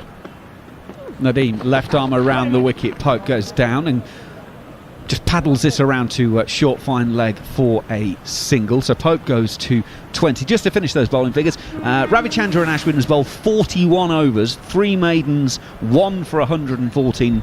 Shivaz I've already given you. Washington Sundar, 19 overs, 1 maiden, 0 for 80. So maybe the most telling thing after all that is that after all these overs that have been sent down, there's only been 16 maidens, and that's to England's advantage. They've rotated the strike. Root is going to do that exactly as he turns this one from Nadeem out to square leg. Scampers off, takes a single. Root goes to 204. England 445 for 4. You are listening exclusively to India against England here on TalkSport 2. Shows you the fitness as well of the England captain, and the fitness of the rest of the team as well. He's kept going. It is going to be intriguing to see what happens after tea. You've got Jos Buttler, who can fast forward the game very, very quickly. And I'm with you, Darren. I think a score of around 550. Joe will want time. Because he'll need time to bowl India out twice. He's got two spin bowlers who are still there's still question marks over both of them, even though in the subcontinent. He's got two seam bowlers who, if it reverse swings, he's going to use quite a bit, who haven't had a proper bowl since the middle of last summer. So all these will be going through his head. He'll need a bit of time to make sure that he has got to win the Test match over the next 3 days, as well as what's coming up for the rest of the week. But I don't think you could be looking too far ahead about winning Test matches, winning series. I think at this minute in time, Joe will want to make sure that he gets his team in a position where they're not going to lose the game, and then really try and ram home the advantage. Well, we've reached that point of try anything if you're the captain, and Rohit Sharma will be turning his arm over. So they've used 5 bowlers. They're now going to go to Rohit Sharma's off breaks. He doesn't look too happy about having a bowl, does he? Shaking his head. I'm not surprised with an average of 108. Have they got not good enough off spinners in this team already, Macca? Yes. 2 wickets in his Test career. And, well, we are 10 minutes from tea. Joe Root's 204 not out. Will he get out to this part-time stuff? It's quite round arm, it floated up there, and Joe Root just simply clips it down to long on and takes a single. He moves to 205. I mean, a couple of years ago, Joe Root might have bowled himself in this situation, but Joe Root's actually turned into a very decent bowler and a great little partnership breaker. So he'll be maybe more aware of what Rohit's trying to do. That is so slow and gentle, though. You can't see anyone getting out to that. Pope turns this into the onside, and there's no run. Something that we as well to keep an eye on. Rohit goes in so loopy and slow. Pope comes down the pitch to try to get some momentum into it. Hits it to mid-off. And takes a single. In 18 overs, there's going to be a second new ball. If India take the second new ball and see how that behaves, if that starts to maybe stand up or just do something indifferent, then I think that will make the England captain's decision to declare more easier. Root turning this on the onside to Virat Kohli, no run. Again, I'll come back with the problem with taking another new ball if he's going to bowl with his seamers again. You got Bumrah coming back from injury, and you got Ishant Sharma coming back from injury. So they've got 2 seamers that are both in their first Test match back from injury. So do they take the 3rd new ball? Rohit decides to go around the wicket to Joe Root. Joe Root plays French cricket, turns this to short fine leg and takes a single. He goes to 206, 448 for 40. Well, the other option, of course, is to bowl Ashwin with a new ball, but he's already bowled 40 overs, so by that point he'll bowl about 1,000. But that's the argument we're making about Archer and Stokes. You don't want to over bowl them and flog them before this series is over. Virat Kohli with much thinking to do. Rohit Sharma, very short, very wide of off stump. To be fair, it does actually grip a little bit and goes back into Ollie Pope. He simply pushes out into the cover and takes a very gentle single to complete the over. England closing in on another milestone, 449 for 4, 145 overs have been bowled by the Indian side. Jared Kimber is our analyst. Just on Rohit's bowling, 2 Test wickets, Mitch Marsh and Gary Ballance. Poor Gary. Yeah, poor Gary. That's not going to cheer him up a great deal, is it? But I know we keep saying about you put yourself in a position, Army, not to lose the Test match. But I think this England team thinks different. I think the positivity is there, but you don't get many opportunities to win in India. And it's the first Test match of a 4-match series. There is a Test match championship at stake, and that is part of the plan, but they want to get to that final. And if they're in a position where they're 500 and they're still 4 down or 5 down, they'll be thinking we can win this Test match from here. Not be thinking, well, let's get another 150 just to make sure we're not going to lose it. Because the frustration, if you got to the 5th day, that last session, and you ended up 3 wickets short of winning a Test match, Yeah, absolutely. Nadeem is going to come left arm around, and this one is wide of the stumps and turns further away. Yeah, just to confirm what we were talking about earlier, for England to make the World Test final against New Zealand, they have to win this series 3-0, 3-1 or 4-0. That is the score for England to make it. Pope is waiting. 22 not out, short and wide, and he's able to really throw his hands at that one. Carves it out to the sweeper on the offside boundary. England take a single. That's the 95th run in the session for England, and the pattern's following pretty similar to yesterday actually. First session was relatively slow, and then during the day, as the bowlers got tighter, the scoring rate increased, and England are doing that again, putting their foot down, trying to make the most of it. No, I'm not for 1 minute, Darren, saying that England should get 650, 700 and bat India out the game. I don't think England can bowl them out twice like that. Nadeem goes in. It's a quicker ball, maybe an arm ball. Joe Root in the crease just pushes it back down the pitch, no run. But I think Joe will want as much time as he possibly can to have fielders in to give himself the best chance of getting 20 wickets. And if he has to bat again, he has to bat again, but he has to give himself the best chance. Nadeem left arm around the wickets. It's Joe Root just turning it out on the onside, no run. Yeah, he's been out there for a great deal of time.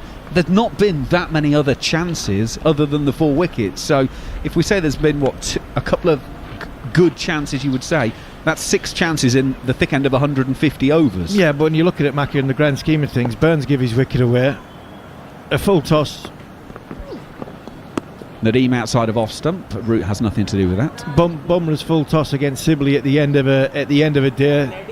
Stokes has had a go and arguably give his wicket away, so there hasn't really been too much of a demon in this surface where you think, yeah, on the side of giving yourself more time. Root on this occasion is going to play, well, he's down on one knee and paddling it into the leg side. It was aerial for quite a while, but the way the field is set, Rohit Sharma was the nearest man to it, and he was still 20 odd yards away from it in the end. So it is a comfortable single end of the over. 451 for 4. Joe Root 207 not out from 351 balls faced. Ollie Pope has 23 from 70.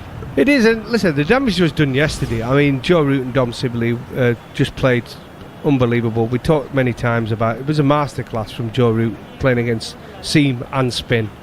Dom Sibley got to get a lot of credit for the way he played as well. He's exactly what England need at the top of the order. People said we wouldn't be able to replace an Alistair Cook type, but Dom Sibley's coming to the side under a bit of pressure in Sri Lanka, got runs in that second innings, he's come out here and performed in the first test. So all the hard work was done with that partnership yesterday, and they've set the foundations for England to go on. And yeah, they've got a decision to make, Army. They could go either way, and Bats is right as well. They could bat into tomorrow. There's no problem at all. They could go down that route. But I think he'll be thinking, listen, if we can get 550, if India go on and have an unbelievable knock instead of get 400, if it means we have to go back out there and slap 100 or so, it gives, do you know what I mean? They've still got a great chance of winning a test match. That gives the bowlers a rest as well. Yeah. Rohit's going to have a second over. It's a big, slow, loopy pie, let's be honest, outside of off stump. And if it wasn't so close to tee, Joe Root would probably be flaying that for a great deal of runs. As it is, he's just quietly pushing out on the offside and takes a single. Whether they take it or not is another new ball due in 15 and 15.5 overs. And that, I would imagine, that will be that 5-6 over period, if they do take it, will dictate when the England captain declares. Rohit Sharma in, and Ollie Pope is turning this on the onside, no run. I must admit, there's nothing worse as a fast bowler and you're going out for your third day in the field. I've done it on a few occasions. It's the worst thing ever when you get to the ground and they've said, yeah, we're carrying on batting. I'm like, oh dear. I've got done for 120 here. Rohit, slow, higher, and Pope is invited to leave his ground. Comes down the pitch and just prods. I think Bats knows where I'm coming from here. When Mark was talking before, where he's talking about Brian Lara in that 40-minute period where he thought the opposition had a chance, and we're Bats. I don't think we had much chance for them 40 minutes. Absolutely. Pope turning this delivery from Rohit away, just on the onside, no run. Well, Brian wasn't playing for a win that game, was he? No. In a few occasions, Brian was playing to get a big score. Brian was playing his own match. Well, if he was trying for it, he did well for it because he was unbelievable that weekend. Yep, I remember being in Antigua for that. TalkSport brought you commentary of that one. Ollie Pope stays deep in the crease to another short ball from Rohit Sharma, and it's carved out on the offside. Pujara will do the fielding, and there is a single taken. And Chris Cowdery actually was doing the commentary, and he made the point once Lara got to about 250 odd, and he said if he's playing for the team, then he's not thinking about the record, because he wasn't playing for the team, he was playing for Brian. The West Indies were desperate for a win of any sort at that stage, but there was too much at stake, dare I say it, financially, for him to go and break the world record. No, he's for me, that wicket was that flat. If England got in again, and then when they did get in again, somebody would have gotten a double 100 on our side. It was literally that flat. Rohit Sharma to completely over bowls an absolute rank delivery. That was like me on a third 11 on a Sunday afternoon. Joe Root's played it away and walked down the pitch for a comfortable single, and he's just giggling because that is absolute fifth. Virat Kohli's just gone up to him and just a little fist bump to say well played, because that is the end of the session. It is tea on day 2, and England won the toss at 9 o'clock Chennai time yesterday morning, and at 2:10 on day 2 they are still batting. 454 for 4 is the scoreline after 147 overs. England have missed out on putting 100 runs on in the session by only a single. They've put on 99 runs in 28 overs. It has been a stunning effort from the England captain once again. He is walking off the pitch with 209 to his name so far, 353 balls faced, 19 of them have been hit for 4, 2 of them have hit for 6. Ollie Pope, 24 not out from 74 balls faced for him. He's hit 2 boundaries. The only man dismissed today, Ben Stokes, caught by Pujara at the 3rd attempt, I might add, off the bowling of Nadeem for 82 from just 157 balls. That wicket going down in the 127th over of the innings. 147 have been sent down, and at tea, Steve Harmison and Darren Gough, England 454 for 4. Well, England have won out of the 5 sessions. England have won 4 of them. I think realistically, India, you've got to give them that first session, picking up those 2 wickets. But England since then have been absolutely dominated this Test match. It's been an excellent showcase of batting, whether it be from Stokes' aggression, Root's just all-round play, and Sibley's stubbornness. It's been fantastic to watch. I think India's seamers have gone quite well. I think they've kept going. Ishant not gone for many runs, just 42 off his 23 overs. Bumrah's been impressive, and he's looked like the only one really who's going to take any wickets. But the spinners have, oh, dear me, they looked innocuous so far in this Test match. They really have. That's the worry for me, Macca. The spinners have looked pretty much innocuous, which puts pressure on England's seamers. I would go as far as to say that the spin bowling department of India is a lot better than the spin department of England, but the spin department of England are going to get a better surface to bowl on. I just think game management in these 2 days so far have been fantastic. When England's senior players have gone out there and assessed the situation that needed a little bit of a boost from a run rate point of view, Stokes and Root have done that.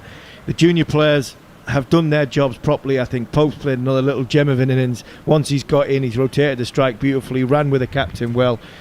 But Joe Root, what more can you say? We've sat here for 2 days and just waxed lyrical about how good this guy is, from a player, from a person, from a leader, from a captain.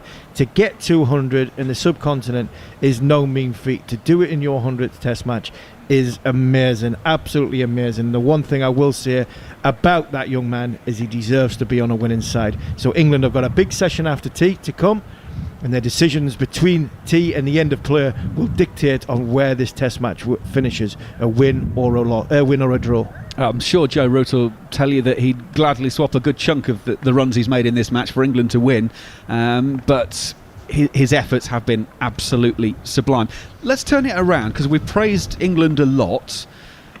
We've talked a lot of maybe that Kuldeep Yadav should have played for India, but he wasn't selected.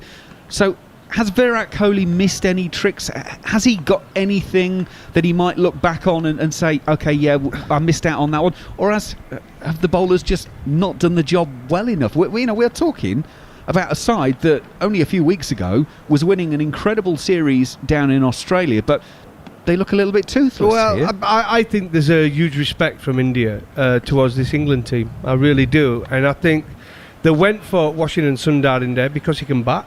I think they were a little bit worried. The other option would have been Hardik Pandya, but we've heard he's come back from injury. He's just started bowling. He's changed his action slightly. So would that stand up over 5 days? So that would have been a big risk for them. And as I said, in Indian conditions, it tends to be the spinning all-rounder that you pick. Now, I picked a combined 11 before this series started, and I had Kuldeep Yadav in it. Well, he can't even get in one of the teams, never mind both of them. So I was surprised he didn't play. I thought, I get him not playing in Australia. They've got the Ashwin and Jadeja, they're the main two. But when you're talking about playing against England, I think England play orthodox spin pretty well. Wrist spin has often troubled them, and I think it would have been the place to play him in this series. I was surprised. Yeah, I don't think you talk about missing a trick from India. What India could have done well. The fielding was a little bit raggy, but I think that's because of how well England have played. There's been 16 maidens out of 147 overs, which tells you that the impatience of India's spinners they've not settled in and thought, right, we need to dry things up and hold the game together. But I'll flip that over and see how well Joe Root, Ben Stokes and others have rotated the strike. When you look at it, the Indian spinners, they've not, other than Ashwin, the other two aren't really, they're a bit toothless. They aren't really, you don't really going to lose any sleep over it. And I think the point that needs to be made, and that has been made, is the Indian spin department is very, very dry. Ashik Chopra said that, and it goes back to IPL stuff. You know, you can get a good player in the IPL who can go crash bang, wallop and bowl 4 great overs, but putting 25 overs together in a test match and trying to get the best players out in the world over a long period of time, no matter what surface it is, that's a skill and that's an art, and that's something that you can't replicate. You can't get that in IPL. You can get the mentality of playing in the big occasion and playing under pressure, but to go and bowl 25 overs in a test match and come back the next morning and potentially bowl another 15, 16 to try and bowl a good side out is something that you can only do by repetition. And I think what you're finding here is, Shahbaz Nazim and Washington Sundar, they've just fallen by the wayside a little bit because of absolute class in Joe Root. So as much as you can have a look at what India haven't done, I think it always comes back to how well England have played.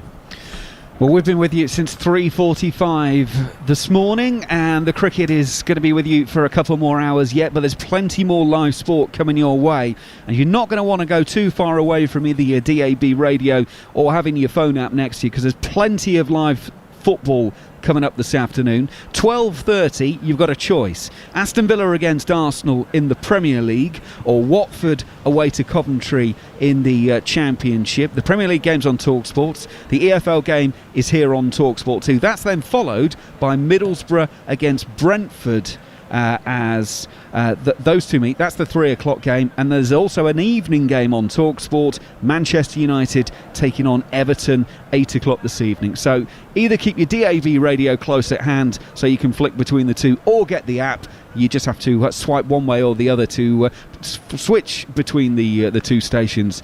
There is a whole bucket load of sport coming up this weekend, and a huge amount of it is here on TalkSport too. Exclusive ball-by-ball commentary of the first Test match live from Chennai. Only on TalkSport 2. TalkTalk's winter deals are here, with great offers across our fast, reliable 18-month fibre broadband plans. Average speeds from 38 up to 145 megabits per second, and prices starting from just £22 a month. All with award-winning super safe online security included. Perfect for streamers, gamers, callers, workers and shoppers. Get high speeds at low prices with our winter deals. Search TalkTalk Fibre. TalkTalk for everyone. Offer ends 17th of Feb, subject to local availability. $4.95 postage and packaging. T's and C's apply. In the trade, sign up to Wix Trade Pro and get 10% off every time you shop with no minimum spend. Download the app to register. Always cheaper with Wix Trade Pro. Terms apply. We all like our parts covered, especially when someone accidentally walks in. Oi, I'm in here. With British Gas Home Care, fortunately, both your parts and labour are covered, which means no unexpected repair bills. Sign up by the 15th of Feb and get a gift card worth up to £50. And if you're a British Gas Energy customer, get a gift card worth up to £75. Search British Gas Home Care. Conditions and exclusions apply. British Gas. Here to solve. So you're out for your usual run, and the best part, you're at the end of it. Especially as you knock 7 seconds off your PB. Woohoo! How did that happen? Who cares? Now that feels like winning. So roll with it and turn today into Wednesday with a scratch card. Make today a Wednesday with a scratch card from the National Lottery. Your numbers make amazing happen. Search Dream Big, Play Small. Rules and procedures apply. Players must be 16 or over. You can sell your car fast on Motorway. But why do thousands of people rate Motorway as excellent on Trustpilot? Astoundingly easy to use. Is it because Motorway finds your best offer from a nationwide network of trusted dealers? I sold from home for the agreed price, no haggling. Or maybe it's because you could sell for more money than part exchange. Received over £1,000 more than I expected. Find out for yourself. Sell your car today at motorway.co.uk. Motorway.co.uk. The stunning Samsung Galaxy S21 series is here. With next generation camera and video, it's epic from every angle. And with Vodafone, you can save £360 guaranteed. Simply trade in a Galaxy S9 or S10 using our trade-in tool. Order online now and save £360 on the Galaxy S21 series. Ready? Vodafone. Based on saving £15 per month on a 24-month plan. Return device must pass trade-in checks. Details and terms at vodafone.co.uk. This Valentine's, it's easy to send a card and flowers as unique as your relationship to your Valentine, your darling, sweetheart, sweet cheeks, honey bun, little pickle. Lots of love, all your love, Valentine's wishes, 1,000 kisses for them, from you, with moonpig.com. Download the app now. Game day today. Manchester United versus Everton. Coverage from 7:30, kick-off at 8 on TalkSport. COVID-19. Together, we'll send it off. On DAB+, online, on your smart speaker, and via the TalkSport app. That's what the crowd wants to see. Exclusive ball-by-ball commentary of the first Test match live from Chennai. Only on TalkSport 2.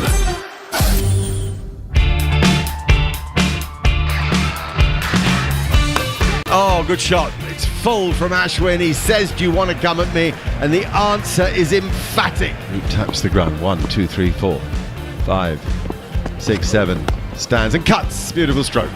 Quality shot. Ben Stokes gets a full wide delivery and drives through the covers for 4 more. And Joe Root, easily as you like, just pushes into the offside, into cover, and takes a single to take him to 150 not out. Has he ever played better than this? Guess what? Ben Stokes does it again. Pings it out the middle, back-to-back reverse sweeps to take him to 50. He's just having a net, Ben, isn't he? Slog sweep once again and connects with it beautifully through mid-wicket for 4 more. That is his 5th boundary in the last 3 overs. He is absolutely flying along now. Oh, he's down the pitch there, and he gets all of it way over mid-on, maybe into the top tier of that stand. Beautiful ball strike from a wonderful batsman. Slog sweep here as Shahbaz Nadeem comes back into the attack. It's caught at deep backward square leg. Ben Stokes, who's profited so richly from the slog sweep, has perished to it in the end. Ashwin in once again. Root's coming down the pitch. He's going over mid-on. Has he cleared it? Yes, he has! Double. Joe Root, double 100. Take a bow, captain, in your 100th test. Well, what a session for England. Yet again, dominant against the hosts. And they've reached tea on day 2, 454 for 4, with Joe Root on 209 and Ollie Pope on 24. Ben Stokes, the only man to go today, for 82. And the bowling figures have taken something of a hiding. Jasprit Bumrah still stands out with 2 for 66. And a wicket apiece for Shahbaz Nadeem and Ravi Ashwin. But my goodness me, dominant Ben's the captain Joe Root on 209. Right then, let's get the latest odds on the ongoing proceedings in the first Test match with 888 Sport. Form focus on TalkSport 2 with 888 Sport. Predict the wins and draws in our free football predictor game. Up for 8 and you could win £8,000. Make your picks now at 888sport.com. Terms and conditions apply. 18 plus. BeGambleAware.org. Once again, we're joined on the line by Sandro Di Michele from 888 Sport. Well, what can you entice us with, Sandro? I guess let's start with the match result. How are England looking for the win?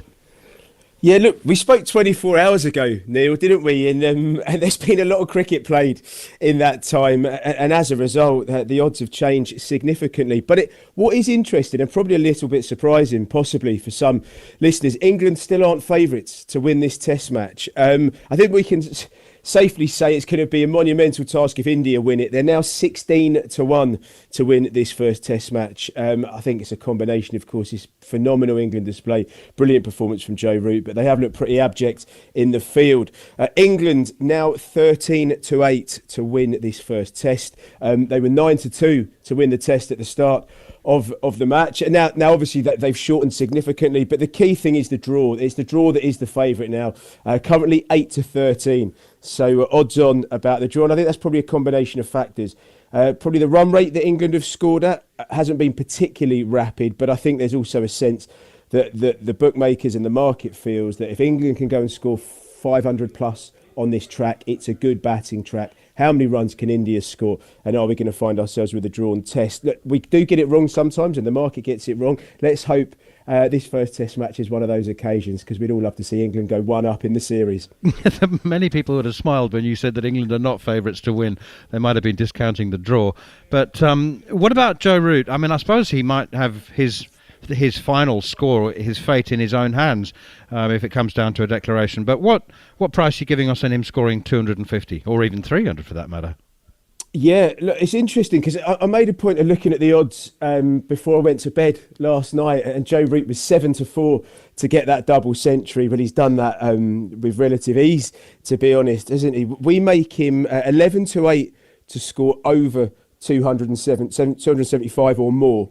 We make him just 8-11 to get his 250 up, and we make him a 5-2 chance to go on and get that triple century. Let's hope he does, because it's been an incredible performance. And I think the other thing that is going to be really key with Joe Root is his ability to work with the other batsmen that come in, especially Jos Buttler. I think if England are really going to take this game away from India, it's probably going to look like we're going to need one of those, big, quick fire, big hitting innings from Jos Buttler, where we can get some runs on the board quickly and take the game away from the Indians.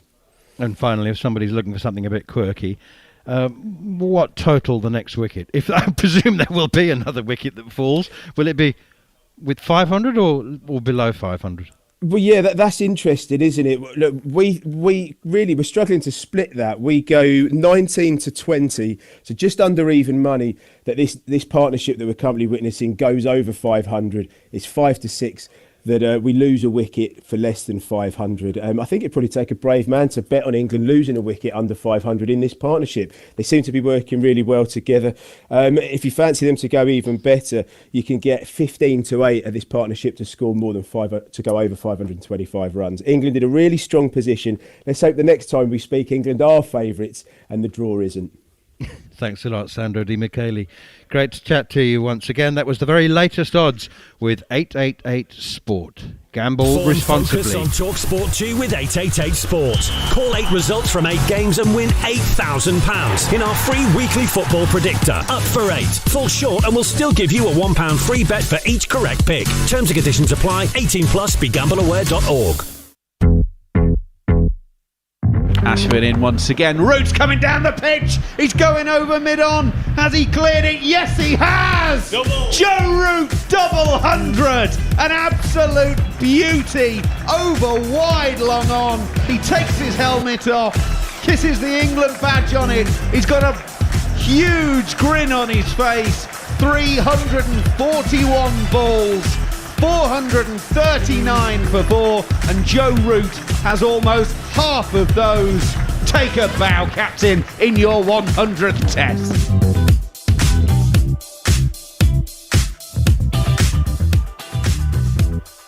Well, we're into session 6 of this first Test match, and England have absolutely dominated at every single stage. Very, very rarely can you say after 5 sessions of a Test match that one team has dominated completely. If there was a moment where India felt like they were in control of the Test match, and you can't really say that after just 2 wickets, but remember, England was 63 for none and then 63 for 2.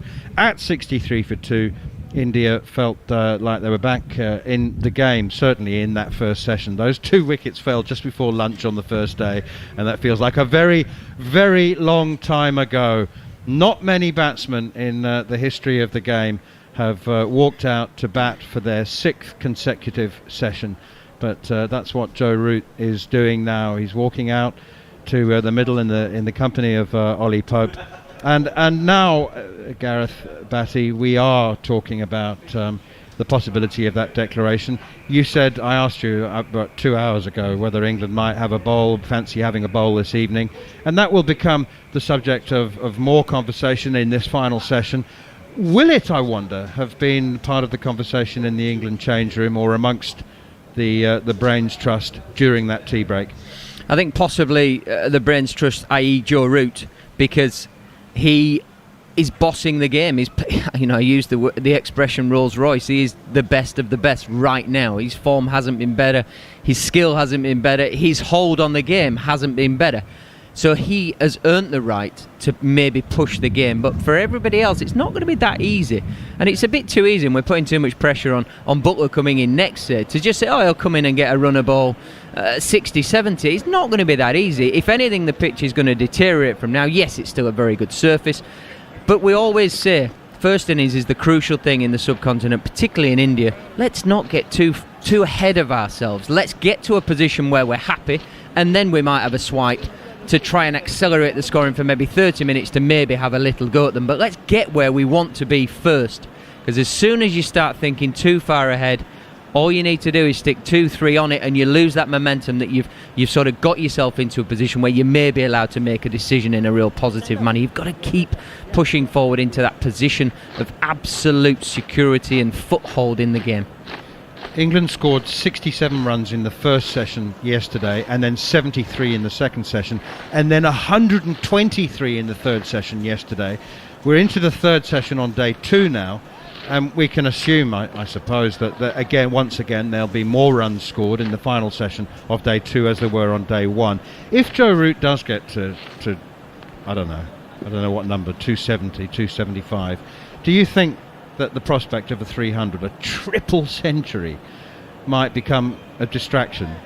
Do you think he might just be tempted to think, well, let me just go for it? No, I don't think he's. I don't think he thinks from a captaincy or how he's leading the team on those personal milestones. They're very nice when they come along, but I don't think he's putting himself above the team in any way, shape or form. Even for a 300? No. Jasprit Bumrah is going to continue after the tea break, and the first over is a little in-ducker, and it's pushed away defensively by Joe Root. Absolutely solid, pushing up towards mid-on. Hello, Jared Kimber. Do you have some nice cup of tea? I don't drink tea, you know that. But that's you're obviously a captain a lot. Did you ever have to put yourself, ahead of the team in that sort of situation? Because you would have been closing in on so many triple centuries that you just had to declare before. I were looking for not outs, a little 10 not out. Yeah, we'll declare it's the best time. Get the average up. Hey, Bats, I want to remind you of the Test match against South Africa at St George's Park in Port Elizabeth a year ago. Remember Joe Root bowling? Here's Bumrah once again, and that's pushed up towards mid-on, and they go through. They don't go through for a single. They thought about it momentarily. Do you remember? Yeah. Joe had 4 for. Oh, it's another no ball. That's the alarm you can hear. But Joe Root had 4 for 30 odd, and bowled and bowled and bowled and bowled, and there was a 10th wicket partnership of 99, and he was being slogged all over the ground, but he desperately wanted that 5-for, and none of us begrudged him it, did we? I think it's different when there's a win there, but we're so far away from a win at this point. We're just in the strongest position in the game. I just think he would take a win over 300 as Test captain. because he's played a huge part in that. Whatever number it is, I don't think he's that big a deal to him. Here is Bumrah once again, and that one is chopped away in front of square on the offside rather than behind. There's a deep backward point. Nadeem Shahid has run around, or beg your pardon, Shahbaz Nadeem has run around from deep backward point to deep cover point to do the fielding. They've gone through for 2. I played with Nadeem Shahid at Surrey. I thought Shahbaz Nadeem, beg your pardon. Joe Root up to 211. Extraordinary. 24s, 2 glorious 6s, the second to bring up his double 100. 90 singles. 90 singles. It's been a lot of work. It's not been a case of stand and deliver by any means. Here's Jasprit Bumrah again, full and wide outside the off stump, and it's left alone by Root. In fact, I've thought about it more.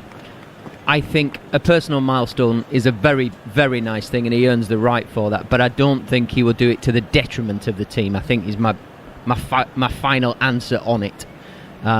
Because if there is an opportunity for whatever score it is, then yes, you sometimes earn the right for that. And if it all marries up with the team, then yes, great, brilliant.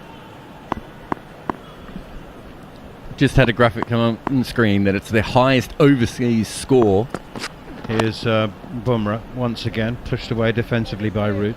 Sorry, highest score by an overseas player at Chennai, which goes past Dean Jones's 210 in the famous tied test, where Dean Jones had to go to hospital and was leaking all sorts of fluids on the field, and certainly played in a very unsafe physical condition. A lot of slogging at the end of his innings, if I remember correctly. As I recall, at tea on the 3rd day, Dean Jones said, I can't carry on, and Alan Border, the captain at the time, had a different view on his ability to carry on or not. He said, if you're too soft, we'll get a hard Queenslander out here in Greg Ritchie. It was one of the great innings, wasn't it? Dean Jones' 210, but this now the highest score. Here comes Jasprit Bumrah once again, and it's pushed out towards the gully. Straight to the field and no run. When they took him to the hospital afterwards, I think the doctor said he shouldn't have been out on the field, and that it was very, very dangerous. It was touch and go for a while, isn't it? He was so dehydrated that he had double vision. He was blacking out. He told me he felt like he didn't have anything left to vomit. It was, as you said, it wasn't just vomit. No, it? Well, that's what I think. Everything had departed. In fact, he had nothing left to give. He was just dry. No fluids. Here comes Bumrah once again. Pushed out by Joe Root past the man at cover towards the cover point boundary. They go through for an easy single. 458 for 4. Perfect for all the listeners, just on a bowl of cornflakes and a coffee, talking about Dean Jones and his exploits in Chennai. But just quickly, what was happening in 2 or 3 balls into that over, Bumrah had actually given the ball to the umpire and said, I think this is going out of shape. He's not given up the ghost. He's not given up that one search for wickets. Quite often when you feel like the batters are on top, bowlers, it's kind of like chuck it to the umpire. Can I get lucky? The balls in the spare bag might just be a little bit better. You might just get it to offer something laterally. So Bumrah's definitely thinking, look, can we still take some wickets to slow that scoring rate down, to slow this process and the advances that England are making. Listening to every single ball of this entire tour, not just the 4 test matches here, live and exclusive on TalkSport 2. I've been compiling a list of all the records and milestones that Joe Root has been collecting during the course of this epic innings of 212. I'm not sure if it's been mentioned yet, but it is only the 2nd double century by a touring captain in India, following the great Clive Lloyd's double 100 against India in Mumbai, Bombay as it was then, in 1975. I mean, these are very, very special milestones. As Ashwin continues right back deep into his crease now, Joe Root right onto the stumps, playing that off the pitch with the spin onto the leg side. Ashwin into his 42nd over has 1 for 114. Back deep defending once again, both feet behind the top increase there. Joe Root playing the ball as late as possible and playing with the spin off the pitch wherever possible as well, as he does here once again as he turns it out towards the captain Virat Kohli at mid-wicket. 212, Ollie Pope 24, only one man out today. Gosh, did he entertain, as he always does. Ben Stokes with 82. That one's a little fuller, it's drivable, and drive Joe Root does down towards long on, fielded by Shahbaz Nadeem. Got one for you, Jarrad. Is it possible for the other guys who have had this achievement, is it possible to find out the strike rates and see where Joe sits with, see if the game's moved on from a strike rate point of view? Ashwin in again, and this time it's Ollie Pope who pushes it square of the wicket on the offside. Are you talking about the overseas scores at Chennai? Yeah. Yeah, I think Jones's might be a little bit quicker just because of that, the last 50 or so runs. Pushed away out square on the leg side, straight to the fielder once again. But I'll have a look for you. It was certainly, I mean, what was the third one on that list? Did you see what the third highest score was? Well, I think that overseas batsmen generally used to try and score quite quickly at Chennai, because I don't know if you've been to Chennai, but it is twice. It is the hottest place on earth. I don't understand how people live in UAE, Perth, or Chennai. Well, not this time of year. It's only a balmy 30 at this time of year, but Chennai at its hottest is absolutely man and woman melting stuff. And it's 45 degrees, which is why the stands have been redesigned and rebuilt, reconstructed in the way they have, with great big gaps between them to allow whatever sea breeze there is blowing off the Bay of Bengal, just to try and keep the crowd from melting in their seats.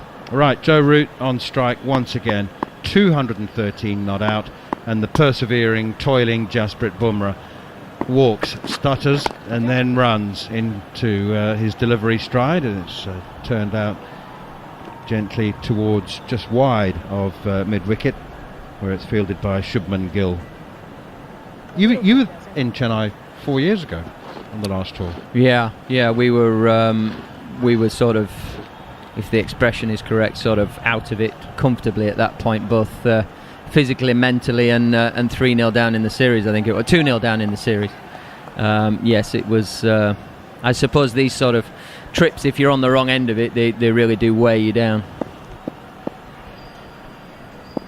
460 for 4 now. Jasprit Bumrah looking for a third wicket. Got 2 of the 4 to have fallen. Oh, and that's a thick edge, and it's gone past, slipped out towards third man for 4. It wouldn't have carried had there been a second or third slip. There is only one slip, and he's pretty wide. He's trying to cover, that's the captain Virat Kohli. He's trying to cover first and second slip, but this wouldn't have carried, would it?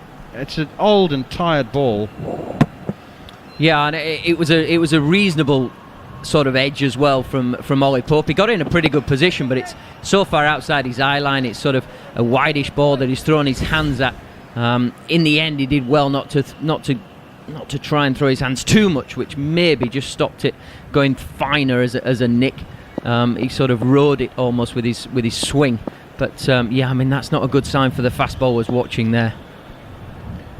Well, the ball is pretty old and raggedy now, and that one is driven firmly by Ollie Pope, but a good diving stop by Ashwin at mid-on, and there's no run. 464 for 4. So I'll go through the full list. Overseas batsmen in Chennai. So Joe Root now has the record at what's he on at the moment? 214. Dean Jones made 210. Gatting made 207. Matthew Hayden made 203, and the last one is Foxy Fowler, who made 201. Only Foxy Fowler's score is slower than Joe Root's. So I thought I might be onto something. I think, as I said, it's too hot to live there. You just have to smash the ball. Dean Jones' strike rate was 63. Bumrah in, looks for the Yorker. It's a low full toss, and it's flicked nicely off his toes by Ollie Pope out towards deep backward square leg. And they go through for another single as Pujara does the fielding. 465 for 4. Gattings was 67. So he wasn't mucking around. Matthew Hayden was 63 as well. And Foxy Fowler, he was down at 49. And Root is currently at a strike rate of 58. So there's some big scores there. And Dean Jones was out there for 502 minutes. And Gatting was out there for 504 minutes. Foxy Fowler, 563 minutes. Amazing, because our perception of the game is it's in turbo mode compared to back in the day, sort of 80s, 90s, even early 2000s. Those guys might have just... Dean Jones certainly cashed in very late, so it's possible those guys were hitting out towards the end of their innings where I suppose Joe Root hasn't got to that point just yet. He's 214 not out from 365 balls. The strike rate of 58 is really nothing to be embarrassed about, is it? Here's Bumrah once again, bowls, and another in-swinger, late in-swinger, but he's losing pace now, not surprisingly, Jasprit Bumrah, and Joe Root has no difficulty at all in pushing it firmly but defensively up towards mid-off. Strike rate of 58. That's brilliant. Yeah. That's you striking it better than most people in say the long form of the game. Test cricket, yes, obviously the elite, but even first class cricket, that's still a healthy strike rate. Absolutely. Just having a look at the list of players who scored over 75, overseas players who scored over 75 here. Dom Sibley is the slowest. That doesn't surprise me. Here is Bumrah once again. It's just back of a length, and it forces Joe Root. Well, it doesn't force him. He chooses to play it off the back foot defensively up on the offside. I have to say, in so many ways, Jared and Gareth Batty, I think that's a badge of honour for Dom Sibley, to be honest. I mean, he's batted through the entire day of a first Test match, barring the last 3 balls. I mean, who cares really what your strike rate is? That's something to champion. Yeah, absolutely. I think as a young man, the way he held the innings together, he's allowed other people, particularly Stokes today, to come in and play in the manner that he did. It's all about understanding your role within teams, and it's a team sport. We have individual responsibility within that. No, absolutely, no, we champion how Dominic Sibley played. Interestingly enough, we've talked about continuity of selection from an England point of view in recent years. Ashwin continues, and it's turning towards leg stump, defended, no run, 465 for 4. Harmy just dropped it in my ear that Foxy Fowler was dropped 2 innings after that 200 he got in Chennai. What is that all about? Ashwin. Reverse sweep, beautifully played, delicate little touch from Ollie Pope. Such clever, soft hands. It was just a gentle reverse lap sweep, and he picks up a couple of runs for it. Moves into the 30s, 467 for 4. So I just finished a podcast series on Basil D'Oliveira, and obviously the politics around what happened with him. But it makes it so much harder to tell exactly what happened because of the sporadic nature of the selections. Ashwin, knee-high full toss, and he's gone for the pull shot, and he's got it horribly wrong. He's got a top edge over the keeper's head. Well, Ollie Pope completely perplexed and surprised by that rank full toss.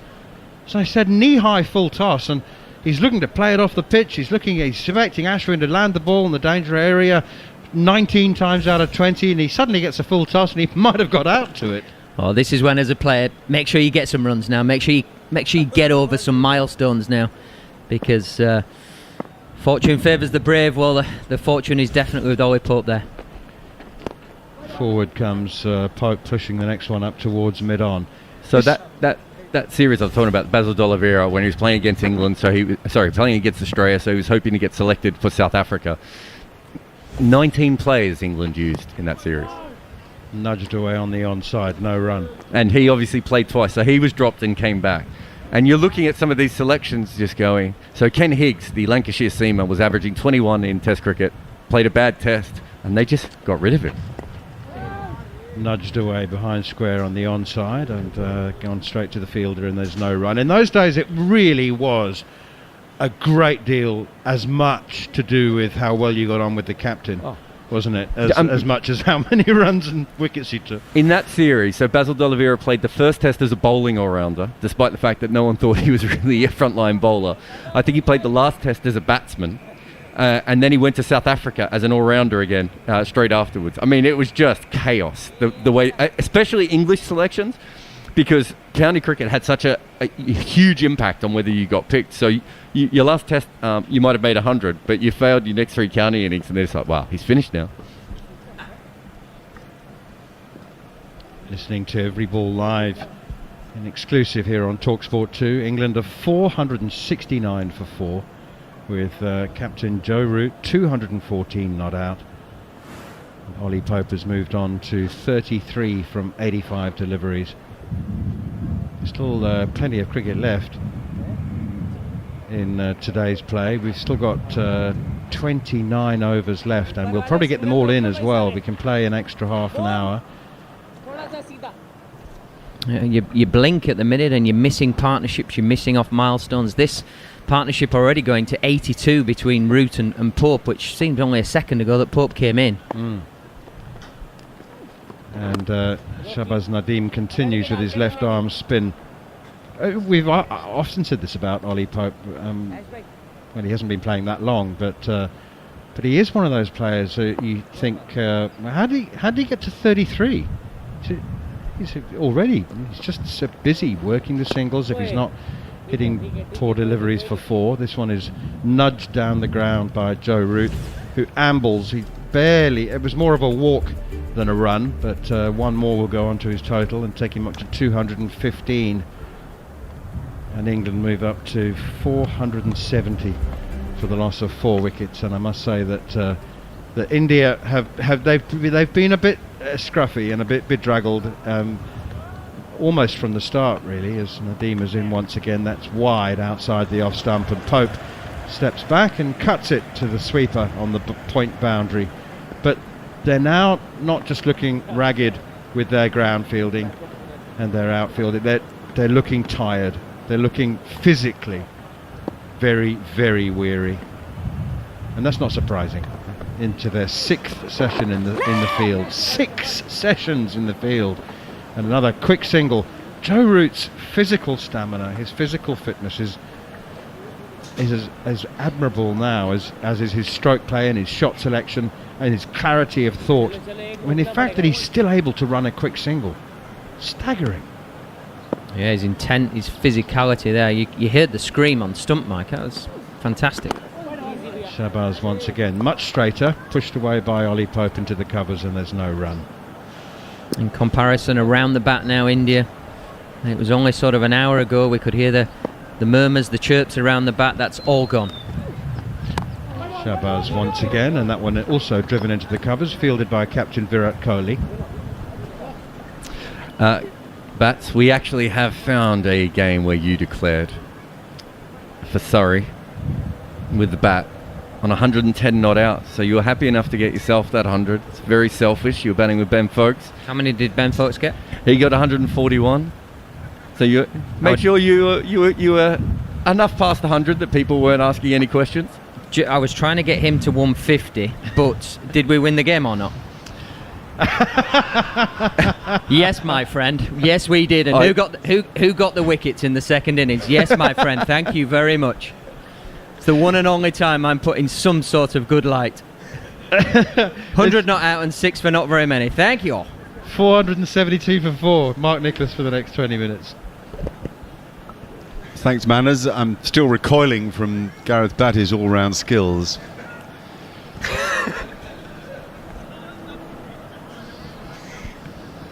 I'll leave you to ponder that.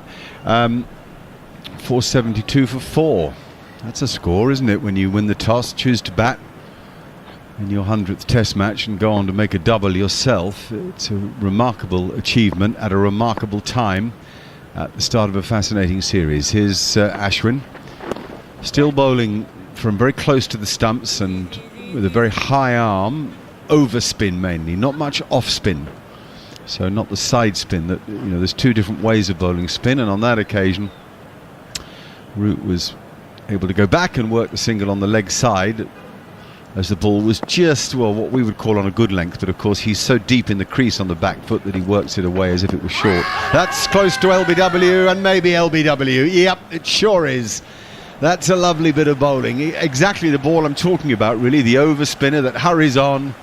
And England are not to review it, I wouldn't think. He looked in front of all 3, did Ollie Pope, and a good experience for him comes to an end as he trudges off the field disconsolate, having missed a straight ball. It really is as simple as that. Yeah, Ollie Pope looked up at his captain at the other end as it struck him on the back leg, just trying to knock the ball into mid-wicket, and the ball straightened on him, hurried on, hit him bang in front of all 3. The captain unfortunately gave him that knowing shake of the head. Sorry, pal, we're not going to waste a review on this one. That's as out as they come. again, a nice partnership. Well, what's he done there? He's clearly looking to hit leg side rather than straight back where it came from, but has Ashwin done him with that overspinner? A little bit. He's trying to get the ball to go in that sort of spiral that travels a little bit further rather than dropping out of the air, so it skips on a little bit more. And I suppose, your perfect world, you want the batter to be looking to open himself up, just to knock it into that leg side, to hopefully do on the outside edge of the bat, which happened there, and hits Ollie Pope on the sort of back right thigh, smack in front of middle. He got a bit squared up on the back foot, arguably too, didn't he? But we can be too picky about it. It's as I said, a useful experience for him to be out there when it's not so intense as it will be later in the series. If there's ever a situation where India are looking to bowl England out and it's really spinning, what he learnt today will be useful for his adventures to come. Anyway, it's Jos Buttler, one of the game's great ball strikers, comes with that sort of slightly unassuming walk, almost apologetic walk, a little sort of sway from side to side. He doesn't puff his chest out or preen his feathers. He's a modest man. He takes guard undemonstratively. He'll look around the field, and then if he's on, he'll blast it around the park. It's sort of how it works with Jos Buttler, and if he's not, he'll probably get out quickly. It's incredible, isn't it? You've been around the game for a lot of years, Mark. There wouldn't have been too many players as explosive and as destructive in the game without having some kind of physicality with. Exactly my point. Absolutely. Exactly right. It is an interesting point. He's understated, isn't he, for one who can do such damage so quickly. Gilchrist? Was Gilchrist a bit like that too? You look at McCullum and Afridi, they had swagger, didn't they? Gilchrist didn't. Viv, the master really of imposing himself before he'd faced a ball. Chris Cairns was another Hayden, one. Matthew, there's a few of them, but I know what you mean about Gilly. Right, Ashwin lobs one up, and it's an inside edge that doesn't quite carry to short mid-wicket, so Buttler did look to drive at the temptation.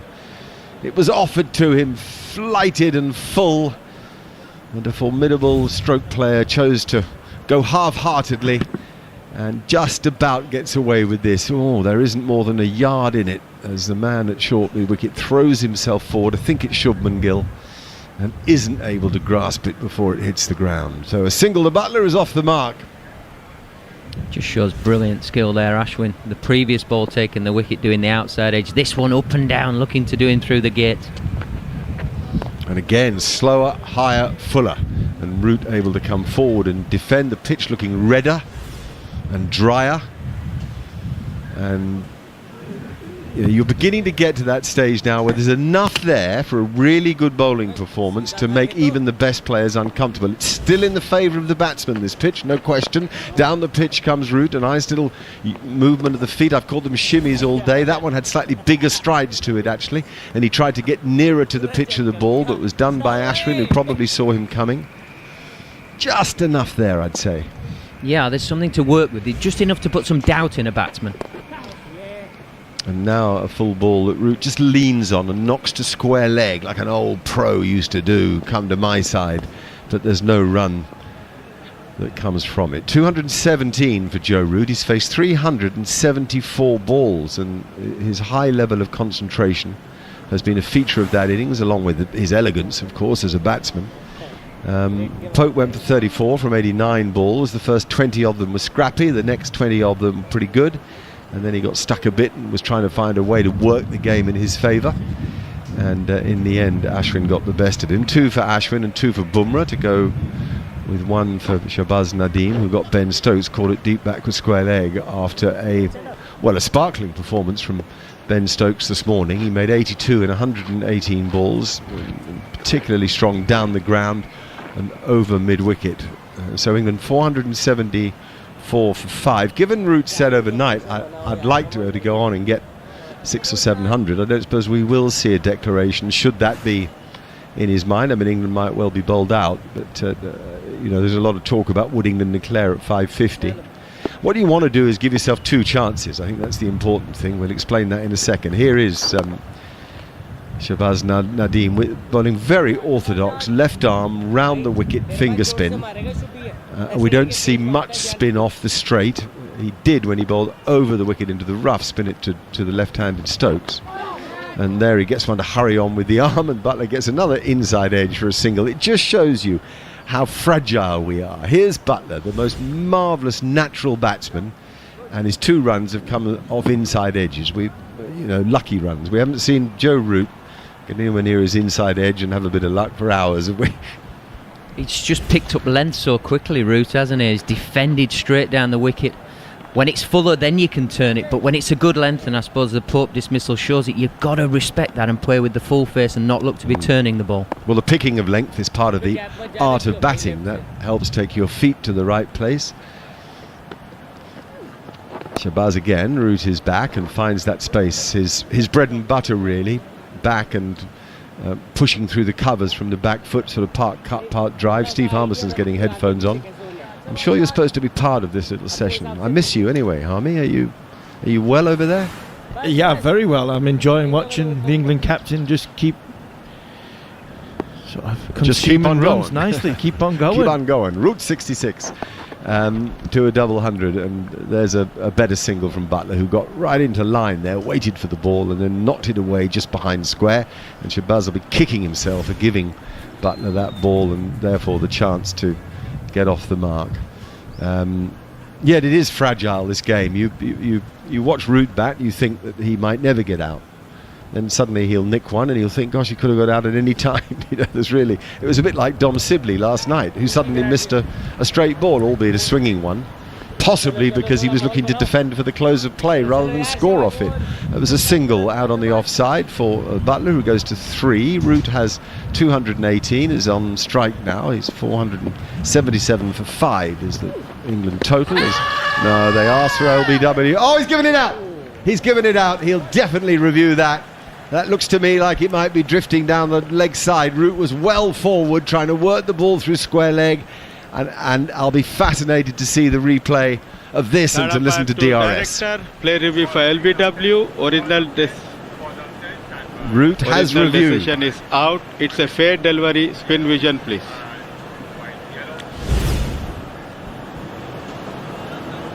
Nice and slow. Yeah, ball passing very close to the bat. Can we have alterates, please? Well, it's closer than we thought. Could be hitting leg stump.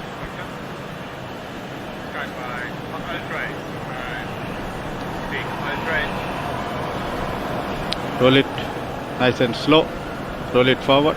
Still up to the pads, please. Yeah, flat line when the ball passes the bat. Ball tracking, please. Definite concern there was on Root's face. We're going to the ball tracker now.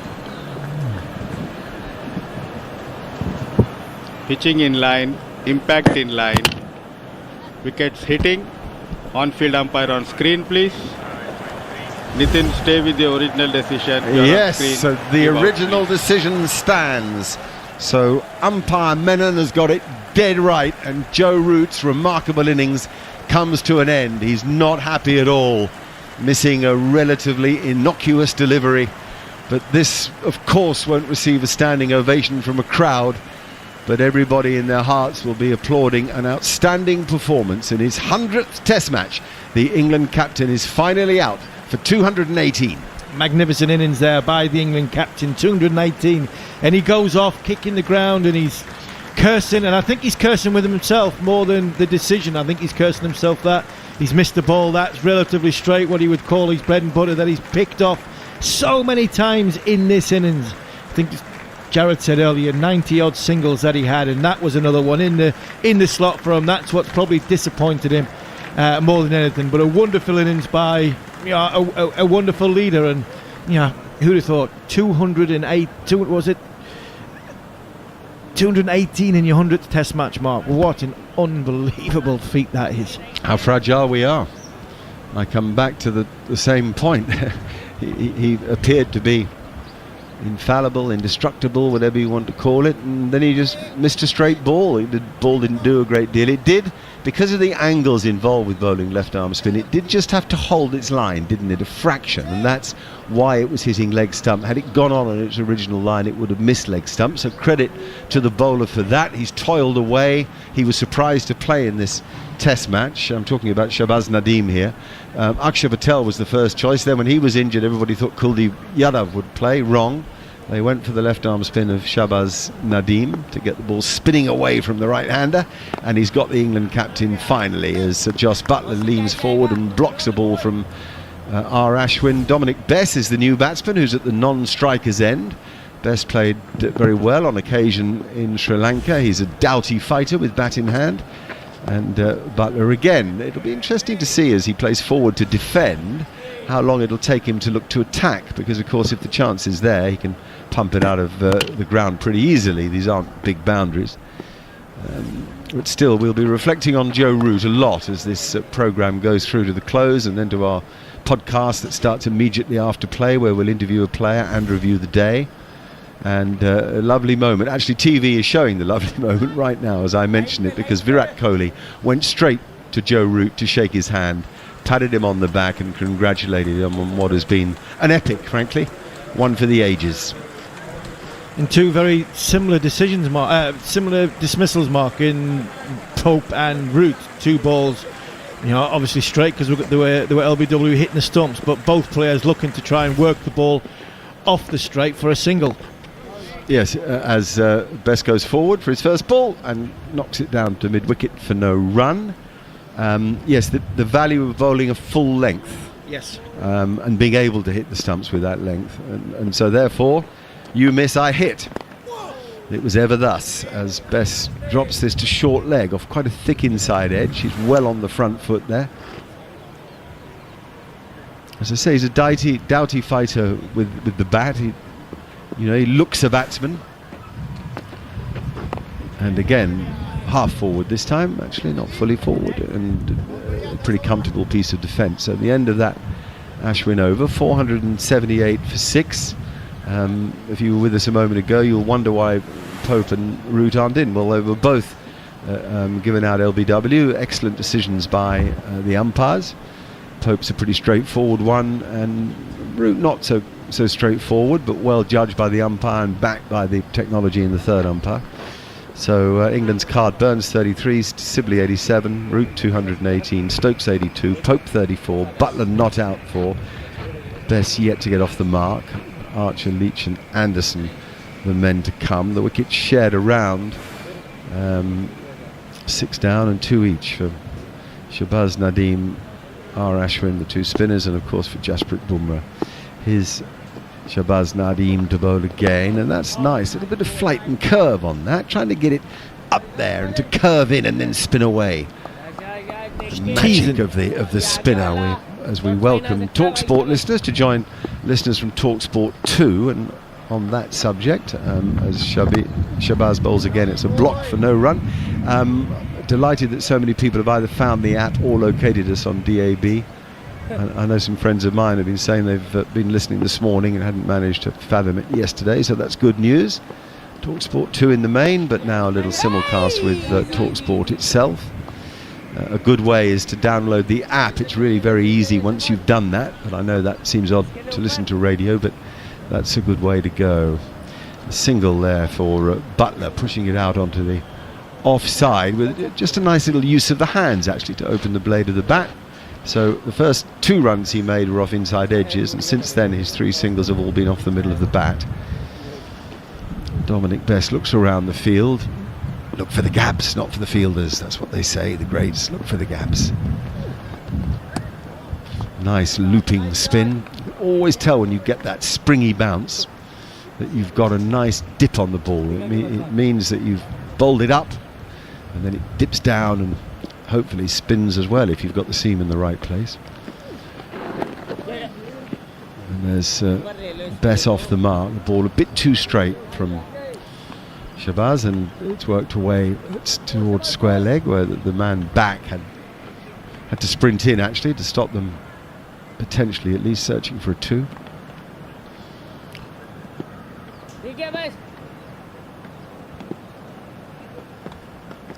All is quiet in Chennai, as that ball goes through inside edge, I think, of Buttler. It was the bounce, extra bounce, that did for Buttler there. And that's the beauty of getting that loop on the ball. You get that extra bounce, which is tremendous. End of that over. 481 for 6. Akash Chopra is waiting to join us again. And we're just seeing enough, Akash, I think, to encourage bowlers, although it's still a surface in favour of batsmen. Would you agree? Yes, right now it is still in favour of the batsmen, say 65-35. But as the game progresses, that percentage is going to change quite radically, is what I feel. Right now, of course, spinners are finding a bit more purchase as compared to what they were getting yesterday. And as the game progresses, a bit more for the spinners. I'm slightly perturbed about the seam actually getting a little... it's coming off that new SG test ball. They've made some changes, they've made it more pronounced.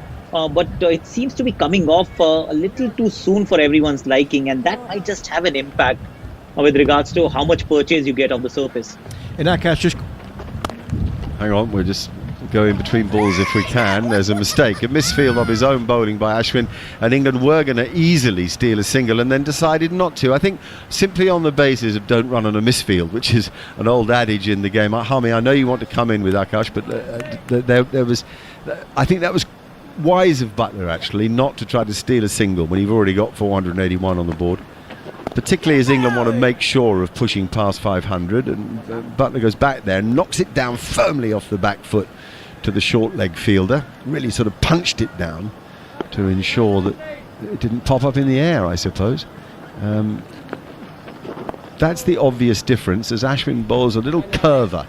The ball that just swung out an iota and then overspun and bounced, and Buttler again played it off the back foot. Another who's been watching and learning from Joe Root. He waits again. In comes the ever consistent Ashwin and spins that ball nicely, and it's excellently stopped by Cheteshwar Pujara, who's fielding it leg slip. He falls to his right side, which is always more difficult inside the line of the keeper.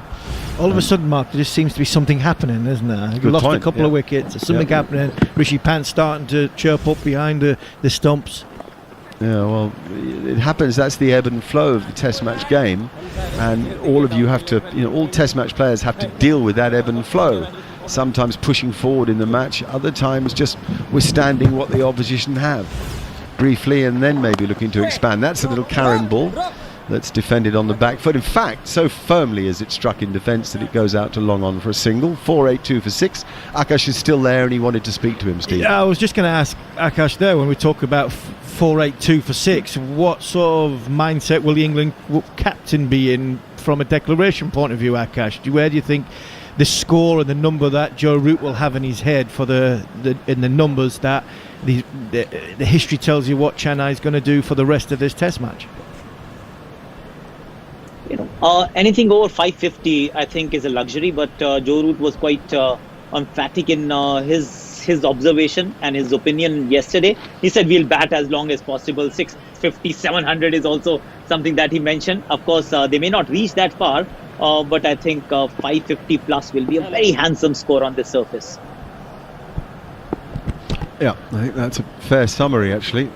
Shabazz now bowls a lovely length, and Buttler, because he's new to the wicket, chose to defend it. I suspect if he'd been out there for an hour, he might have tried to pump that over mid-off. Yeah, I think that's right. I suppose, Akash, if we're here, just watch this ball I'll watch the ball and talk about it. It's a full ball, and Buttler goes down on one knee and plays the gentlest of paddle sweeps and wins himself a couple of runs. I suppose the thing is that this isn't actually flat anymore, is it? It's a nice pitch to bat on, but as you say, it's now moving towards 35% with bowler and 65% with batsman. 35% is a lot for a bowler. Maybe Akash isn't. I'm with you on that one, actually. You are there? That's a back foot defence from Buttler. Yes, I'm here, of course. Okay, maybe I'll tell you what. And you're absolutely right. 35% on this surface is quite a bit. Yeah. We'll finish that at the end of the over. He bowls the overs so quick. Shabash again, and back again goes Buttler to defend. He has 8. Best has 1. England have 484 for 6. We're linking up with Akash in India. and sometimes we just get a bit of a delayed signal. So sorry if that sounded a bit messy. We'll have more of Akash in just a moment, as again a little sweep stroke. This time hit a bit firmer, flatter, squarer, and a single rather than two for Buttler. He's got all the different sweeps. I also think, Mark, that just route dismissal just took the wind out of England's sails a little bit of Buttler, because I think while Joe was there, Buttler could potentially go through the gears a lot quicker while the England captain was there. Two batsmen on low scores, just maybe rein Joss in a little bit to try and give himself a little bit more time before he becomes explosive. Last ball of the over, down the pitch comes Dom Bess, gets a single. No, he doesn't. He decides not to take the single to mid-on, and so it's the end of a tidy over. 485 for 6, Bess 1, Buttler 9. Akash, if you just finish on that point about the pitch not being fully flattened, then I'll be handing to Andrew McKenna. Yes, it is a pitch that's on the slower side, which basically means that run scoring is not going to be easy. Joe Root scored a double century, and out of which only 3 boundaries were hit against the Pacers. So that tells you that ball is still not coming onto the bat that nicely for you to be a free-flowing stroke maker against pace. Of course, against spin, you need to force the issue a little bit. You can sweep, you can use your feet and all of that. But as the game progresses, there will be uneven bounce. There will be a bit more turn. We will see some disintegration with regards to the surface, and spinners will have a bigger say as the match progresses. Akash, just quickly, do you think India will take the next new ball? Ashwin is going to start this new over, and Buttler will just play back down the pitch, and there is no run.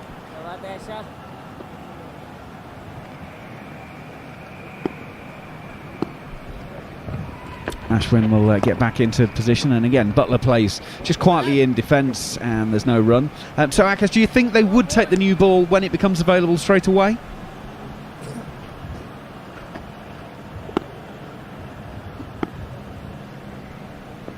I think we might have lost Akash at the moment. Ashwin goes in, and this one is a straight ball. Just Buttler takes it off round about middle stump and plays it to Shubman Gill at short leg. 485 for 6 are England here on TalkSport 2. The skipper has gone. Ashwin goes wider in the crease to Buttler, and he turns this around the corner to short fine leg, and there is no run. Steve Harmison with myself, Andrew McKenna, on commentary at the moment. Remember, you can get your questions to Harmy for the Close of Play YouTube show. Use the hashtag AskHarmy. Ashwin goes in, that's leg side-ish. Buttler turns this to short leg, and it's fielded by Shubman Gill, and there's no run. So yeah, head to TalkSport's YouTube channel at Close of Play. Steve Harmison and John Norman are there to bring you all the reactions to the day. Send your questions using the hashtag AskHarmy. Joss Buttler will just turn this one to end the over to square leg, and there is no run. So let's just recap that question that Harmy asked to Akash a moment ago. Do you think India would take the new ball once it becomes available or not? Bearing in mind, it looks like Ishant Sharma is now having a conversation with Virat Kohli. India should take the new ball is what I feel, because for 2 reasons. One, of course, India must always believe that they can dismiss the last 4 batsmen. Buttler is there, but then Leach, Jofra, Anderson to follow. You should fancy your chances of picking those wickets. And it's not just for the faster bowlers. Ravichandran Ashwin will also enjoy bowling with the new ball because of the hardness and the more pronounced seam that the new ball will have. So they may wait for an over or 2, but I would feel that the right decision will be to actually take the new ball maybe 2 or 3 overs into when it's available.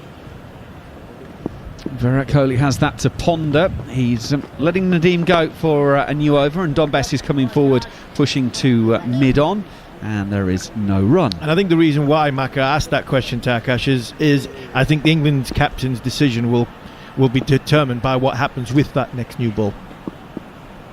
Nadeem, left arm around the wicket. That is a straightish ball, and Dom Bess is solidly in behind that. If you can't face the prospect of seeing Harmy on screen, then you can of course listen to him here on the radio and on the Following On podcast. It might be a little bit more palatable on an early Saturday morning, if I'm honest.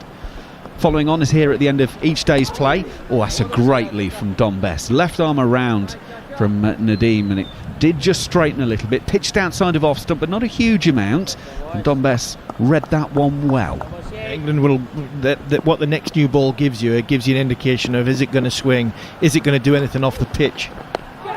This occasion, Bess, that seemed to come very high, maybe off the splice or close to the handle of the bat, and it seems to have gone. Well, it's actually Rohit Sharma in at short leg at the moment, and I think that might have gone through his hands. Bess has gone hard at that, and it wasn't far away from the man at short leg. They've obviously given Shubman Gill a little bit of a rest, because he's done an awful lot of that over the past, well, pretty much 2 days, and it's now Rohit who is in there. Left arm around the wicket. Bess is just playing quietly out on the leg side once again, and there is no run. 1 ball left of the over. 2 for 151. And at the end of this, after this next ball, Nadeem will have bowled 40 overs on of his own. A Sunday League game on his own, and that's what he's done. He's gone outside of off stump. Dom Bess comes forward and pushes straight back to the bowler, and there is no run. TalkSport 2, 485 for 6. 160 overs now have been bowled. Akash, from the Indian spinners' point of view, we've spoken a lot about it. We posed the question during the tea interval: has Virat Kohli maybe missed any tricks? Is there anything that he could have done with the lineup that he's got? We all know that most people, I think, agree that Kuldeep probably should have played. But with what he's got, is there anything he's missed? I think yes. On a couple of occasions, not an awful lot, but he started with the wrong options. Yesterday, third session, he started with the 2 young spinners. That wasn't right. Well, we're going to have spin both ends, because Ashwin will bowl, and that is short and wide of off stump, and Jos Buttler's just flayed that off the back foot along the carpet all the way to the extra cover boundary, and Jos Buttler moves to double figures. He's got 13 from 29. Glorious shot as England go 489 for 6. Absolutely, Mac. A beautiful timing there by Jos Buttler. Just gone back in the crease, give himself a little bit more room, a little bit more time for the ball to come to him, right back on top of his stumps, the depth of the crease, and he timed the ball beautifully, and I just wonder if that there just slides the blue touch paper. Butler on this occasion is deep in his crease, hitting hard into the covers along the floor, and it's gone for 4. I almost just assumed that there was a sweeper out there with the state of the game, and it was going to be a long single, but it's back-to-back boundaries. Jeez. Yeah, like you say, this might be what Jos Buttler needs just to light the touch paper. Beauty of not commentating from the ground, Macca. We can't see what's happening out there in the deep, and it is, again, it was a lovely bit of time, and not quite as good as the one before, but still, give himself some room, got back in a crease, and beautiful shot for 4. 3 fielders round the bat for this one as Ashwin goes in. Jos Buttler just plays it back down the pitch quietly, and there is no run. England closing in on 500. They won the toss yesterday morning. Joe Root almost couldn't get the words "we'll have a bat" out of his mouth quick enough, and they've cashed in. Buttler just drops this one at his toes. Joe Root, 218 from 377 balls. 87 for Dom Sibley, 82 for Ben Stokes. Buttler turns this on the onside, and there's no run. And it has gone about as perfectly as it could have for Joe Root. As England captain, as England player in his 100th test, they're setting the table. Buttler turns this one just quietly on the onside, and Ashwin has completed his over. He's now bowled 48 of them, 2 for 131. Akash, any concern that Ashwin's already got through 48 overs, and this could be quite a long series, and he's getting some mileage into the legs, isn't he, already? Absolutely, and that's after playing 3 test matches in Australia, which is never easy for a finger spinner. He missed the last test match because of an issue with his back. So he was already nursing an injury when this series started, and that actually might just determine the kind of surfaces that India would want to dish out from here onwards. It cannot start as flat, maybe. The third new ball is due, but it's not been taken. Nadeem will continue. Dom Bess is on strike. It's been turned round to short, fine leg. Just waiting to see if there is a signal from the umpire as to what that was. That was a leg bye, so it's 494 for 6. There's only been 6 leg byes in the innings in a total of 494, although, to be fair, no balls have more than contributed. 15 in the innings so far. And now it's Jos Buttler facing Nadeem. Now this was where it could get interesting. A lot of the Indian players, of course, will know Jos Buttler well from the IPL, and they'll know what his scoring areas are if he is indeed trying to get on with it. Buttler is just defending at this point, back to the bowler, slip in place, leg slip. They are the two catchers along with the wicketkeeper, but then everyone else is slightly wider spread, no one in front, which allows Jos Buttler to come in to the next ball and just push quietly out on the offside. And the new ball that is due, I just wonder if Jos is just waiting for that, because he'll feel as though if a seamer comes on, it'll be a chance to score. And I think if the spin bowler does come on with the new ball, just skid on a little bit and it'll probably suit Jos Buttler. Nadeem is in, and that's Buttler just pushing quietly out into the offside. Will take a single because it's just to the right hand side of the point fielder, so there's a little bit of space for Buttler to push that into. He will take a single. In the other test matches, by the way, South Africa bowled out for 201 in reply to Pakistan's 272 for 272. Pakistan 40 for 2 in their second innings, so lead by 111. The West Indies are in a run chase now in their match as Nadeem bowls to Bess. He plays that one quietly. West Indies have been set 390 for victory, 77 for 3 after Bangladesh declared their second innings 223 for 8. And of course it's Big Bash final in Australia today as well. The Sydney Sixers are batting first, 147 for 4 after 16 overs in that game. And James Vince has gone past 50, by the way, in that one, in very good time. The end of the over, 162. And 162 overs have been bowled. 495 for 6 are England here on TalkSport 2. Jos Buttler, 18 not out. Dom Bess for a single. Akash has left us for the time being. And Steve Harmison. It was just an interesting point that Akash made before about the surfaces and what potentially could come, and talking about Ashwin and his body and where India go from here. And I'll be intrigued if England, fingers crossed, hopefully England can pull off a fantastic, famous victory in Chennai first test match, what sort of surfaces we'll see for the rest of the series, bearing in mind we've got a day-night test match in Ahmedabad, and that day-night test match, that could be crucially decided by the toss. If you get on the wrong side of the toss, the ball doing a bit in the light. So it'll be interesting to see where India go in this test series from a pitch preparation, if England manage to get over the line here. It is going to be Ashwin around the wicket to Jos Buttler, pitching outside of leg. Butler was trying to take a ball from off stump and turn it into the onside, but he's not able to do much with that. He just drops it down at his feet. Ashwin is now bowling his 49th over.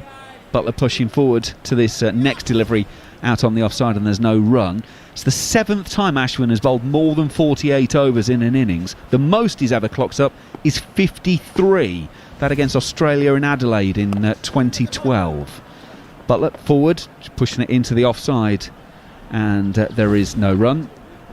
Most in India for Ashwin was 52.5 overs against England in Kolkata in 2012, so he's closing in on that.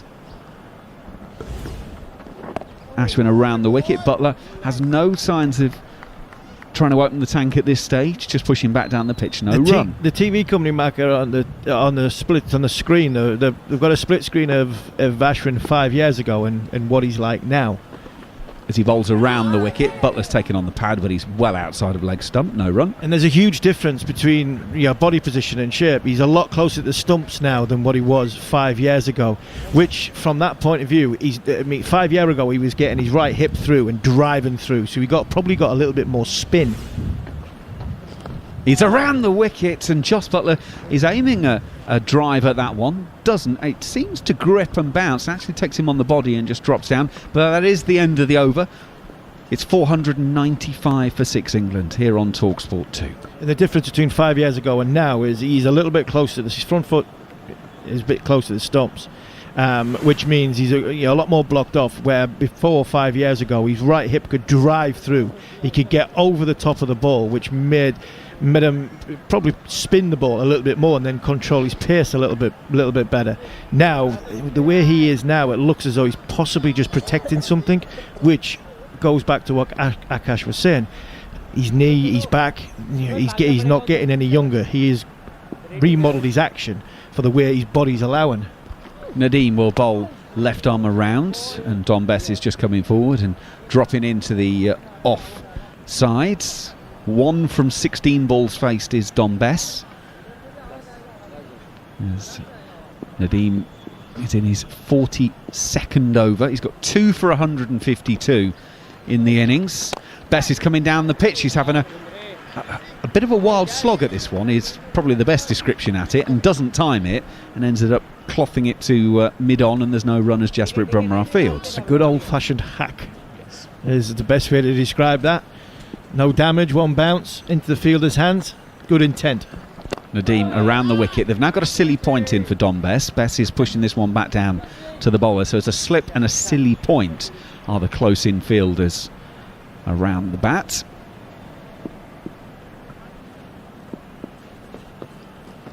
Nadeem goes, that's given some air. Bess has watched that all the way from the hand, realising it's pitching outside of off stump, also realising it's not an arm ball, so therefore he doesn't need to play at that, and he'll leave it through to Rishabh Pant, the wicket keeper.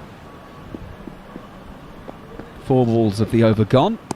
Bess again just picks the line, picks the length, and allows this through to the wicket keeper. And it's not bad from England. The game's not going anywhere. It's slowed down a little bit from a run scoring point of view, but I still believe the more time on this wicket England bat, the better they've got a chance of just getting the pitch to deteriorate. Nadeem to finish the over. He's just drifted a little bit onto the pads. Bess is able to turn this into the leg side.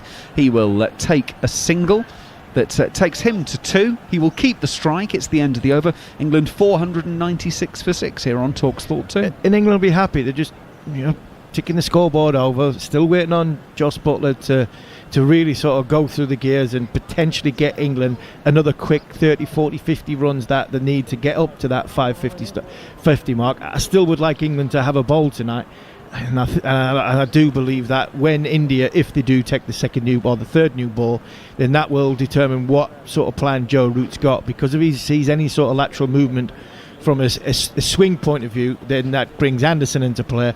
And then if Ishant Sharma's hitting the pitch or Bumrah's hitting the pitch the way they do, and hitting the pitch hard, and there's a little bit of breaking of the surface, then all of a sudden that brings Archer into play. So you'd want a fresh go with two bites of the new ball, a fresh go tonight, and then tomorrow morning come back with a ball around about 8-9 overs old to then have another burst at the Indian openers to make and hopefully get a few wickets and a foothold into the Indian batting unit. Well, interestingly, I saw a tweet from John Etheridge. In fairness, it was a few minutes ago when Joe Root was still batting, but he said, no way will England declare tonight. They'll look to bat to near lunch tomorrow. Was John's assessment of it, but we'll see. As I say, that might change now that the skipper has gone, and maybe the scoring rate might change a little bit. 496 for 6, and Washington Sundar is going to start his 20th over, when he starts it with a filthy waist-high full toss that Dom Bess, I think, was a little bit surprised about and has actually just prodded it back down the pitch for no run. Harmy's moved out, Goffey's moved in.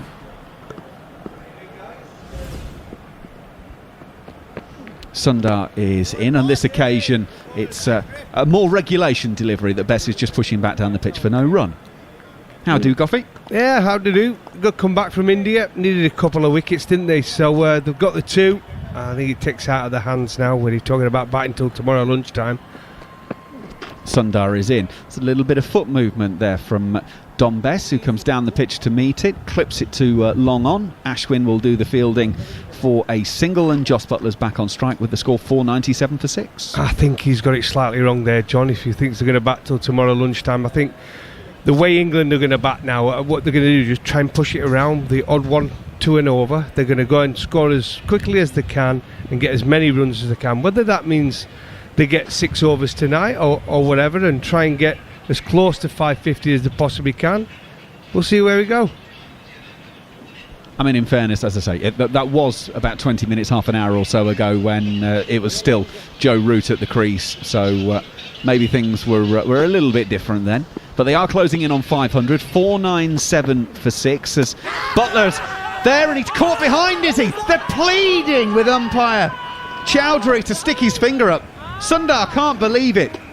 They think it's brushed the outside edge and a regulation nick through to Rishabh Pant. No reviews left, of course, and the bowler is down on his haunches, middle of the pitch. Can't believe his luck. Jos Buttler is 18 not out, and England are still 497 for 6. And there's people wandering around. There's some good old-fashioned double teapots going on. Now we get the replay. Butler's come forward. Oh, that looks like a regulation nick all day of the week and twice on Sunday. Do you know what I was just going to say? The umpires, I think, have had a pretty good game so far.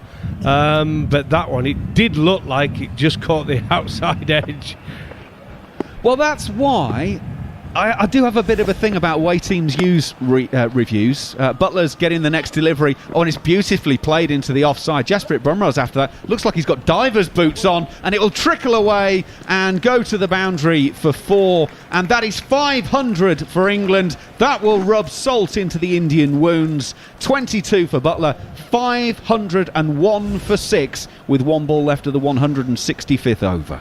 To be fair, Macca, I'm not sure how many teams 164 overs in would have their reviews left. But my point is, they're not for trying to burgle your best player an extra innings. They're for correcting howlers. Well, and I can tell India you this. have burned them earlier. Butler will play the forward defensive to complete the over. That's 165 gone. 501 for 6. You can carry on debating that week off. I'm moving out for Neil Manthorpe. Recently, they released a whole lot of data about DRS, and the best batsmen don't usually use it. That's not true. In fact, the tail enders use it quite a bit because they're left at the end and there's one there, so they just take it. So it's generally the tail who use it more than the top order. But I think in this case, if you're 160, they've taken a couple of flyers with it, but I don't think that they've taken it badly for how long we're into this innings.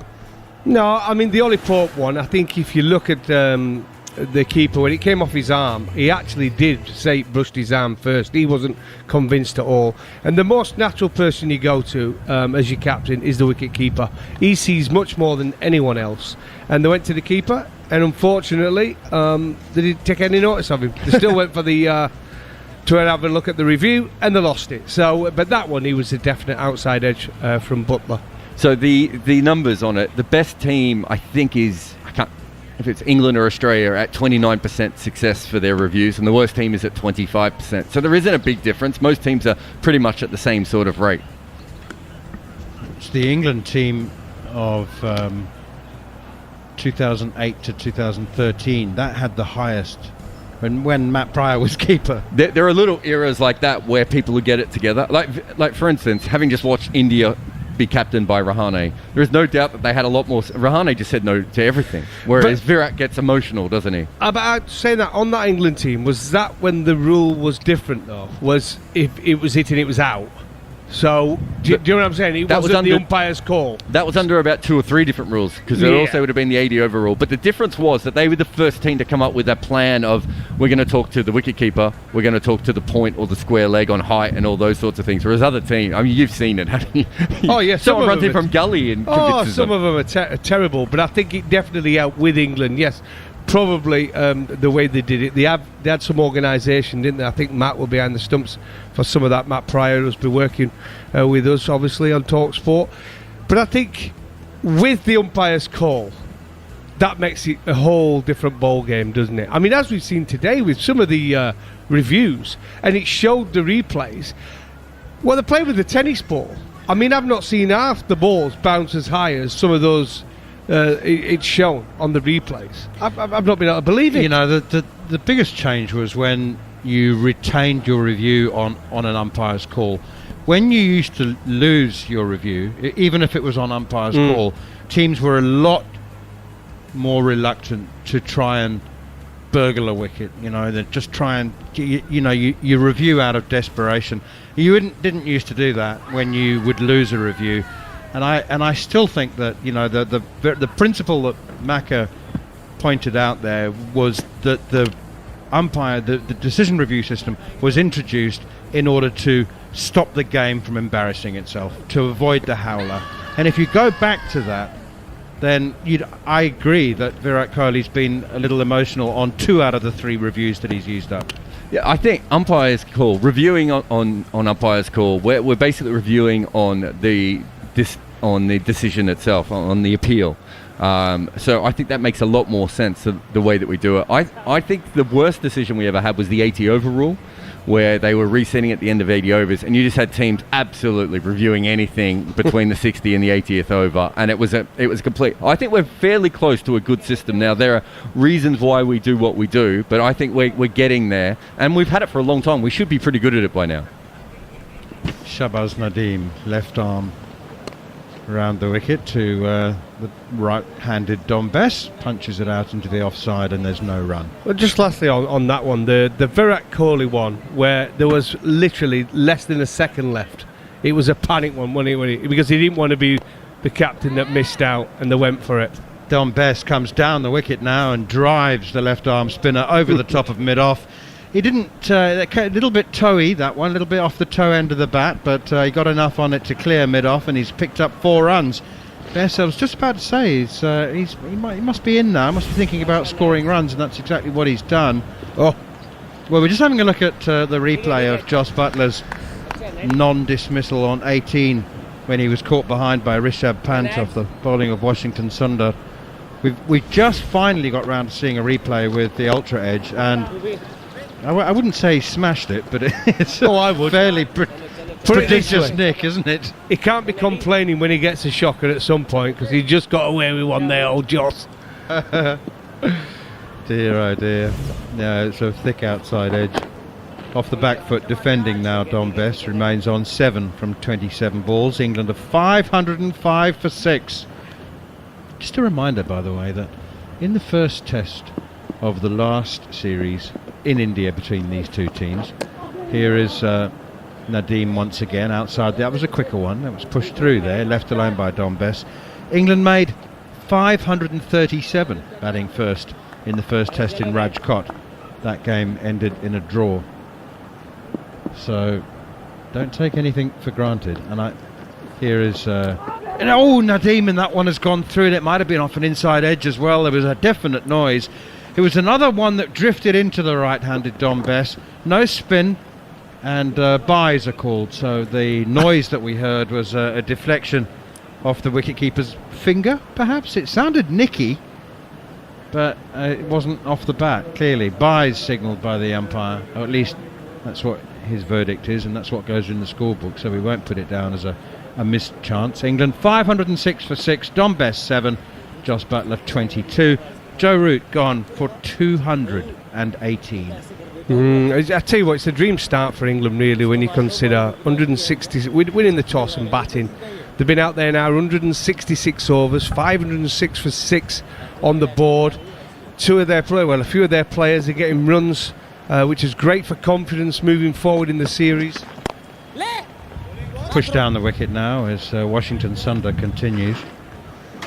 And it'll be interesting this next 10, 15, 20 minutes how England play. I think Dom Bess is going to try and use his feet. I think we've seen that from the short time he's been at the crease. Sundar in once again, and that one has again just slid straight on, didn't turn into the right-handed Dom Bess. It's just gone straight on, hit him on the back leg, high up on the back thigh pad. Yeah, it has. It was going over the top of the stumps, but there's a nice bounce from Washington Sundar, who is over 6 foot and has a nice high arm action. This time Bess uses his feet, turns it through the leg side, past Shubman Gill at short leg. Rohit Sharma. Ooh, senior pro's gone in at short leg. He's still in a position where you don't have to run much, though, isn't he? Oh, Rohit. He gets himself in some good positions. Slip, gully, or short leg. He's in. He's a quite substantial target there at short leg as well. He'd be hoping to catch a rebound off some part of his body if he can't get his hands to it. And this time steered again way behind backward point, just for a gentle single. Dom Bess moves on to 8. Jos Buttler has 22. We're into the 167th over of this England innings. 507 for 6. Oh, and that one is turned away behind square on the leg side, past leg slip. Virat Kohli stuck his right hand out. I think that's come off the bat, actually. It's gone very quickly off Jos Buttler. Yes, indeed. Well, that's very well bowled by Washington Sundar, because he's put a little bit of extra pace. He's bowled that with some power, and it's gripped and turned, and Jos Buttler's inside edge has just gone past Virat Kohli at leg slip. Had he been finer, it would have been a regulation shin high catch, but it's just gone a bit too fine, or maybe leg slips too square. He had to go straight in at the pace he was travelling when he, like I say, was a little bit quicker from Sundar. Here is Washington Sundar again, and Buttler pushes it behind square, this time straight to backward point, and the call of no comes from Dom Bess as the over comes to an end. That's 167 bowled in this England innings. 511 for 6. I mean, it's exhausting thinking about spending 6 consecutive sessions in the field. It's hard work. It's hard work for the fielding side. It's hard work for the batting side. Joe Root will be absolutely exhausted. He's been out there a long time for that innings of 218. He'll be tired and jaded and getting some rest before he has to go out and, well, he'll be hoping he don't have to field for a long time, unless they make them follow on. And it's hard for the players. These guys have been out there now for nearly 2 days. They might have to go out and bat the opening batsman, so very difficult. Cricket's not an easy game. A lot of people who don't know much about the sport always say, but they're quite lazy cricketers, they don't have to do much running. Now then, the left arm spinner continues, Shahbaz Nadeem, and it's turned away on the leg side straight to the fielder. So having a look at the number of overs bowled, Ishant Sharma, Jasprit Bumrah, the 2 new ball bowlers, the seamers, have bowled 23 and 29 overs respectively. Ravi Ashwin's bowled 49, Shahbaz Nadeem has bowled 43, he's into his 44th now. England 511 for 6, a total of 167 overs bowled now. Here is Nadeem once more, down the leg side and turned very fine by Dom Bess, very cleverly played. Nice soft hands, it was heading down the leg side anyway. All he knew is that he had to get something on it, a finer touch the better, and it was a very fine touch, and it might even have been off the full face of the bat. I think it probably was actually, and it's run all the way down to the boundary for 4. He's actually quite close to being considered all-rounder material, isn't he, Dom Bess? I mean, he's a very good, decent number 8. Just on the distances of the players covering cricket matches. Nadeem again, that's too wide outside the off stump, and is chopped away behind square for 4 more by Dom Bess. Successive boundaries, back-to-back 4s for Dom Bess, takes him up to 16. England 519 for 6. I've never seen it for a test player, but for South Australia did it. They put those catapult things on the back of the players for a while, and their fast bowlers were doing anywhere between 18 kilometres and 25 kilometres per match, and that's a 4-day game. So if Nathan Lehman's listening, he can maybe send us the stats on what English fast bowlers do. But it's why John Buchanan tried to make Jason Gillespie into a slip fielder and a gully fielder, because they realised how much those ground those guys were actually covering. Interesting. Nadeem in once again, driven down the ground, and it's clattered into the stumps at the non-striker's end. Super use of the feet from Dom Bess, and a beautiful straight drive, 2 straight as it turns out. Yes? That's not the case for Rohit Sharma. I'm pretty sure he's just done the 1 kilometre so far. That many? Well, he did have to bowl a couple of overs, didn't he? There's a couple of steps in that. The most number of overs bowled in a single innings, by the way, by our esteemed commentary panel. Here is Nadeem once again. Top of the list, as you would expect for a spinner, is Gareth Batty with 45 overs in a first-class game. Second on the list, that's a no ball, another no ball. It's growing on me, that noise. This is a plague of no balls from the Indian spin. Second on the list, you may be surprised to hear, is Steve Harmison with 43 overs in an innings against Pakistan in Lahore.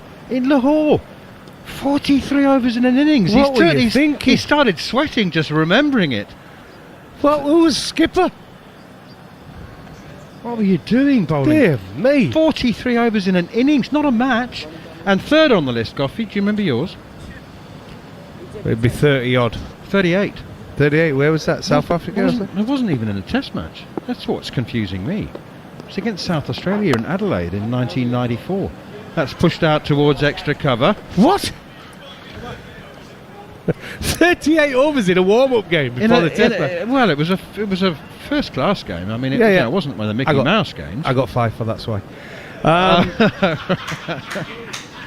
I did. I remember that game. We used to have 5 warm-up games though, didn't we, before the test series started? Nonetheless, bowling 38 overs in an innings. Yeah, he's probably surprised. A little bit of a surprise. Gee whiz. England 521 for 6 after 168 overs. And there's a little game going on here with the Indian bowlers. Nobody wants to bring up their 50. Ashwin stopped at 49. He says like a bowler when he's going for runs, you don't want to go for 100 there. I always used to raise my hand when I went for 100. And I went up for 100 quite a few times, to be fair, over the years. Here is Washington Sundar continuing, pushing it behind square on the offside. Harmy's not on air at the moment, but we'll have to get him to recount that test match when he bowled 43 overs in an innings. Your 5 for golfing against South Australia. Who'd you get? Buff, Lehman? I'm not a clue. Blewett, I'm sure I got 5 for those. Jamie Am I right? Yep, there's some good batsmen there. I'll look it up for you. Here is Sundar once again. He's turned quite viciously down the leg side, and Dom Bess, who's moved nicely onto 17, was contemplating the leg glance, which he's already played twice to great effect. Well, to the effect of 4 runs anyway. Considered the shot again, and then it spun too far and he left it alone. Uses his feet nicely now, a quick 2-step down the pitch and then defends. Bess on 17, Butler 26, England 521 for 6. I'll tell you what, there's definitely more bounce for the spinners today. I think that's quite an obvious statement. So that will encourage the England spinners. Sundar in again. Bounce once again. Turn and bounce for Washington Sundar. The end of day 2 here. And Bess is actually appreciating it. He's just making that little grippy, spinning he'll be loving it. motion with his hand, going, yeah, well, I like that. Yeah, turn and bounce. I'll have some of that later. Maybe not later today.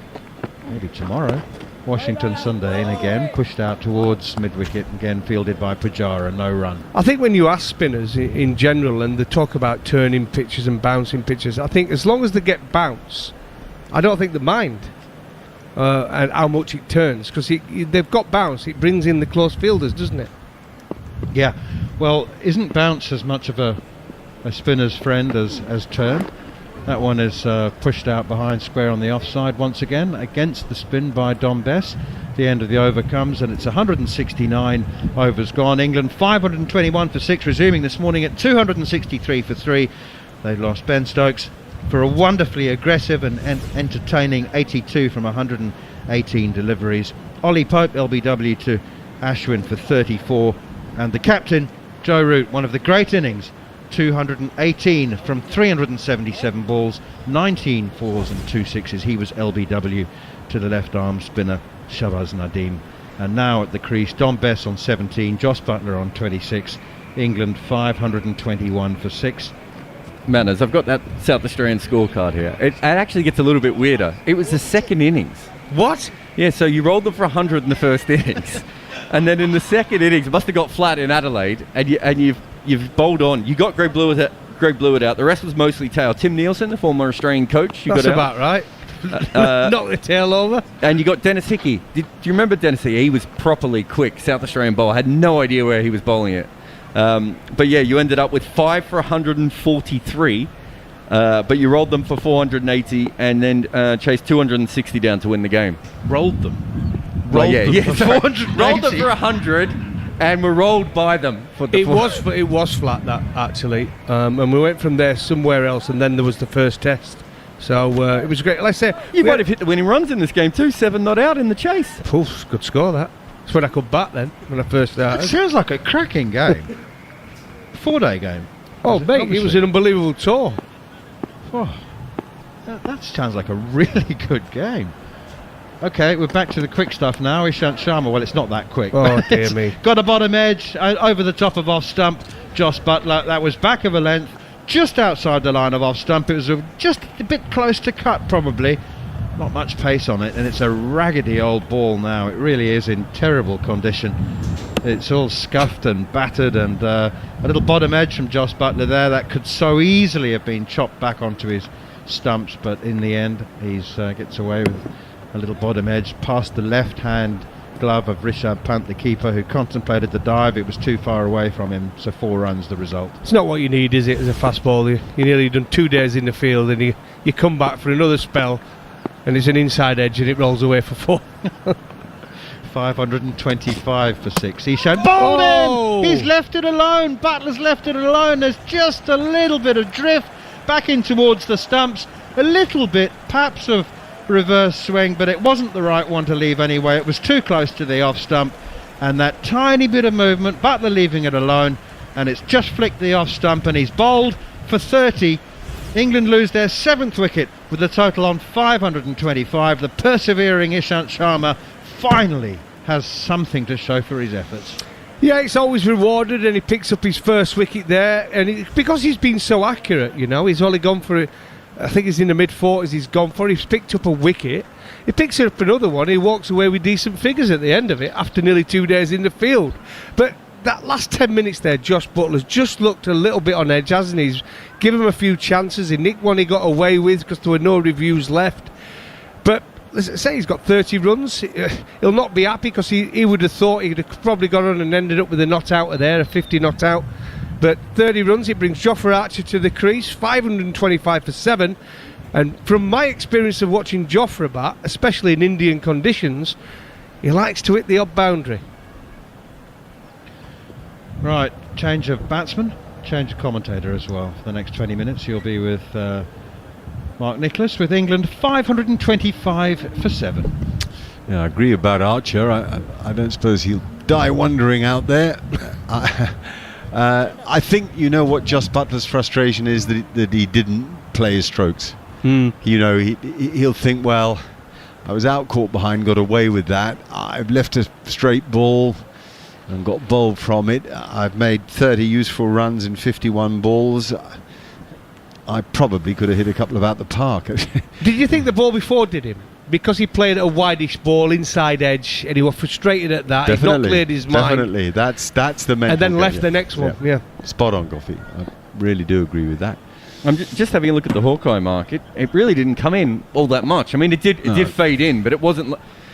He's made a mistake on the line. That's bowled him. First ball, Jofra Archer done completely by Ishant Sharma. Beautiful movement back at him at a strong pace. That's the great thing about Ishant. No matter what time of day it is, he'll come at you. Big-hearted fellow with an excellent delivery. Oh, it just goes to show fast bowling. That's why you need a big heart when you're playing on these flat pitches. He's been accurate most of the game. He's not looked like taking a wicket. All of a sudden, 2 in 2. He's ending up with decent figures. 2 for 46 he's got now. And poor Jofra, not played for a while, not been out in the middle for a while, has he, in a game? Naught. Back with a duck. And England 525 for 8. Here, live on TalkSport 2. Yeah, I'm thinking I'd be declaring any minute. I think now's a horrible time to have to bat against class like Anderson and Archer. I really, if I was Root, with the greatest respect to Jack Leach and James Anderson, they aren't going to change the situation in which, even if they had 20, there's not much difference between 5-4-5 and 5-2-5. I know Joe only wants to bat once in a match, but I think it's such a horrible half an hour, isn't it, to have to deal with this evening. It is. I think Army mentioned it earlier. I think what he might want is 6 overs tonight or something with a new ball, and then come back where he gets another 6 with it tomorrow. And we've seen how dry the conditions are. The ball's not going to last very long, is it, that new ball? The seam's going to get scuffed up, the ball's going to get scuffed up, the spinners are going to come into play pretty early, and then you're hoping for reverse swing. But I think the more this game has gone on, I think the more it will reverse. The sun's been shining down on the ground now for nearly 2 days. Guess what? Forecast tomorrow in Chennai, it's going to be hot again. How many overs left tonight? That's what I need to find out. I wonder if Jared could help with that. Ishant Sharma is on a hat-trick, by the way. 9 overs and 3 balls, or however many balls are left in this over. Yeah, 3 balls. To be fair, Mark, that was a good delivery. To get first up. Yeah.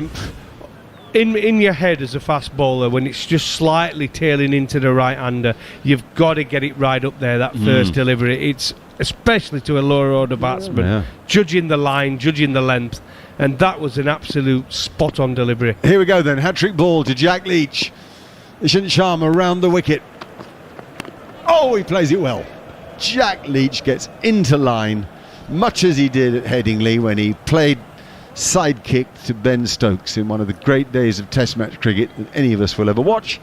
Tucked in behind it and got a single off the face of the bat behind square on the offside. Two good deliveries doing for Jos Buttler and Jofra Archer, encouraging the England seamers to see the old ball move just a little out there. And oh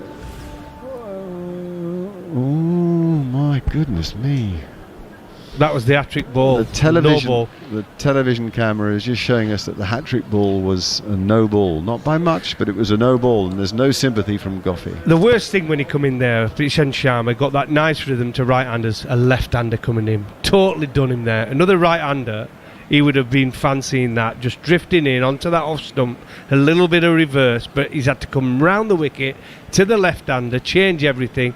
I would have stayed over the wicket to the left-hander and gone for that same line, looking to pitch on the left-hander's leg stump, going across him. He's got a few ways of getting him out. Got a right-hander now, though. Bess is on strike, and he's just a bit too straight. It hits Bess on the pad. It runs away to where leg gully would field, and there's a single in it. England have moved on. You might just be joining us at a riveting day of Test match cricket. It's had a little bit of everything, wickets and runs, and a masterclass from Joe Root. And England now in an enormously strong position. 528 for 8 is the score. Jared, I mean, how many wickets does that take him on to, Ishant? I'm sure he's on a right. Is he on 299 now? He is, yeah. 299 Test wickets. Yeah. Oh, can you imagine that? He'd have got there with the hat-trick. That would have been good, wouldn't it? Yeah. Pretty impressive. The big exclaiming commentator. 300 for Ishant. Here he comes again. Now a bit more spring in that step, those big strides of his. There's a time in early afternoon where, Ishant, who's such a, as I said, a big-hearted guy, just looked a little laboured. Fair time that he hasn't played Test match cricket, and of course once you do get into the Test match arena again, you're quickly reminded when a pitch is flat that there are a lot of hard yards to be done, and much of what you go through in Test match cricket is about the strength of your character as it is about physical strength. And when things go against you, it can drag you down pretty quickly. You never really see him dragged down. He's a cricketer to admire. 299 Test match wickets. I mean, splendid. Been around a long time, you have to say that as well. And he's not bowled in a country that particularly suits his style of bowling, and that's not carried to second slip. Rohit Sharma picks it up on the half volley. That is infuriating. Lovely full-length outswinger to the left-handed Leach. Yeah, good bowling from Ishant Sharma. You're bowling to tail-enders, you've got to get it right up there, give it a chance. New batsman in, tail-enders are in, you've got to slip in place. There's a little bit of movement away from the left-hander or into the right-hand batsman. And Ishant, over the years, he's, like I say, when he first came on the scene, he was quite lively, was he? Very lively, aggressive, and he came out in with a bang. But then he went through a bit of a lull. But the way he's come back into Test cricket, as I said, we talked about this yesterday, his last 20 or 30 Test matches, he's been outstanding for India, and he's led from the front, whichever country he's played in. He's taken wickets, and again today he's kept in the game. He's not gone for many runs, and then he gets his rewards with 2 wickets. He picks another one, and he's reached a great landmark, 300 Test wickets. It's good in any era, by the way, any era.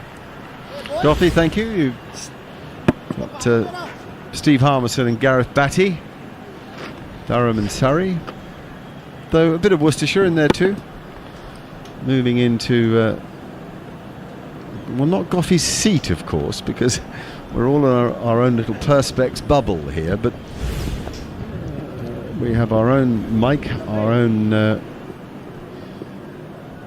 clinical disinfectant wipes, hand sanitizer. You'll be relieved to hear it's alcohol free. a lot of information on pieces of paper, our own little box of sound, our own microphones, and we are biosecure, at least we hope we are. 5-2-8 for 8, with the wickets being shared around, 2 each for 4 bowlers, nothing yet for Washington Sundar. He did get Jos Buttler caught behind, but it wasn't given out. And there's a little push forward off a full ball by Dom Bess, who I mentioned when he came in that he was a competent batsman, quite well organised, and certainly a natural competitor with bat in hand. He's got 17 now from 47 balls. Sundar again. That's that lovely ball that goes the other way. That really does bounce and hurry, doesn't it, Gareth? It does. It's him using his height. Sundar is a very tall man. Gets over the top of the ball and he just runs on and does the outside edge. Beat him beautifully on the outside edge. Another day it'll catch the edge, of course. When the score's 70 for 8, it catches the edge. 5-8 for 8, it doesn't. Down the pitch comes Bess without quite the elegance in his footwork that we saw from Root throughout that innings. Whenever Root came down the pitch, it looked a thing of beauty, which isn't to say that Bess looked a mess. He does get a single this time out to long on, just by driving very comfortably. Actually, just seemed to hit through the line of the ball. I still think this pitch is in favour of batsmen. We talked to Akash Chopra a little earlier, and he thinks it's swayed no more than 65-35. So that's still a strong advantage for batsmen. But I think the point is there's enough in it to keep a bowler interested, rather than dismayed after the delivery of a ball that does nothing for him. The odd ball will, I think, do something, either off the seam in the air, or certainly if it's spun hard. And if the spinner's bowler is slow enough to give it a chance to spin, slow and high, try to get it to dip is the key, which is what Washington Sundar tried there, but he overpitched and Leach was able to work a single wide of mid-on. So he's gone to 2. Bess now has 18. England 530 for 8. I mentioned that Day's had just about everything, and apart from perhaps a brilliant catch, a mesmerising run out through some great athleticism, but certainly some good bowling, some beautiful batting, a little ebb and flow, mainly in England's favour, you'd say, but at no stage have India dropped their heads, and that's a straighter ball that Bess does work quite firmly to short mid-wicket at the end of the over. 5:30 for 8. Any chance for declaration this evening if England aren't bowled out, Steve Harmison? And that's what I was just about to say, Mark. I'm just can't understand why England haven't. I know we're all good captains sitting in a commentary studio, and Joe's had his fingers burned a couple of times before, but I don't see the point of 9 and 10 batting. I really don't. At this point, when you've got 530 on the board, you have 2 bites of the cherry tonight and tomorrow morning with Anderson and Archer. With the new ball, and the one thing you'll see is if the new ball does do anything movement-wise, at 10 o'clock tomorrow morning, when it's warm, your bowlers, Anderson and Archer, are only going to have maybe 4 or 5 overs each, where now you could get 7 overs each out of that brand new ball with the seamer if you declare tonight. So I thought that might have been in Joe's mind. No, we got the overs left wrong earlier, for which I apologise. There are 9 left now. We're bowled. Ishant. Oh, they ask. Ishant thinks he's got his man. Unfortunately, umpire Menon doesn't agree, and there's no review left for India. That cost them when they appealed for Jos Buttler's edge behind the wicket to Rishabh Pant. Now let's have a listen. Well, there was a noise, but it doesn't look as if the ball's anywhere near the bat. So it could be all sorts of other things. Maybe it's studs. No, I don't think he's hit that. Maybe the stud that moved forward at the time of the ball passing the bat, the stud scrapes the surface or something like that, can sometimes be a reason for a little noise. Anyway, it was given not out, and by the look of it, correctly so too. Leach with his spectacles on. I'm sure he has a deal with Specsavers. If he hasn't, he ought to have. 5:30 for 8 here. Dominic Bess 18. Leach just a couple. I reckon I'm going for a bit of kidology, Mark, with that last appeal. Pant threw his hands up in the air, and Sharma wasn't really appealing initially as he followed through, and then it was a sort of a delayed reaction. Oh, I might get one here. I might just get myself a cheeky little threefer. Yeah, and I think when you look at Mark's mentioning Specsavers there, I think Pant needs them because that missed the bat by miles. I think that went a long way past the outside edge of Jack Leach's bat. Good ball by Ishant Sharma, good area. Again, something that the England captain might have been thinking, you know what, it might be time for us to have a bowl. I think you're... Jared, sorry, go for it. No, I was just going to say that he has a free deal with Specsavers for life, Jack Leach, after what happened at Headingley, because I think they were sponsors at that point. Oh, there you go, yeah. That ball was left alone outside off stump on a good length. It passed by. Ishant getting plenty of carry at the moment. He bowling with a real verve late in the day, having had 2 days in the field. He has 299 Test match wickets, of course. Best figures of 7 for 74. Used to have that long mane of hair that almost covered much of the name on his back. His I Sharma, and then underneath is his number.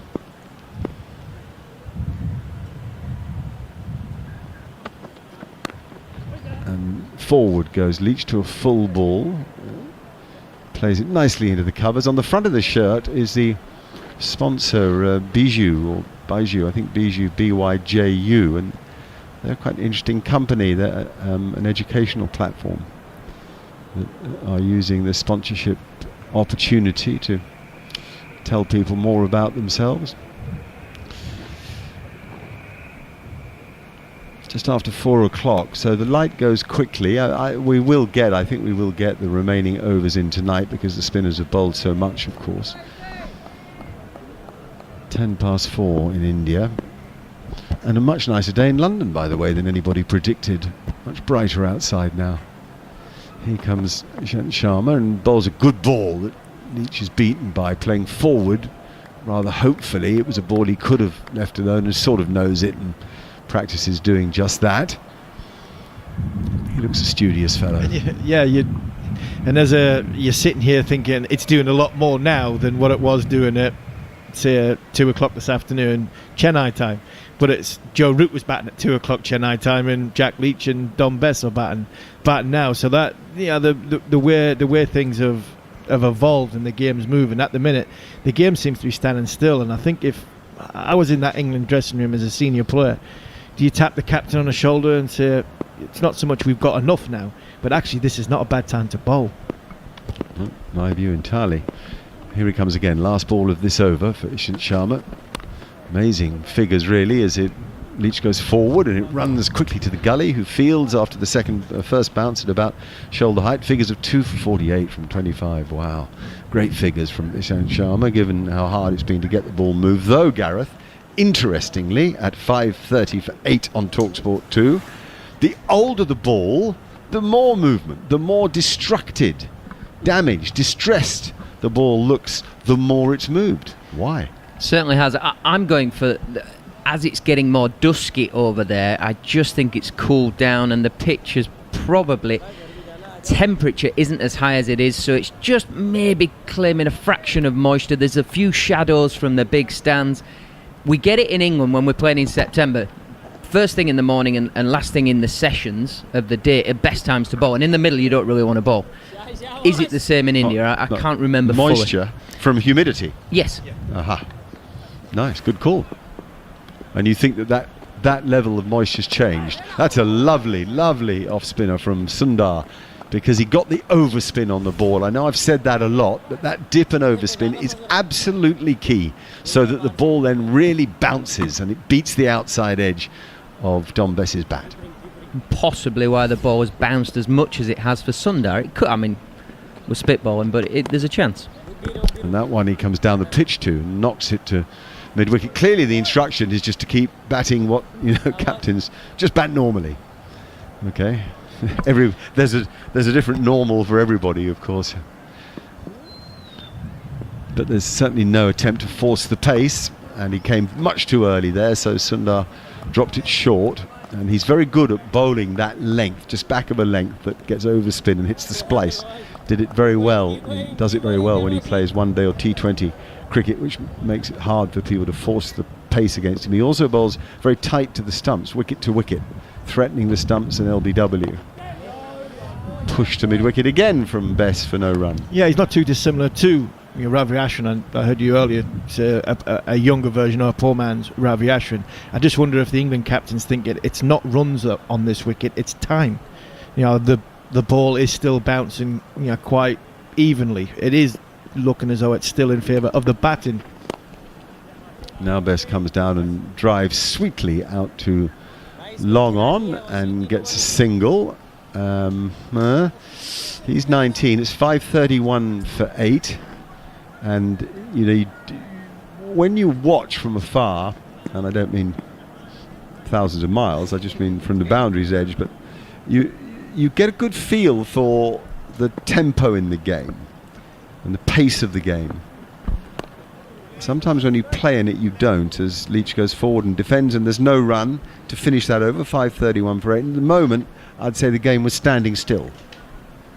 Yeah, and I think the only time that England have had a full grip in the game is when Root has been at the crease. We had a lovely opening partnership with Burns and Sibley, but we were still dictated to fractionally by how India bowled. It was only when Root was at the crease we were dictating terms as an English team. Since he's been out, I think terms have been more equal. And specifically in the partnership with Stokes. Yeah. Where England not only dictated but dominated. I was just about to say that the experienced players, the two experienced players, seem to know when to accelerate and when to hold back, when the wicket was as it was, or when the bowler was potentially having a good spell, or a young bowler, one of the younger spinners coming on, then they elevate the scoring rate. So it just shows the experience there is in the game, and that's the way they play. That's why they're the great players they are. Yesterday there were more runs scored with each session. In fact, the final session was hugely profitable for England. Today, this third session, we've seen the least runs, 26 overs for 77, and 4 wickets have fallen. Scoring rate has dropped from 3.5 in the middle session to 2.9 now. 531 for 8. Then we're on TalkSport 2, bringing you exclusive coverage of England's tour of India. We've got Gareth Batty and Steve Harmison with Andrew McKenna now. Thank you, Mark. So the final push for today. England batted 3 balls short of 90 overs yesterday when Dom Sibley was out to make it 263 for 3. 173 overs are on the board now. 5:31 for 8. Dom Bess is going to face Ishant, who goes in and hurls it down once again. Bess just stands there, plays it to mid-wicket, no run, and then just makes the signal to Jack Leach to say just a little bit of movement away there on that delivery. Yeah, I'm interested to see what you think here, Steve, because that particular ball, Ishant Sharma went very, very wide of the crease, suggesting the angle it would be going further and further down the leg side, but it looked to me, it just held its line just to still be going over off stump. Is the ball just offering a little bit more, as Mark said, or am I just going mad? No, I think it's offering a little bit more, but I also think Ishant's wrist position's in a much better place than it has been for a lot of this test match. He's on his way. A wide slip in place. Bess has nothing to do with the short ball that goes over his shoulder and through to Rishabh Pant. No run. The thing with Ishant is when he runs in and he gets tight to the stumps, because he runs in on the angle, we talked about it earlier, and if you take the line between the sort of wicketkeeper off stump and then all the way back to the bowler's mark, Ishant, when he sort of deviates off that line and he gets tight to the stumps, because he gets like that, his front foot almost closes himself off, which then he gets over the top of the perpendicular, which means his wrist goes, it's more of a leg cutter. But when he gets it right, because he likes to bowl it with an in-swing grip, the grip of the ball's in swing as it comes out of his hand, because the seam's going in towards off stump, when he does get it right, if there is any sort of assistance, it just nips away, and I think that's what's happening at the minute. Ishant goes in. He takes Dom Bess on the pad. There's interest from behind the stumps, nothing from the bowler. And bearing in mind his next wicket would be number 300 in Test match cricket, I think that's quite telling that he didn't appeal. And Dom Bess is now down on his haunches, which gives you an idea that it might have caught him a fairly painful place. Right on cue, Big Steve. He just got that one just past the perpendicular, and it's running. Probably ran into an area you don't want as a batsman, and particularly Dom Bess right now. No, it's one of them areas where everybody else thinks it's funny and you don't. Well, you say one of those areas. I think it's the area that everyone else thinks is funny. I don't know. You don't. I don't know. When you get one in between your sort of pad and your inner thigh pad, or your pad and your pad, it smarts a little bit. But for those who have had children, when you get one in that sort of area where Don Bess is just getting it, it is not very, very, very pleasant. Just one thought. I could understand why India didn't take the new ball when it was available straight away, because obviously England were well set at that point and it could have disappeared around the park and the game could have got away from them. As soon as Jos Buttler was out at 5:25 for 7, was there not a case for the new ball to be taken and try and wrap things up sharpishly? I'm not sure there's any need, is there, Steve? They've got 4 for 17, 24 overs. You just stick with what you're doing, and patience is a virtue in this part of the world on this sort of a surface. Yeah, game's going nowhere. We just sort of talked about with Mark. It's not going anywhere, and it's while it's not going anywhere, there's no need to force it. Well, it's going to the boundary again is where it's going. It's gone down for 4 leg byes as Ishant gets this one full up to Don Bess, but it was down the leg side, brushes off of the pad, and Pant's got no chance of cutting that off. But again, there was some shape back in, the way he's holding the ball, angling it in, and he just carried on, brushed the pad and goes on its merry way. 5:35 for 8. Only 30 extras in the innings. When you've been out there for that long, you might expect maybe more than that, but 17 of those from overstepping. So actually they've been pretty tidy, India, in terms of the extras, apart from the bowlers. Ishant is in and he's bowling, it's jagging back, and there are only 2 types of leave, good and bad, and good is when you don't get bowled, and therefore that is a good one from Don Bess, but not by much. That really jagged back through to the keeper and only just misses off stump. Yeah, he's never been as close to 300 Test match wickets than he was on that ball there, because another coat of varnish or a little bit thicker sticky tape on the stumps and the sponsor's logo, and that was 300 wickets for Ishant Sharma. Another reason, Bats, why you probably wouldn't want to take it. You've got Virat Kohli, Rohit Sharma and Ajit Rahane saying, if you take the new ball, we might bowl these out tonight, and we might have to face a funny little 5-6 over burst with one of the very best bowlers of all time with a brand new ball. So let's come back tomorrow morning, and we'll take Anderson and Archer on in the sunshine. Ishant goes in. That one is a roundabout leg stump. He's appealing for the LBW. It's not going to be given. Might have been doing too much on that occasion. Umpire Menon signals leg by. India have no reviews left. There's a few hands on hips as they wander around and get back into their position. I think it was just doing too much and going down leg side. We now have the luxury of the replay, and Ishant is in, delivers it, and I can see middle stump and off stump as Don Bess is playing around onto the leg side, and therefore I would have to conclude, gentlemen, that that's probably just sliding down. Yeah, I think it was. I thought naked eye it was sliding down. Another good decision by the umpire. The 2 umpires have had in my opinion, I think both have had very good games. One on debut, one who's on the ICC panel and got a few games under his belt. But inexperienced umpires have had 2 very, very good days in Chennai. Yeah, and let's hope from an England point of view that it becomes a lot harder for them, so the ball does start to do a bit more and explode, and then those borderline decisions, it just showed DRS just clipping. Don Bess goes and clips it into the leg side, and Rohit Sharma drops a goober. That's an absolute dolly. Washington Sundar's got 0 for 93, is in his 25th over, and Don Bess has just clipped it straight to mid-wicket, and it's been shelled. It's Rohit Sharma not fancying facing James Anderson for 1 over with a brand new SG ball. That's what that is.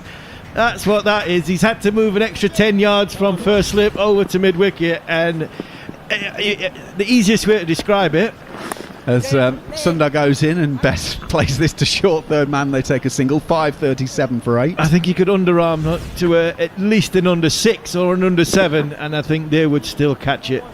Probably too easy for Rohit Sharma. It's just in his eye line where he's had to change his hands to go up over, but that is an absolute goober. And Ben Stokes' face has just come on the screen, and he could not believe it either. Virat Kohli is not a happy captain at the moment. Sundar's going to go around the wicket to Jack Leach with 2 slips and a silly point, and it's very solidly forward from Jack Leach, and there is no run. Like all proud fathers, you speak highly of your children. I'm going for my 4-year-old was catching that. Yeah. My little daughter, she's catching that one at straight mid-wicket. Sundar in, full face of the blade from Jack Leach, and he's having nothing to do with that and pushing it down the pitch. Yeah, for not wanting to turn into Sir Geoffrey Boycott for what his mother could do, but that was the easiest catches you possibly get for Rohit Sharma, and it's just like a concentration. Sundar is in, Leach solidly in behind this and drops it into the offside.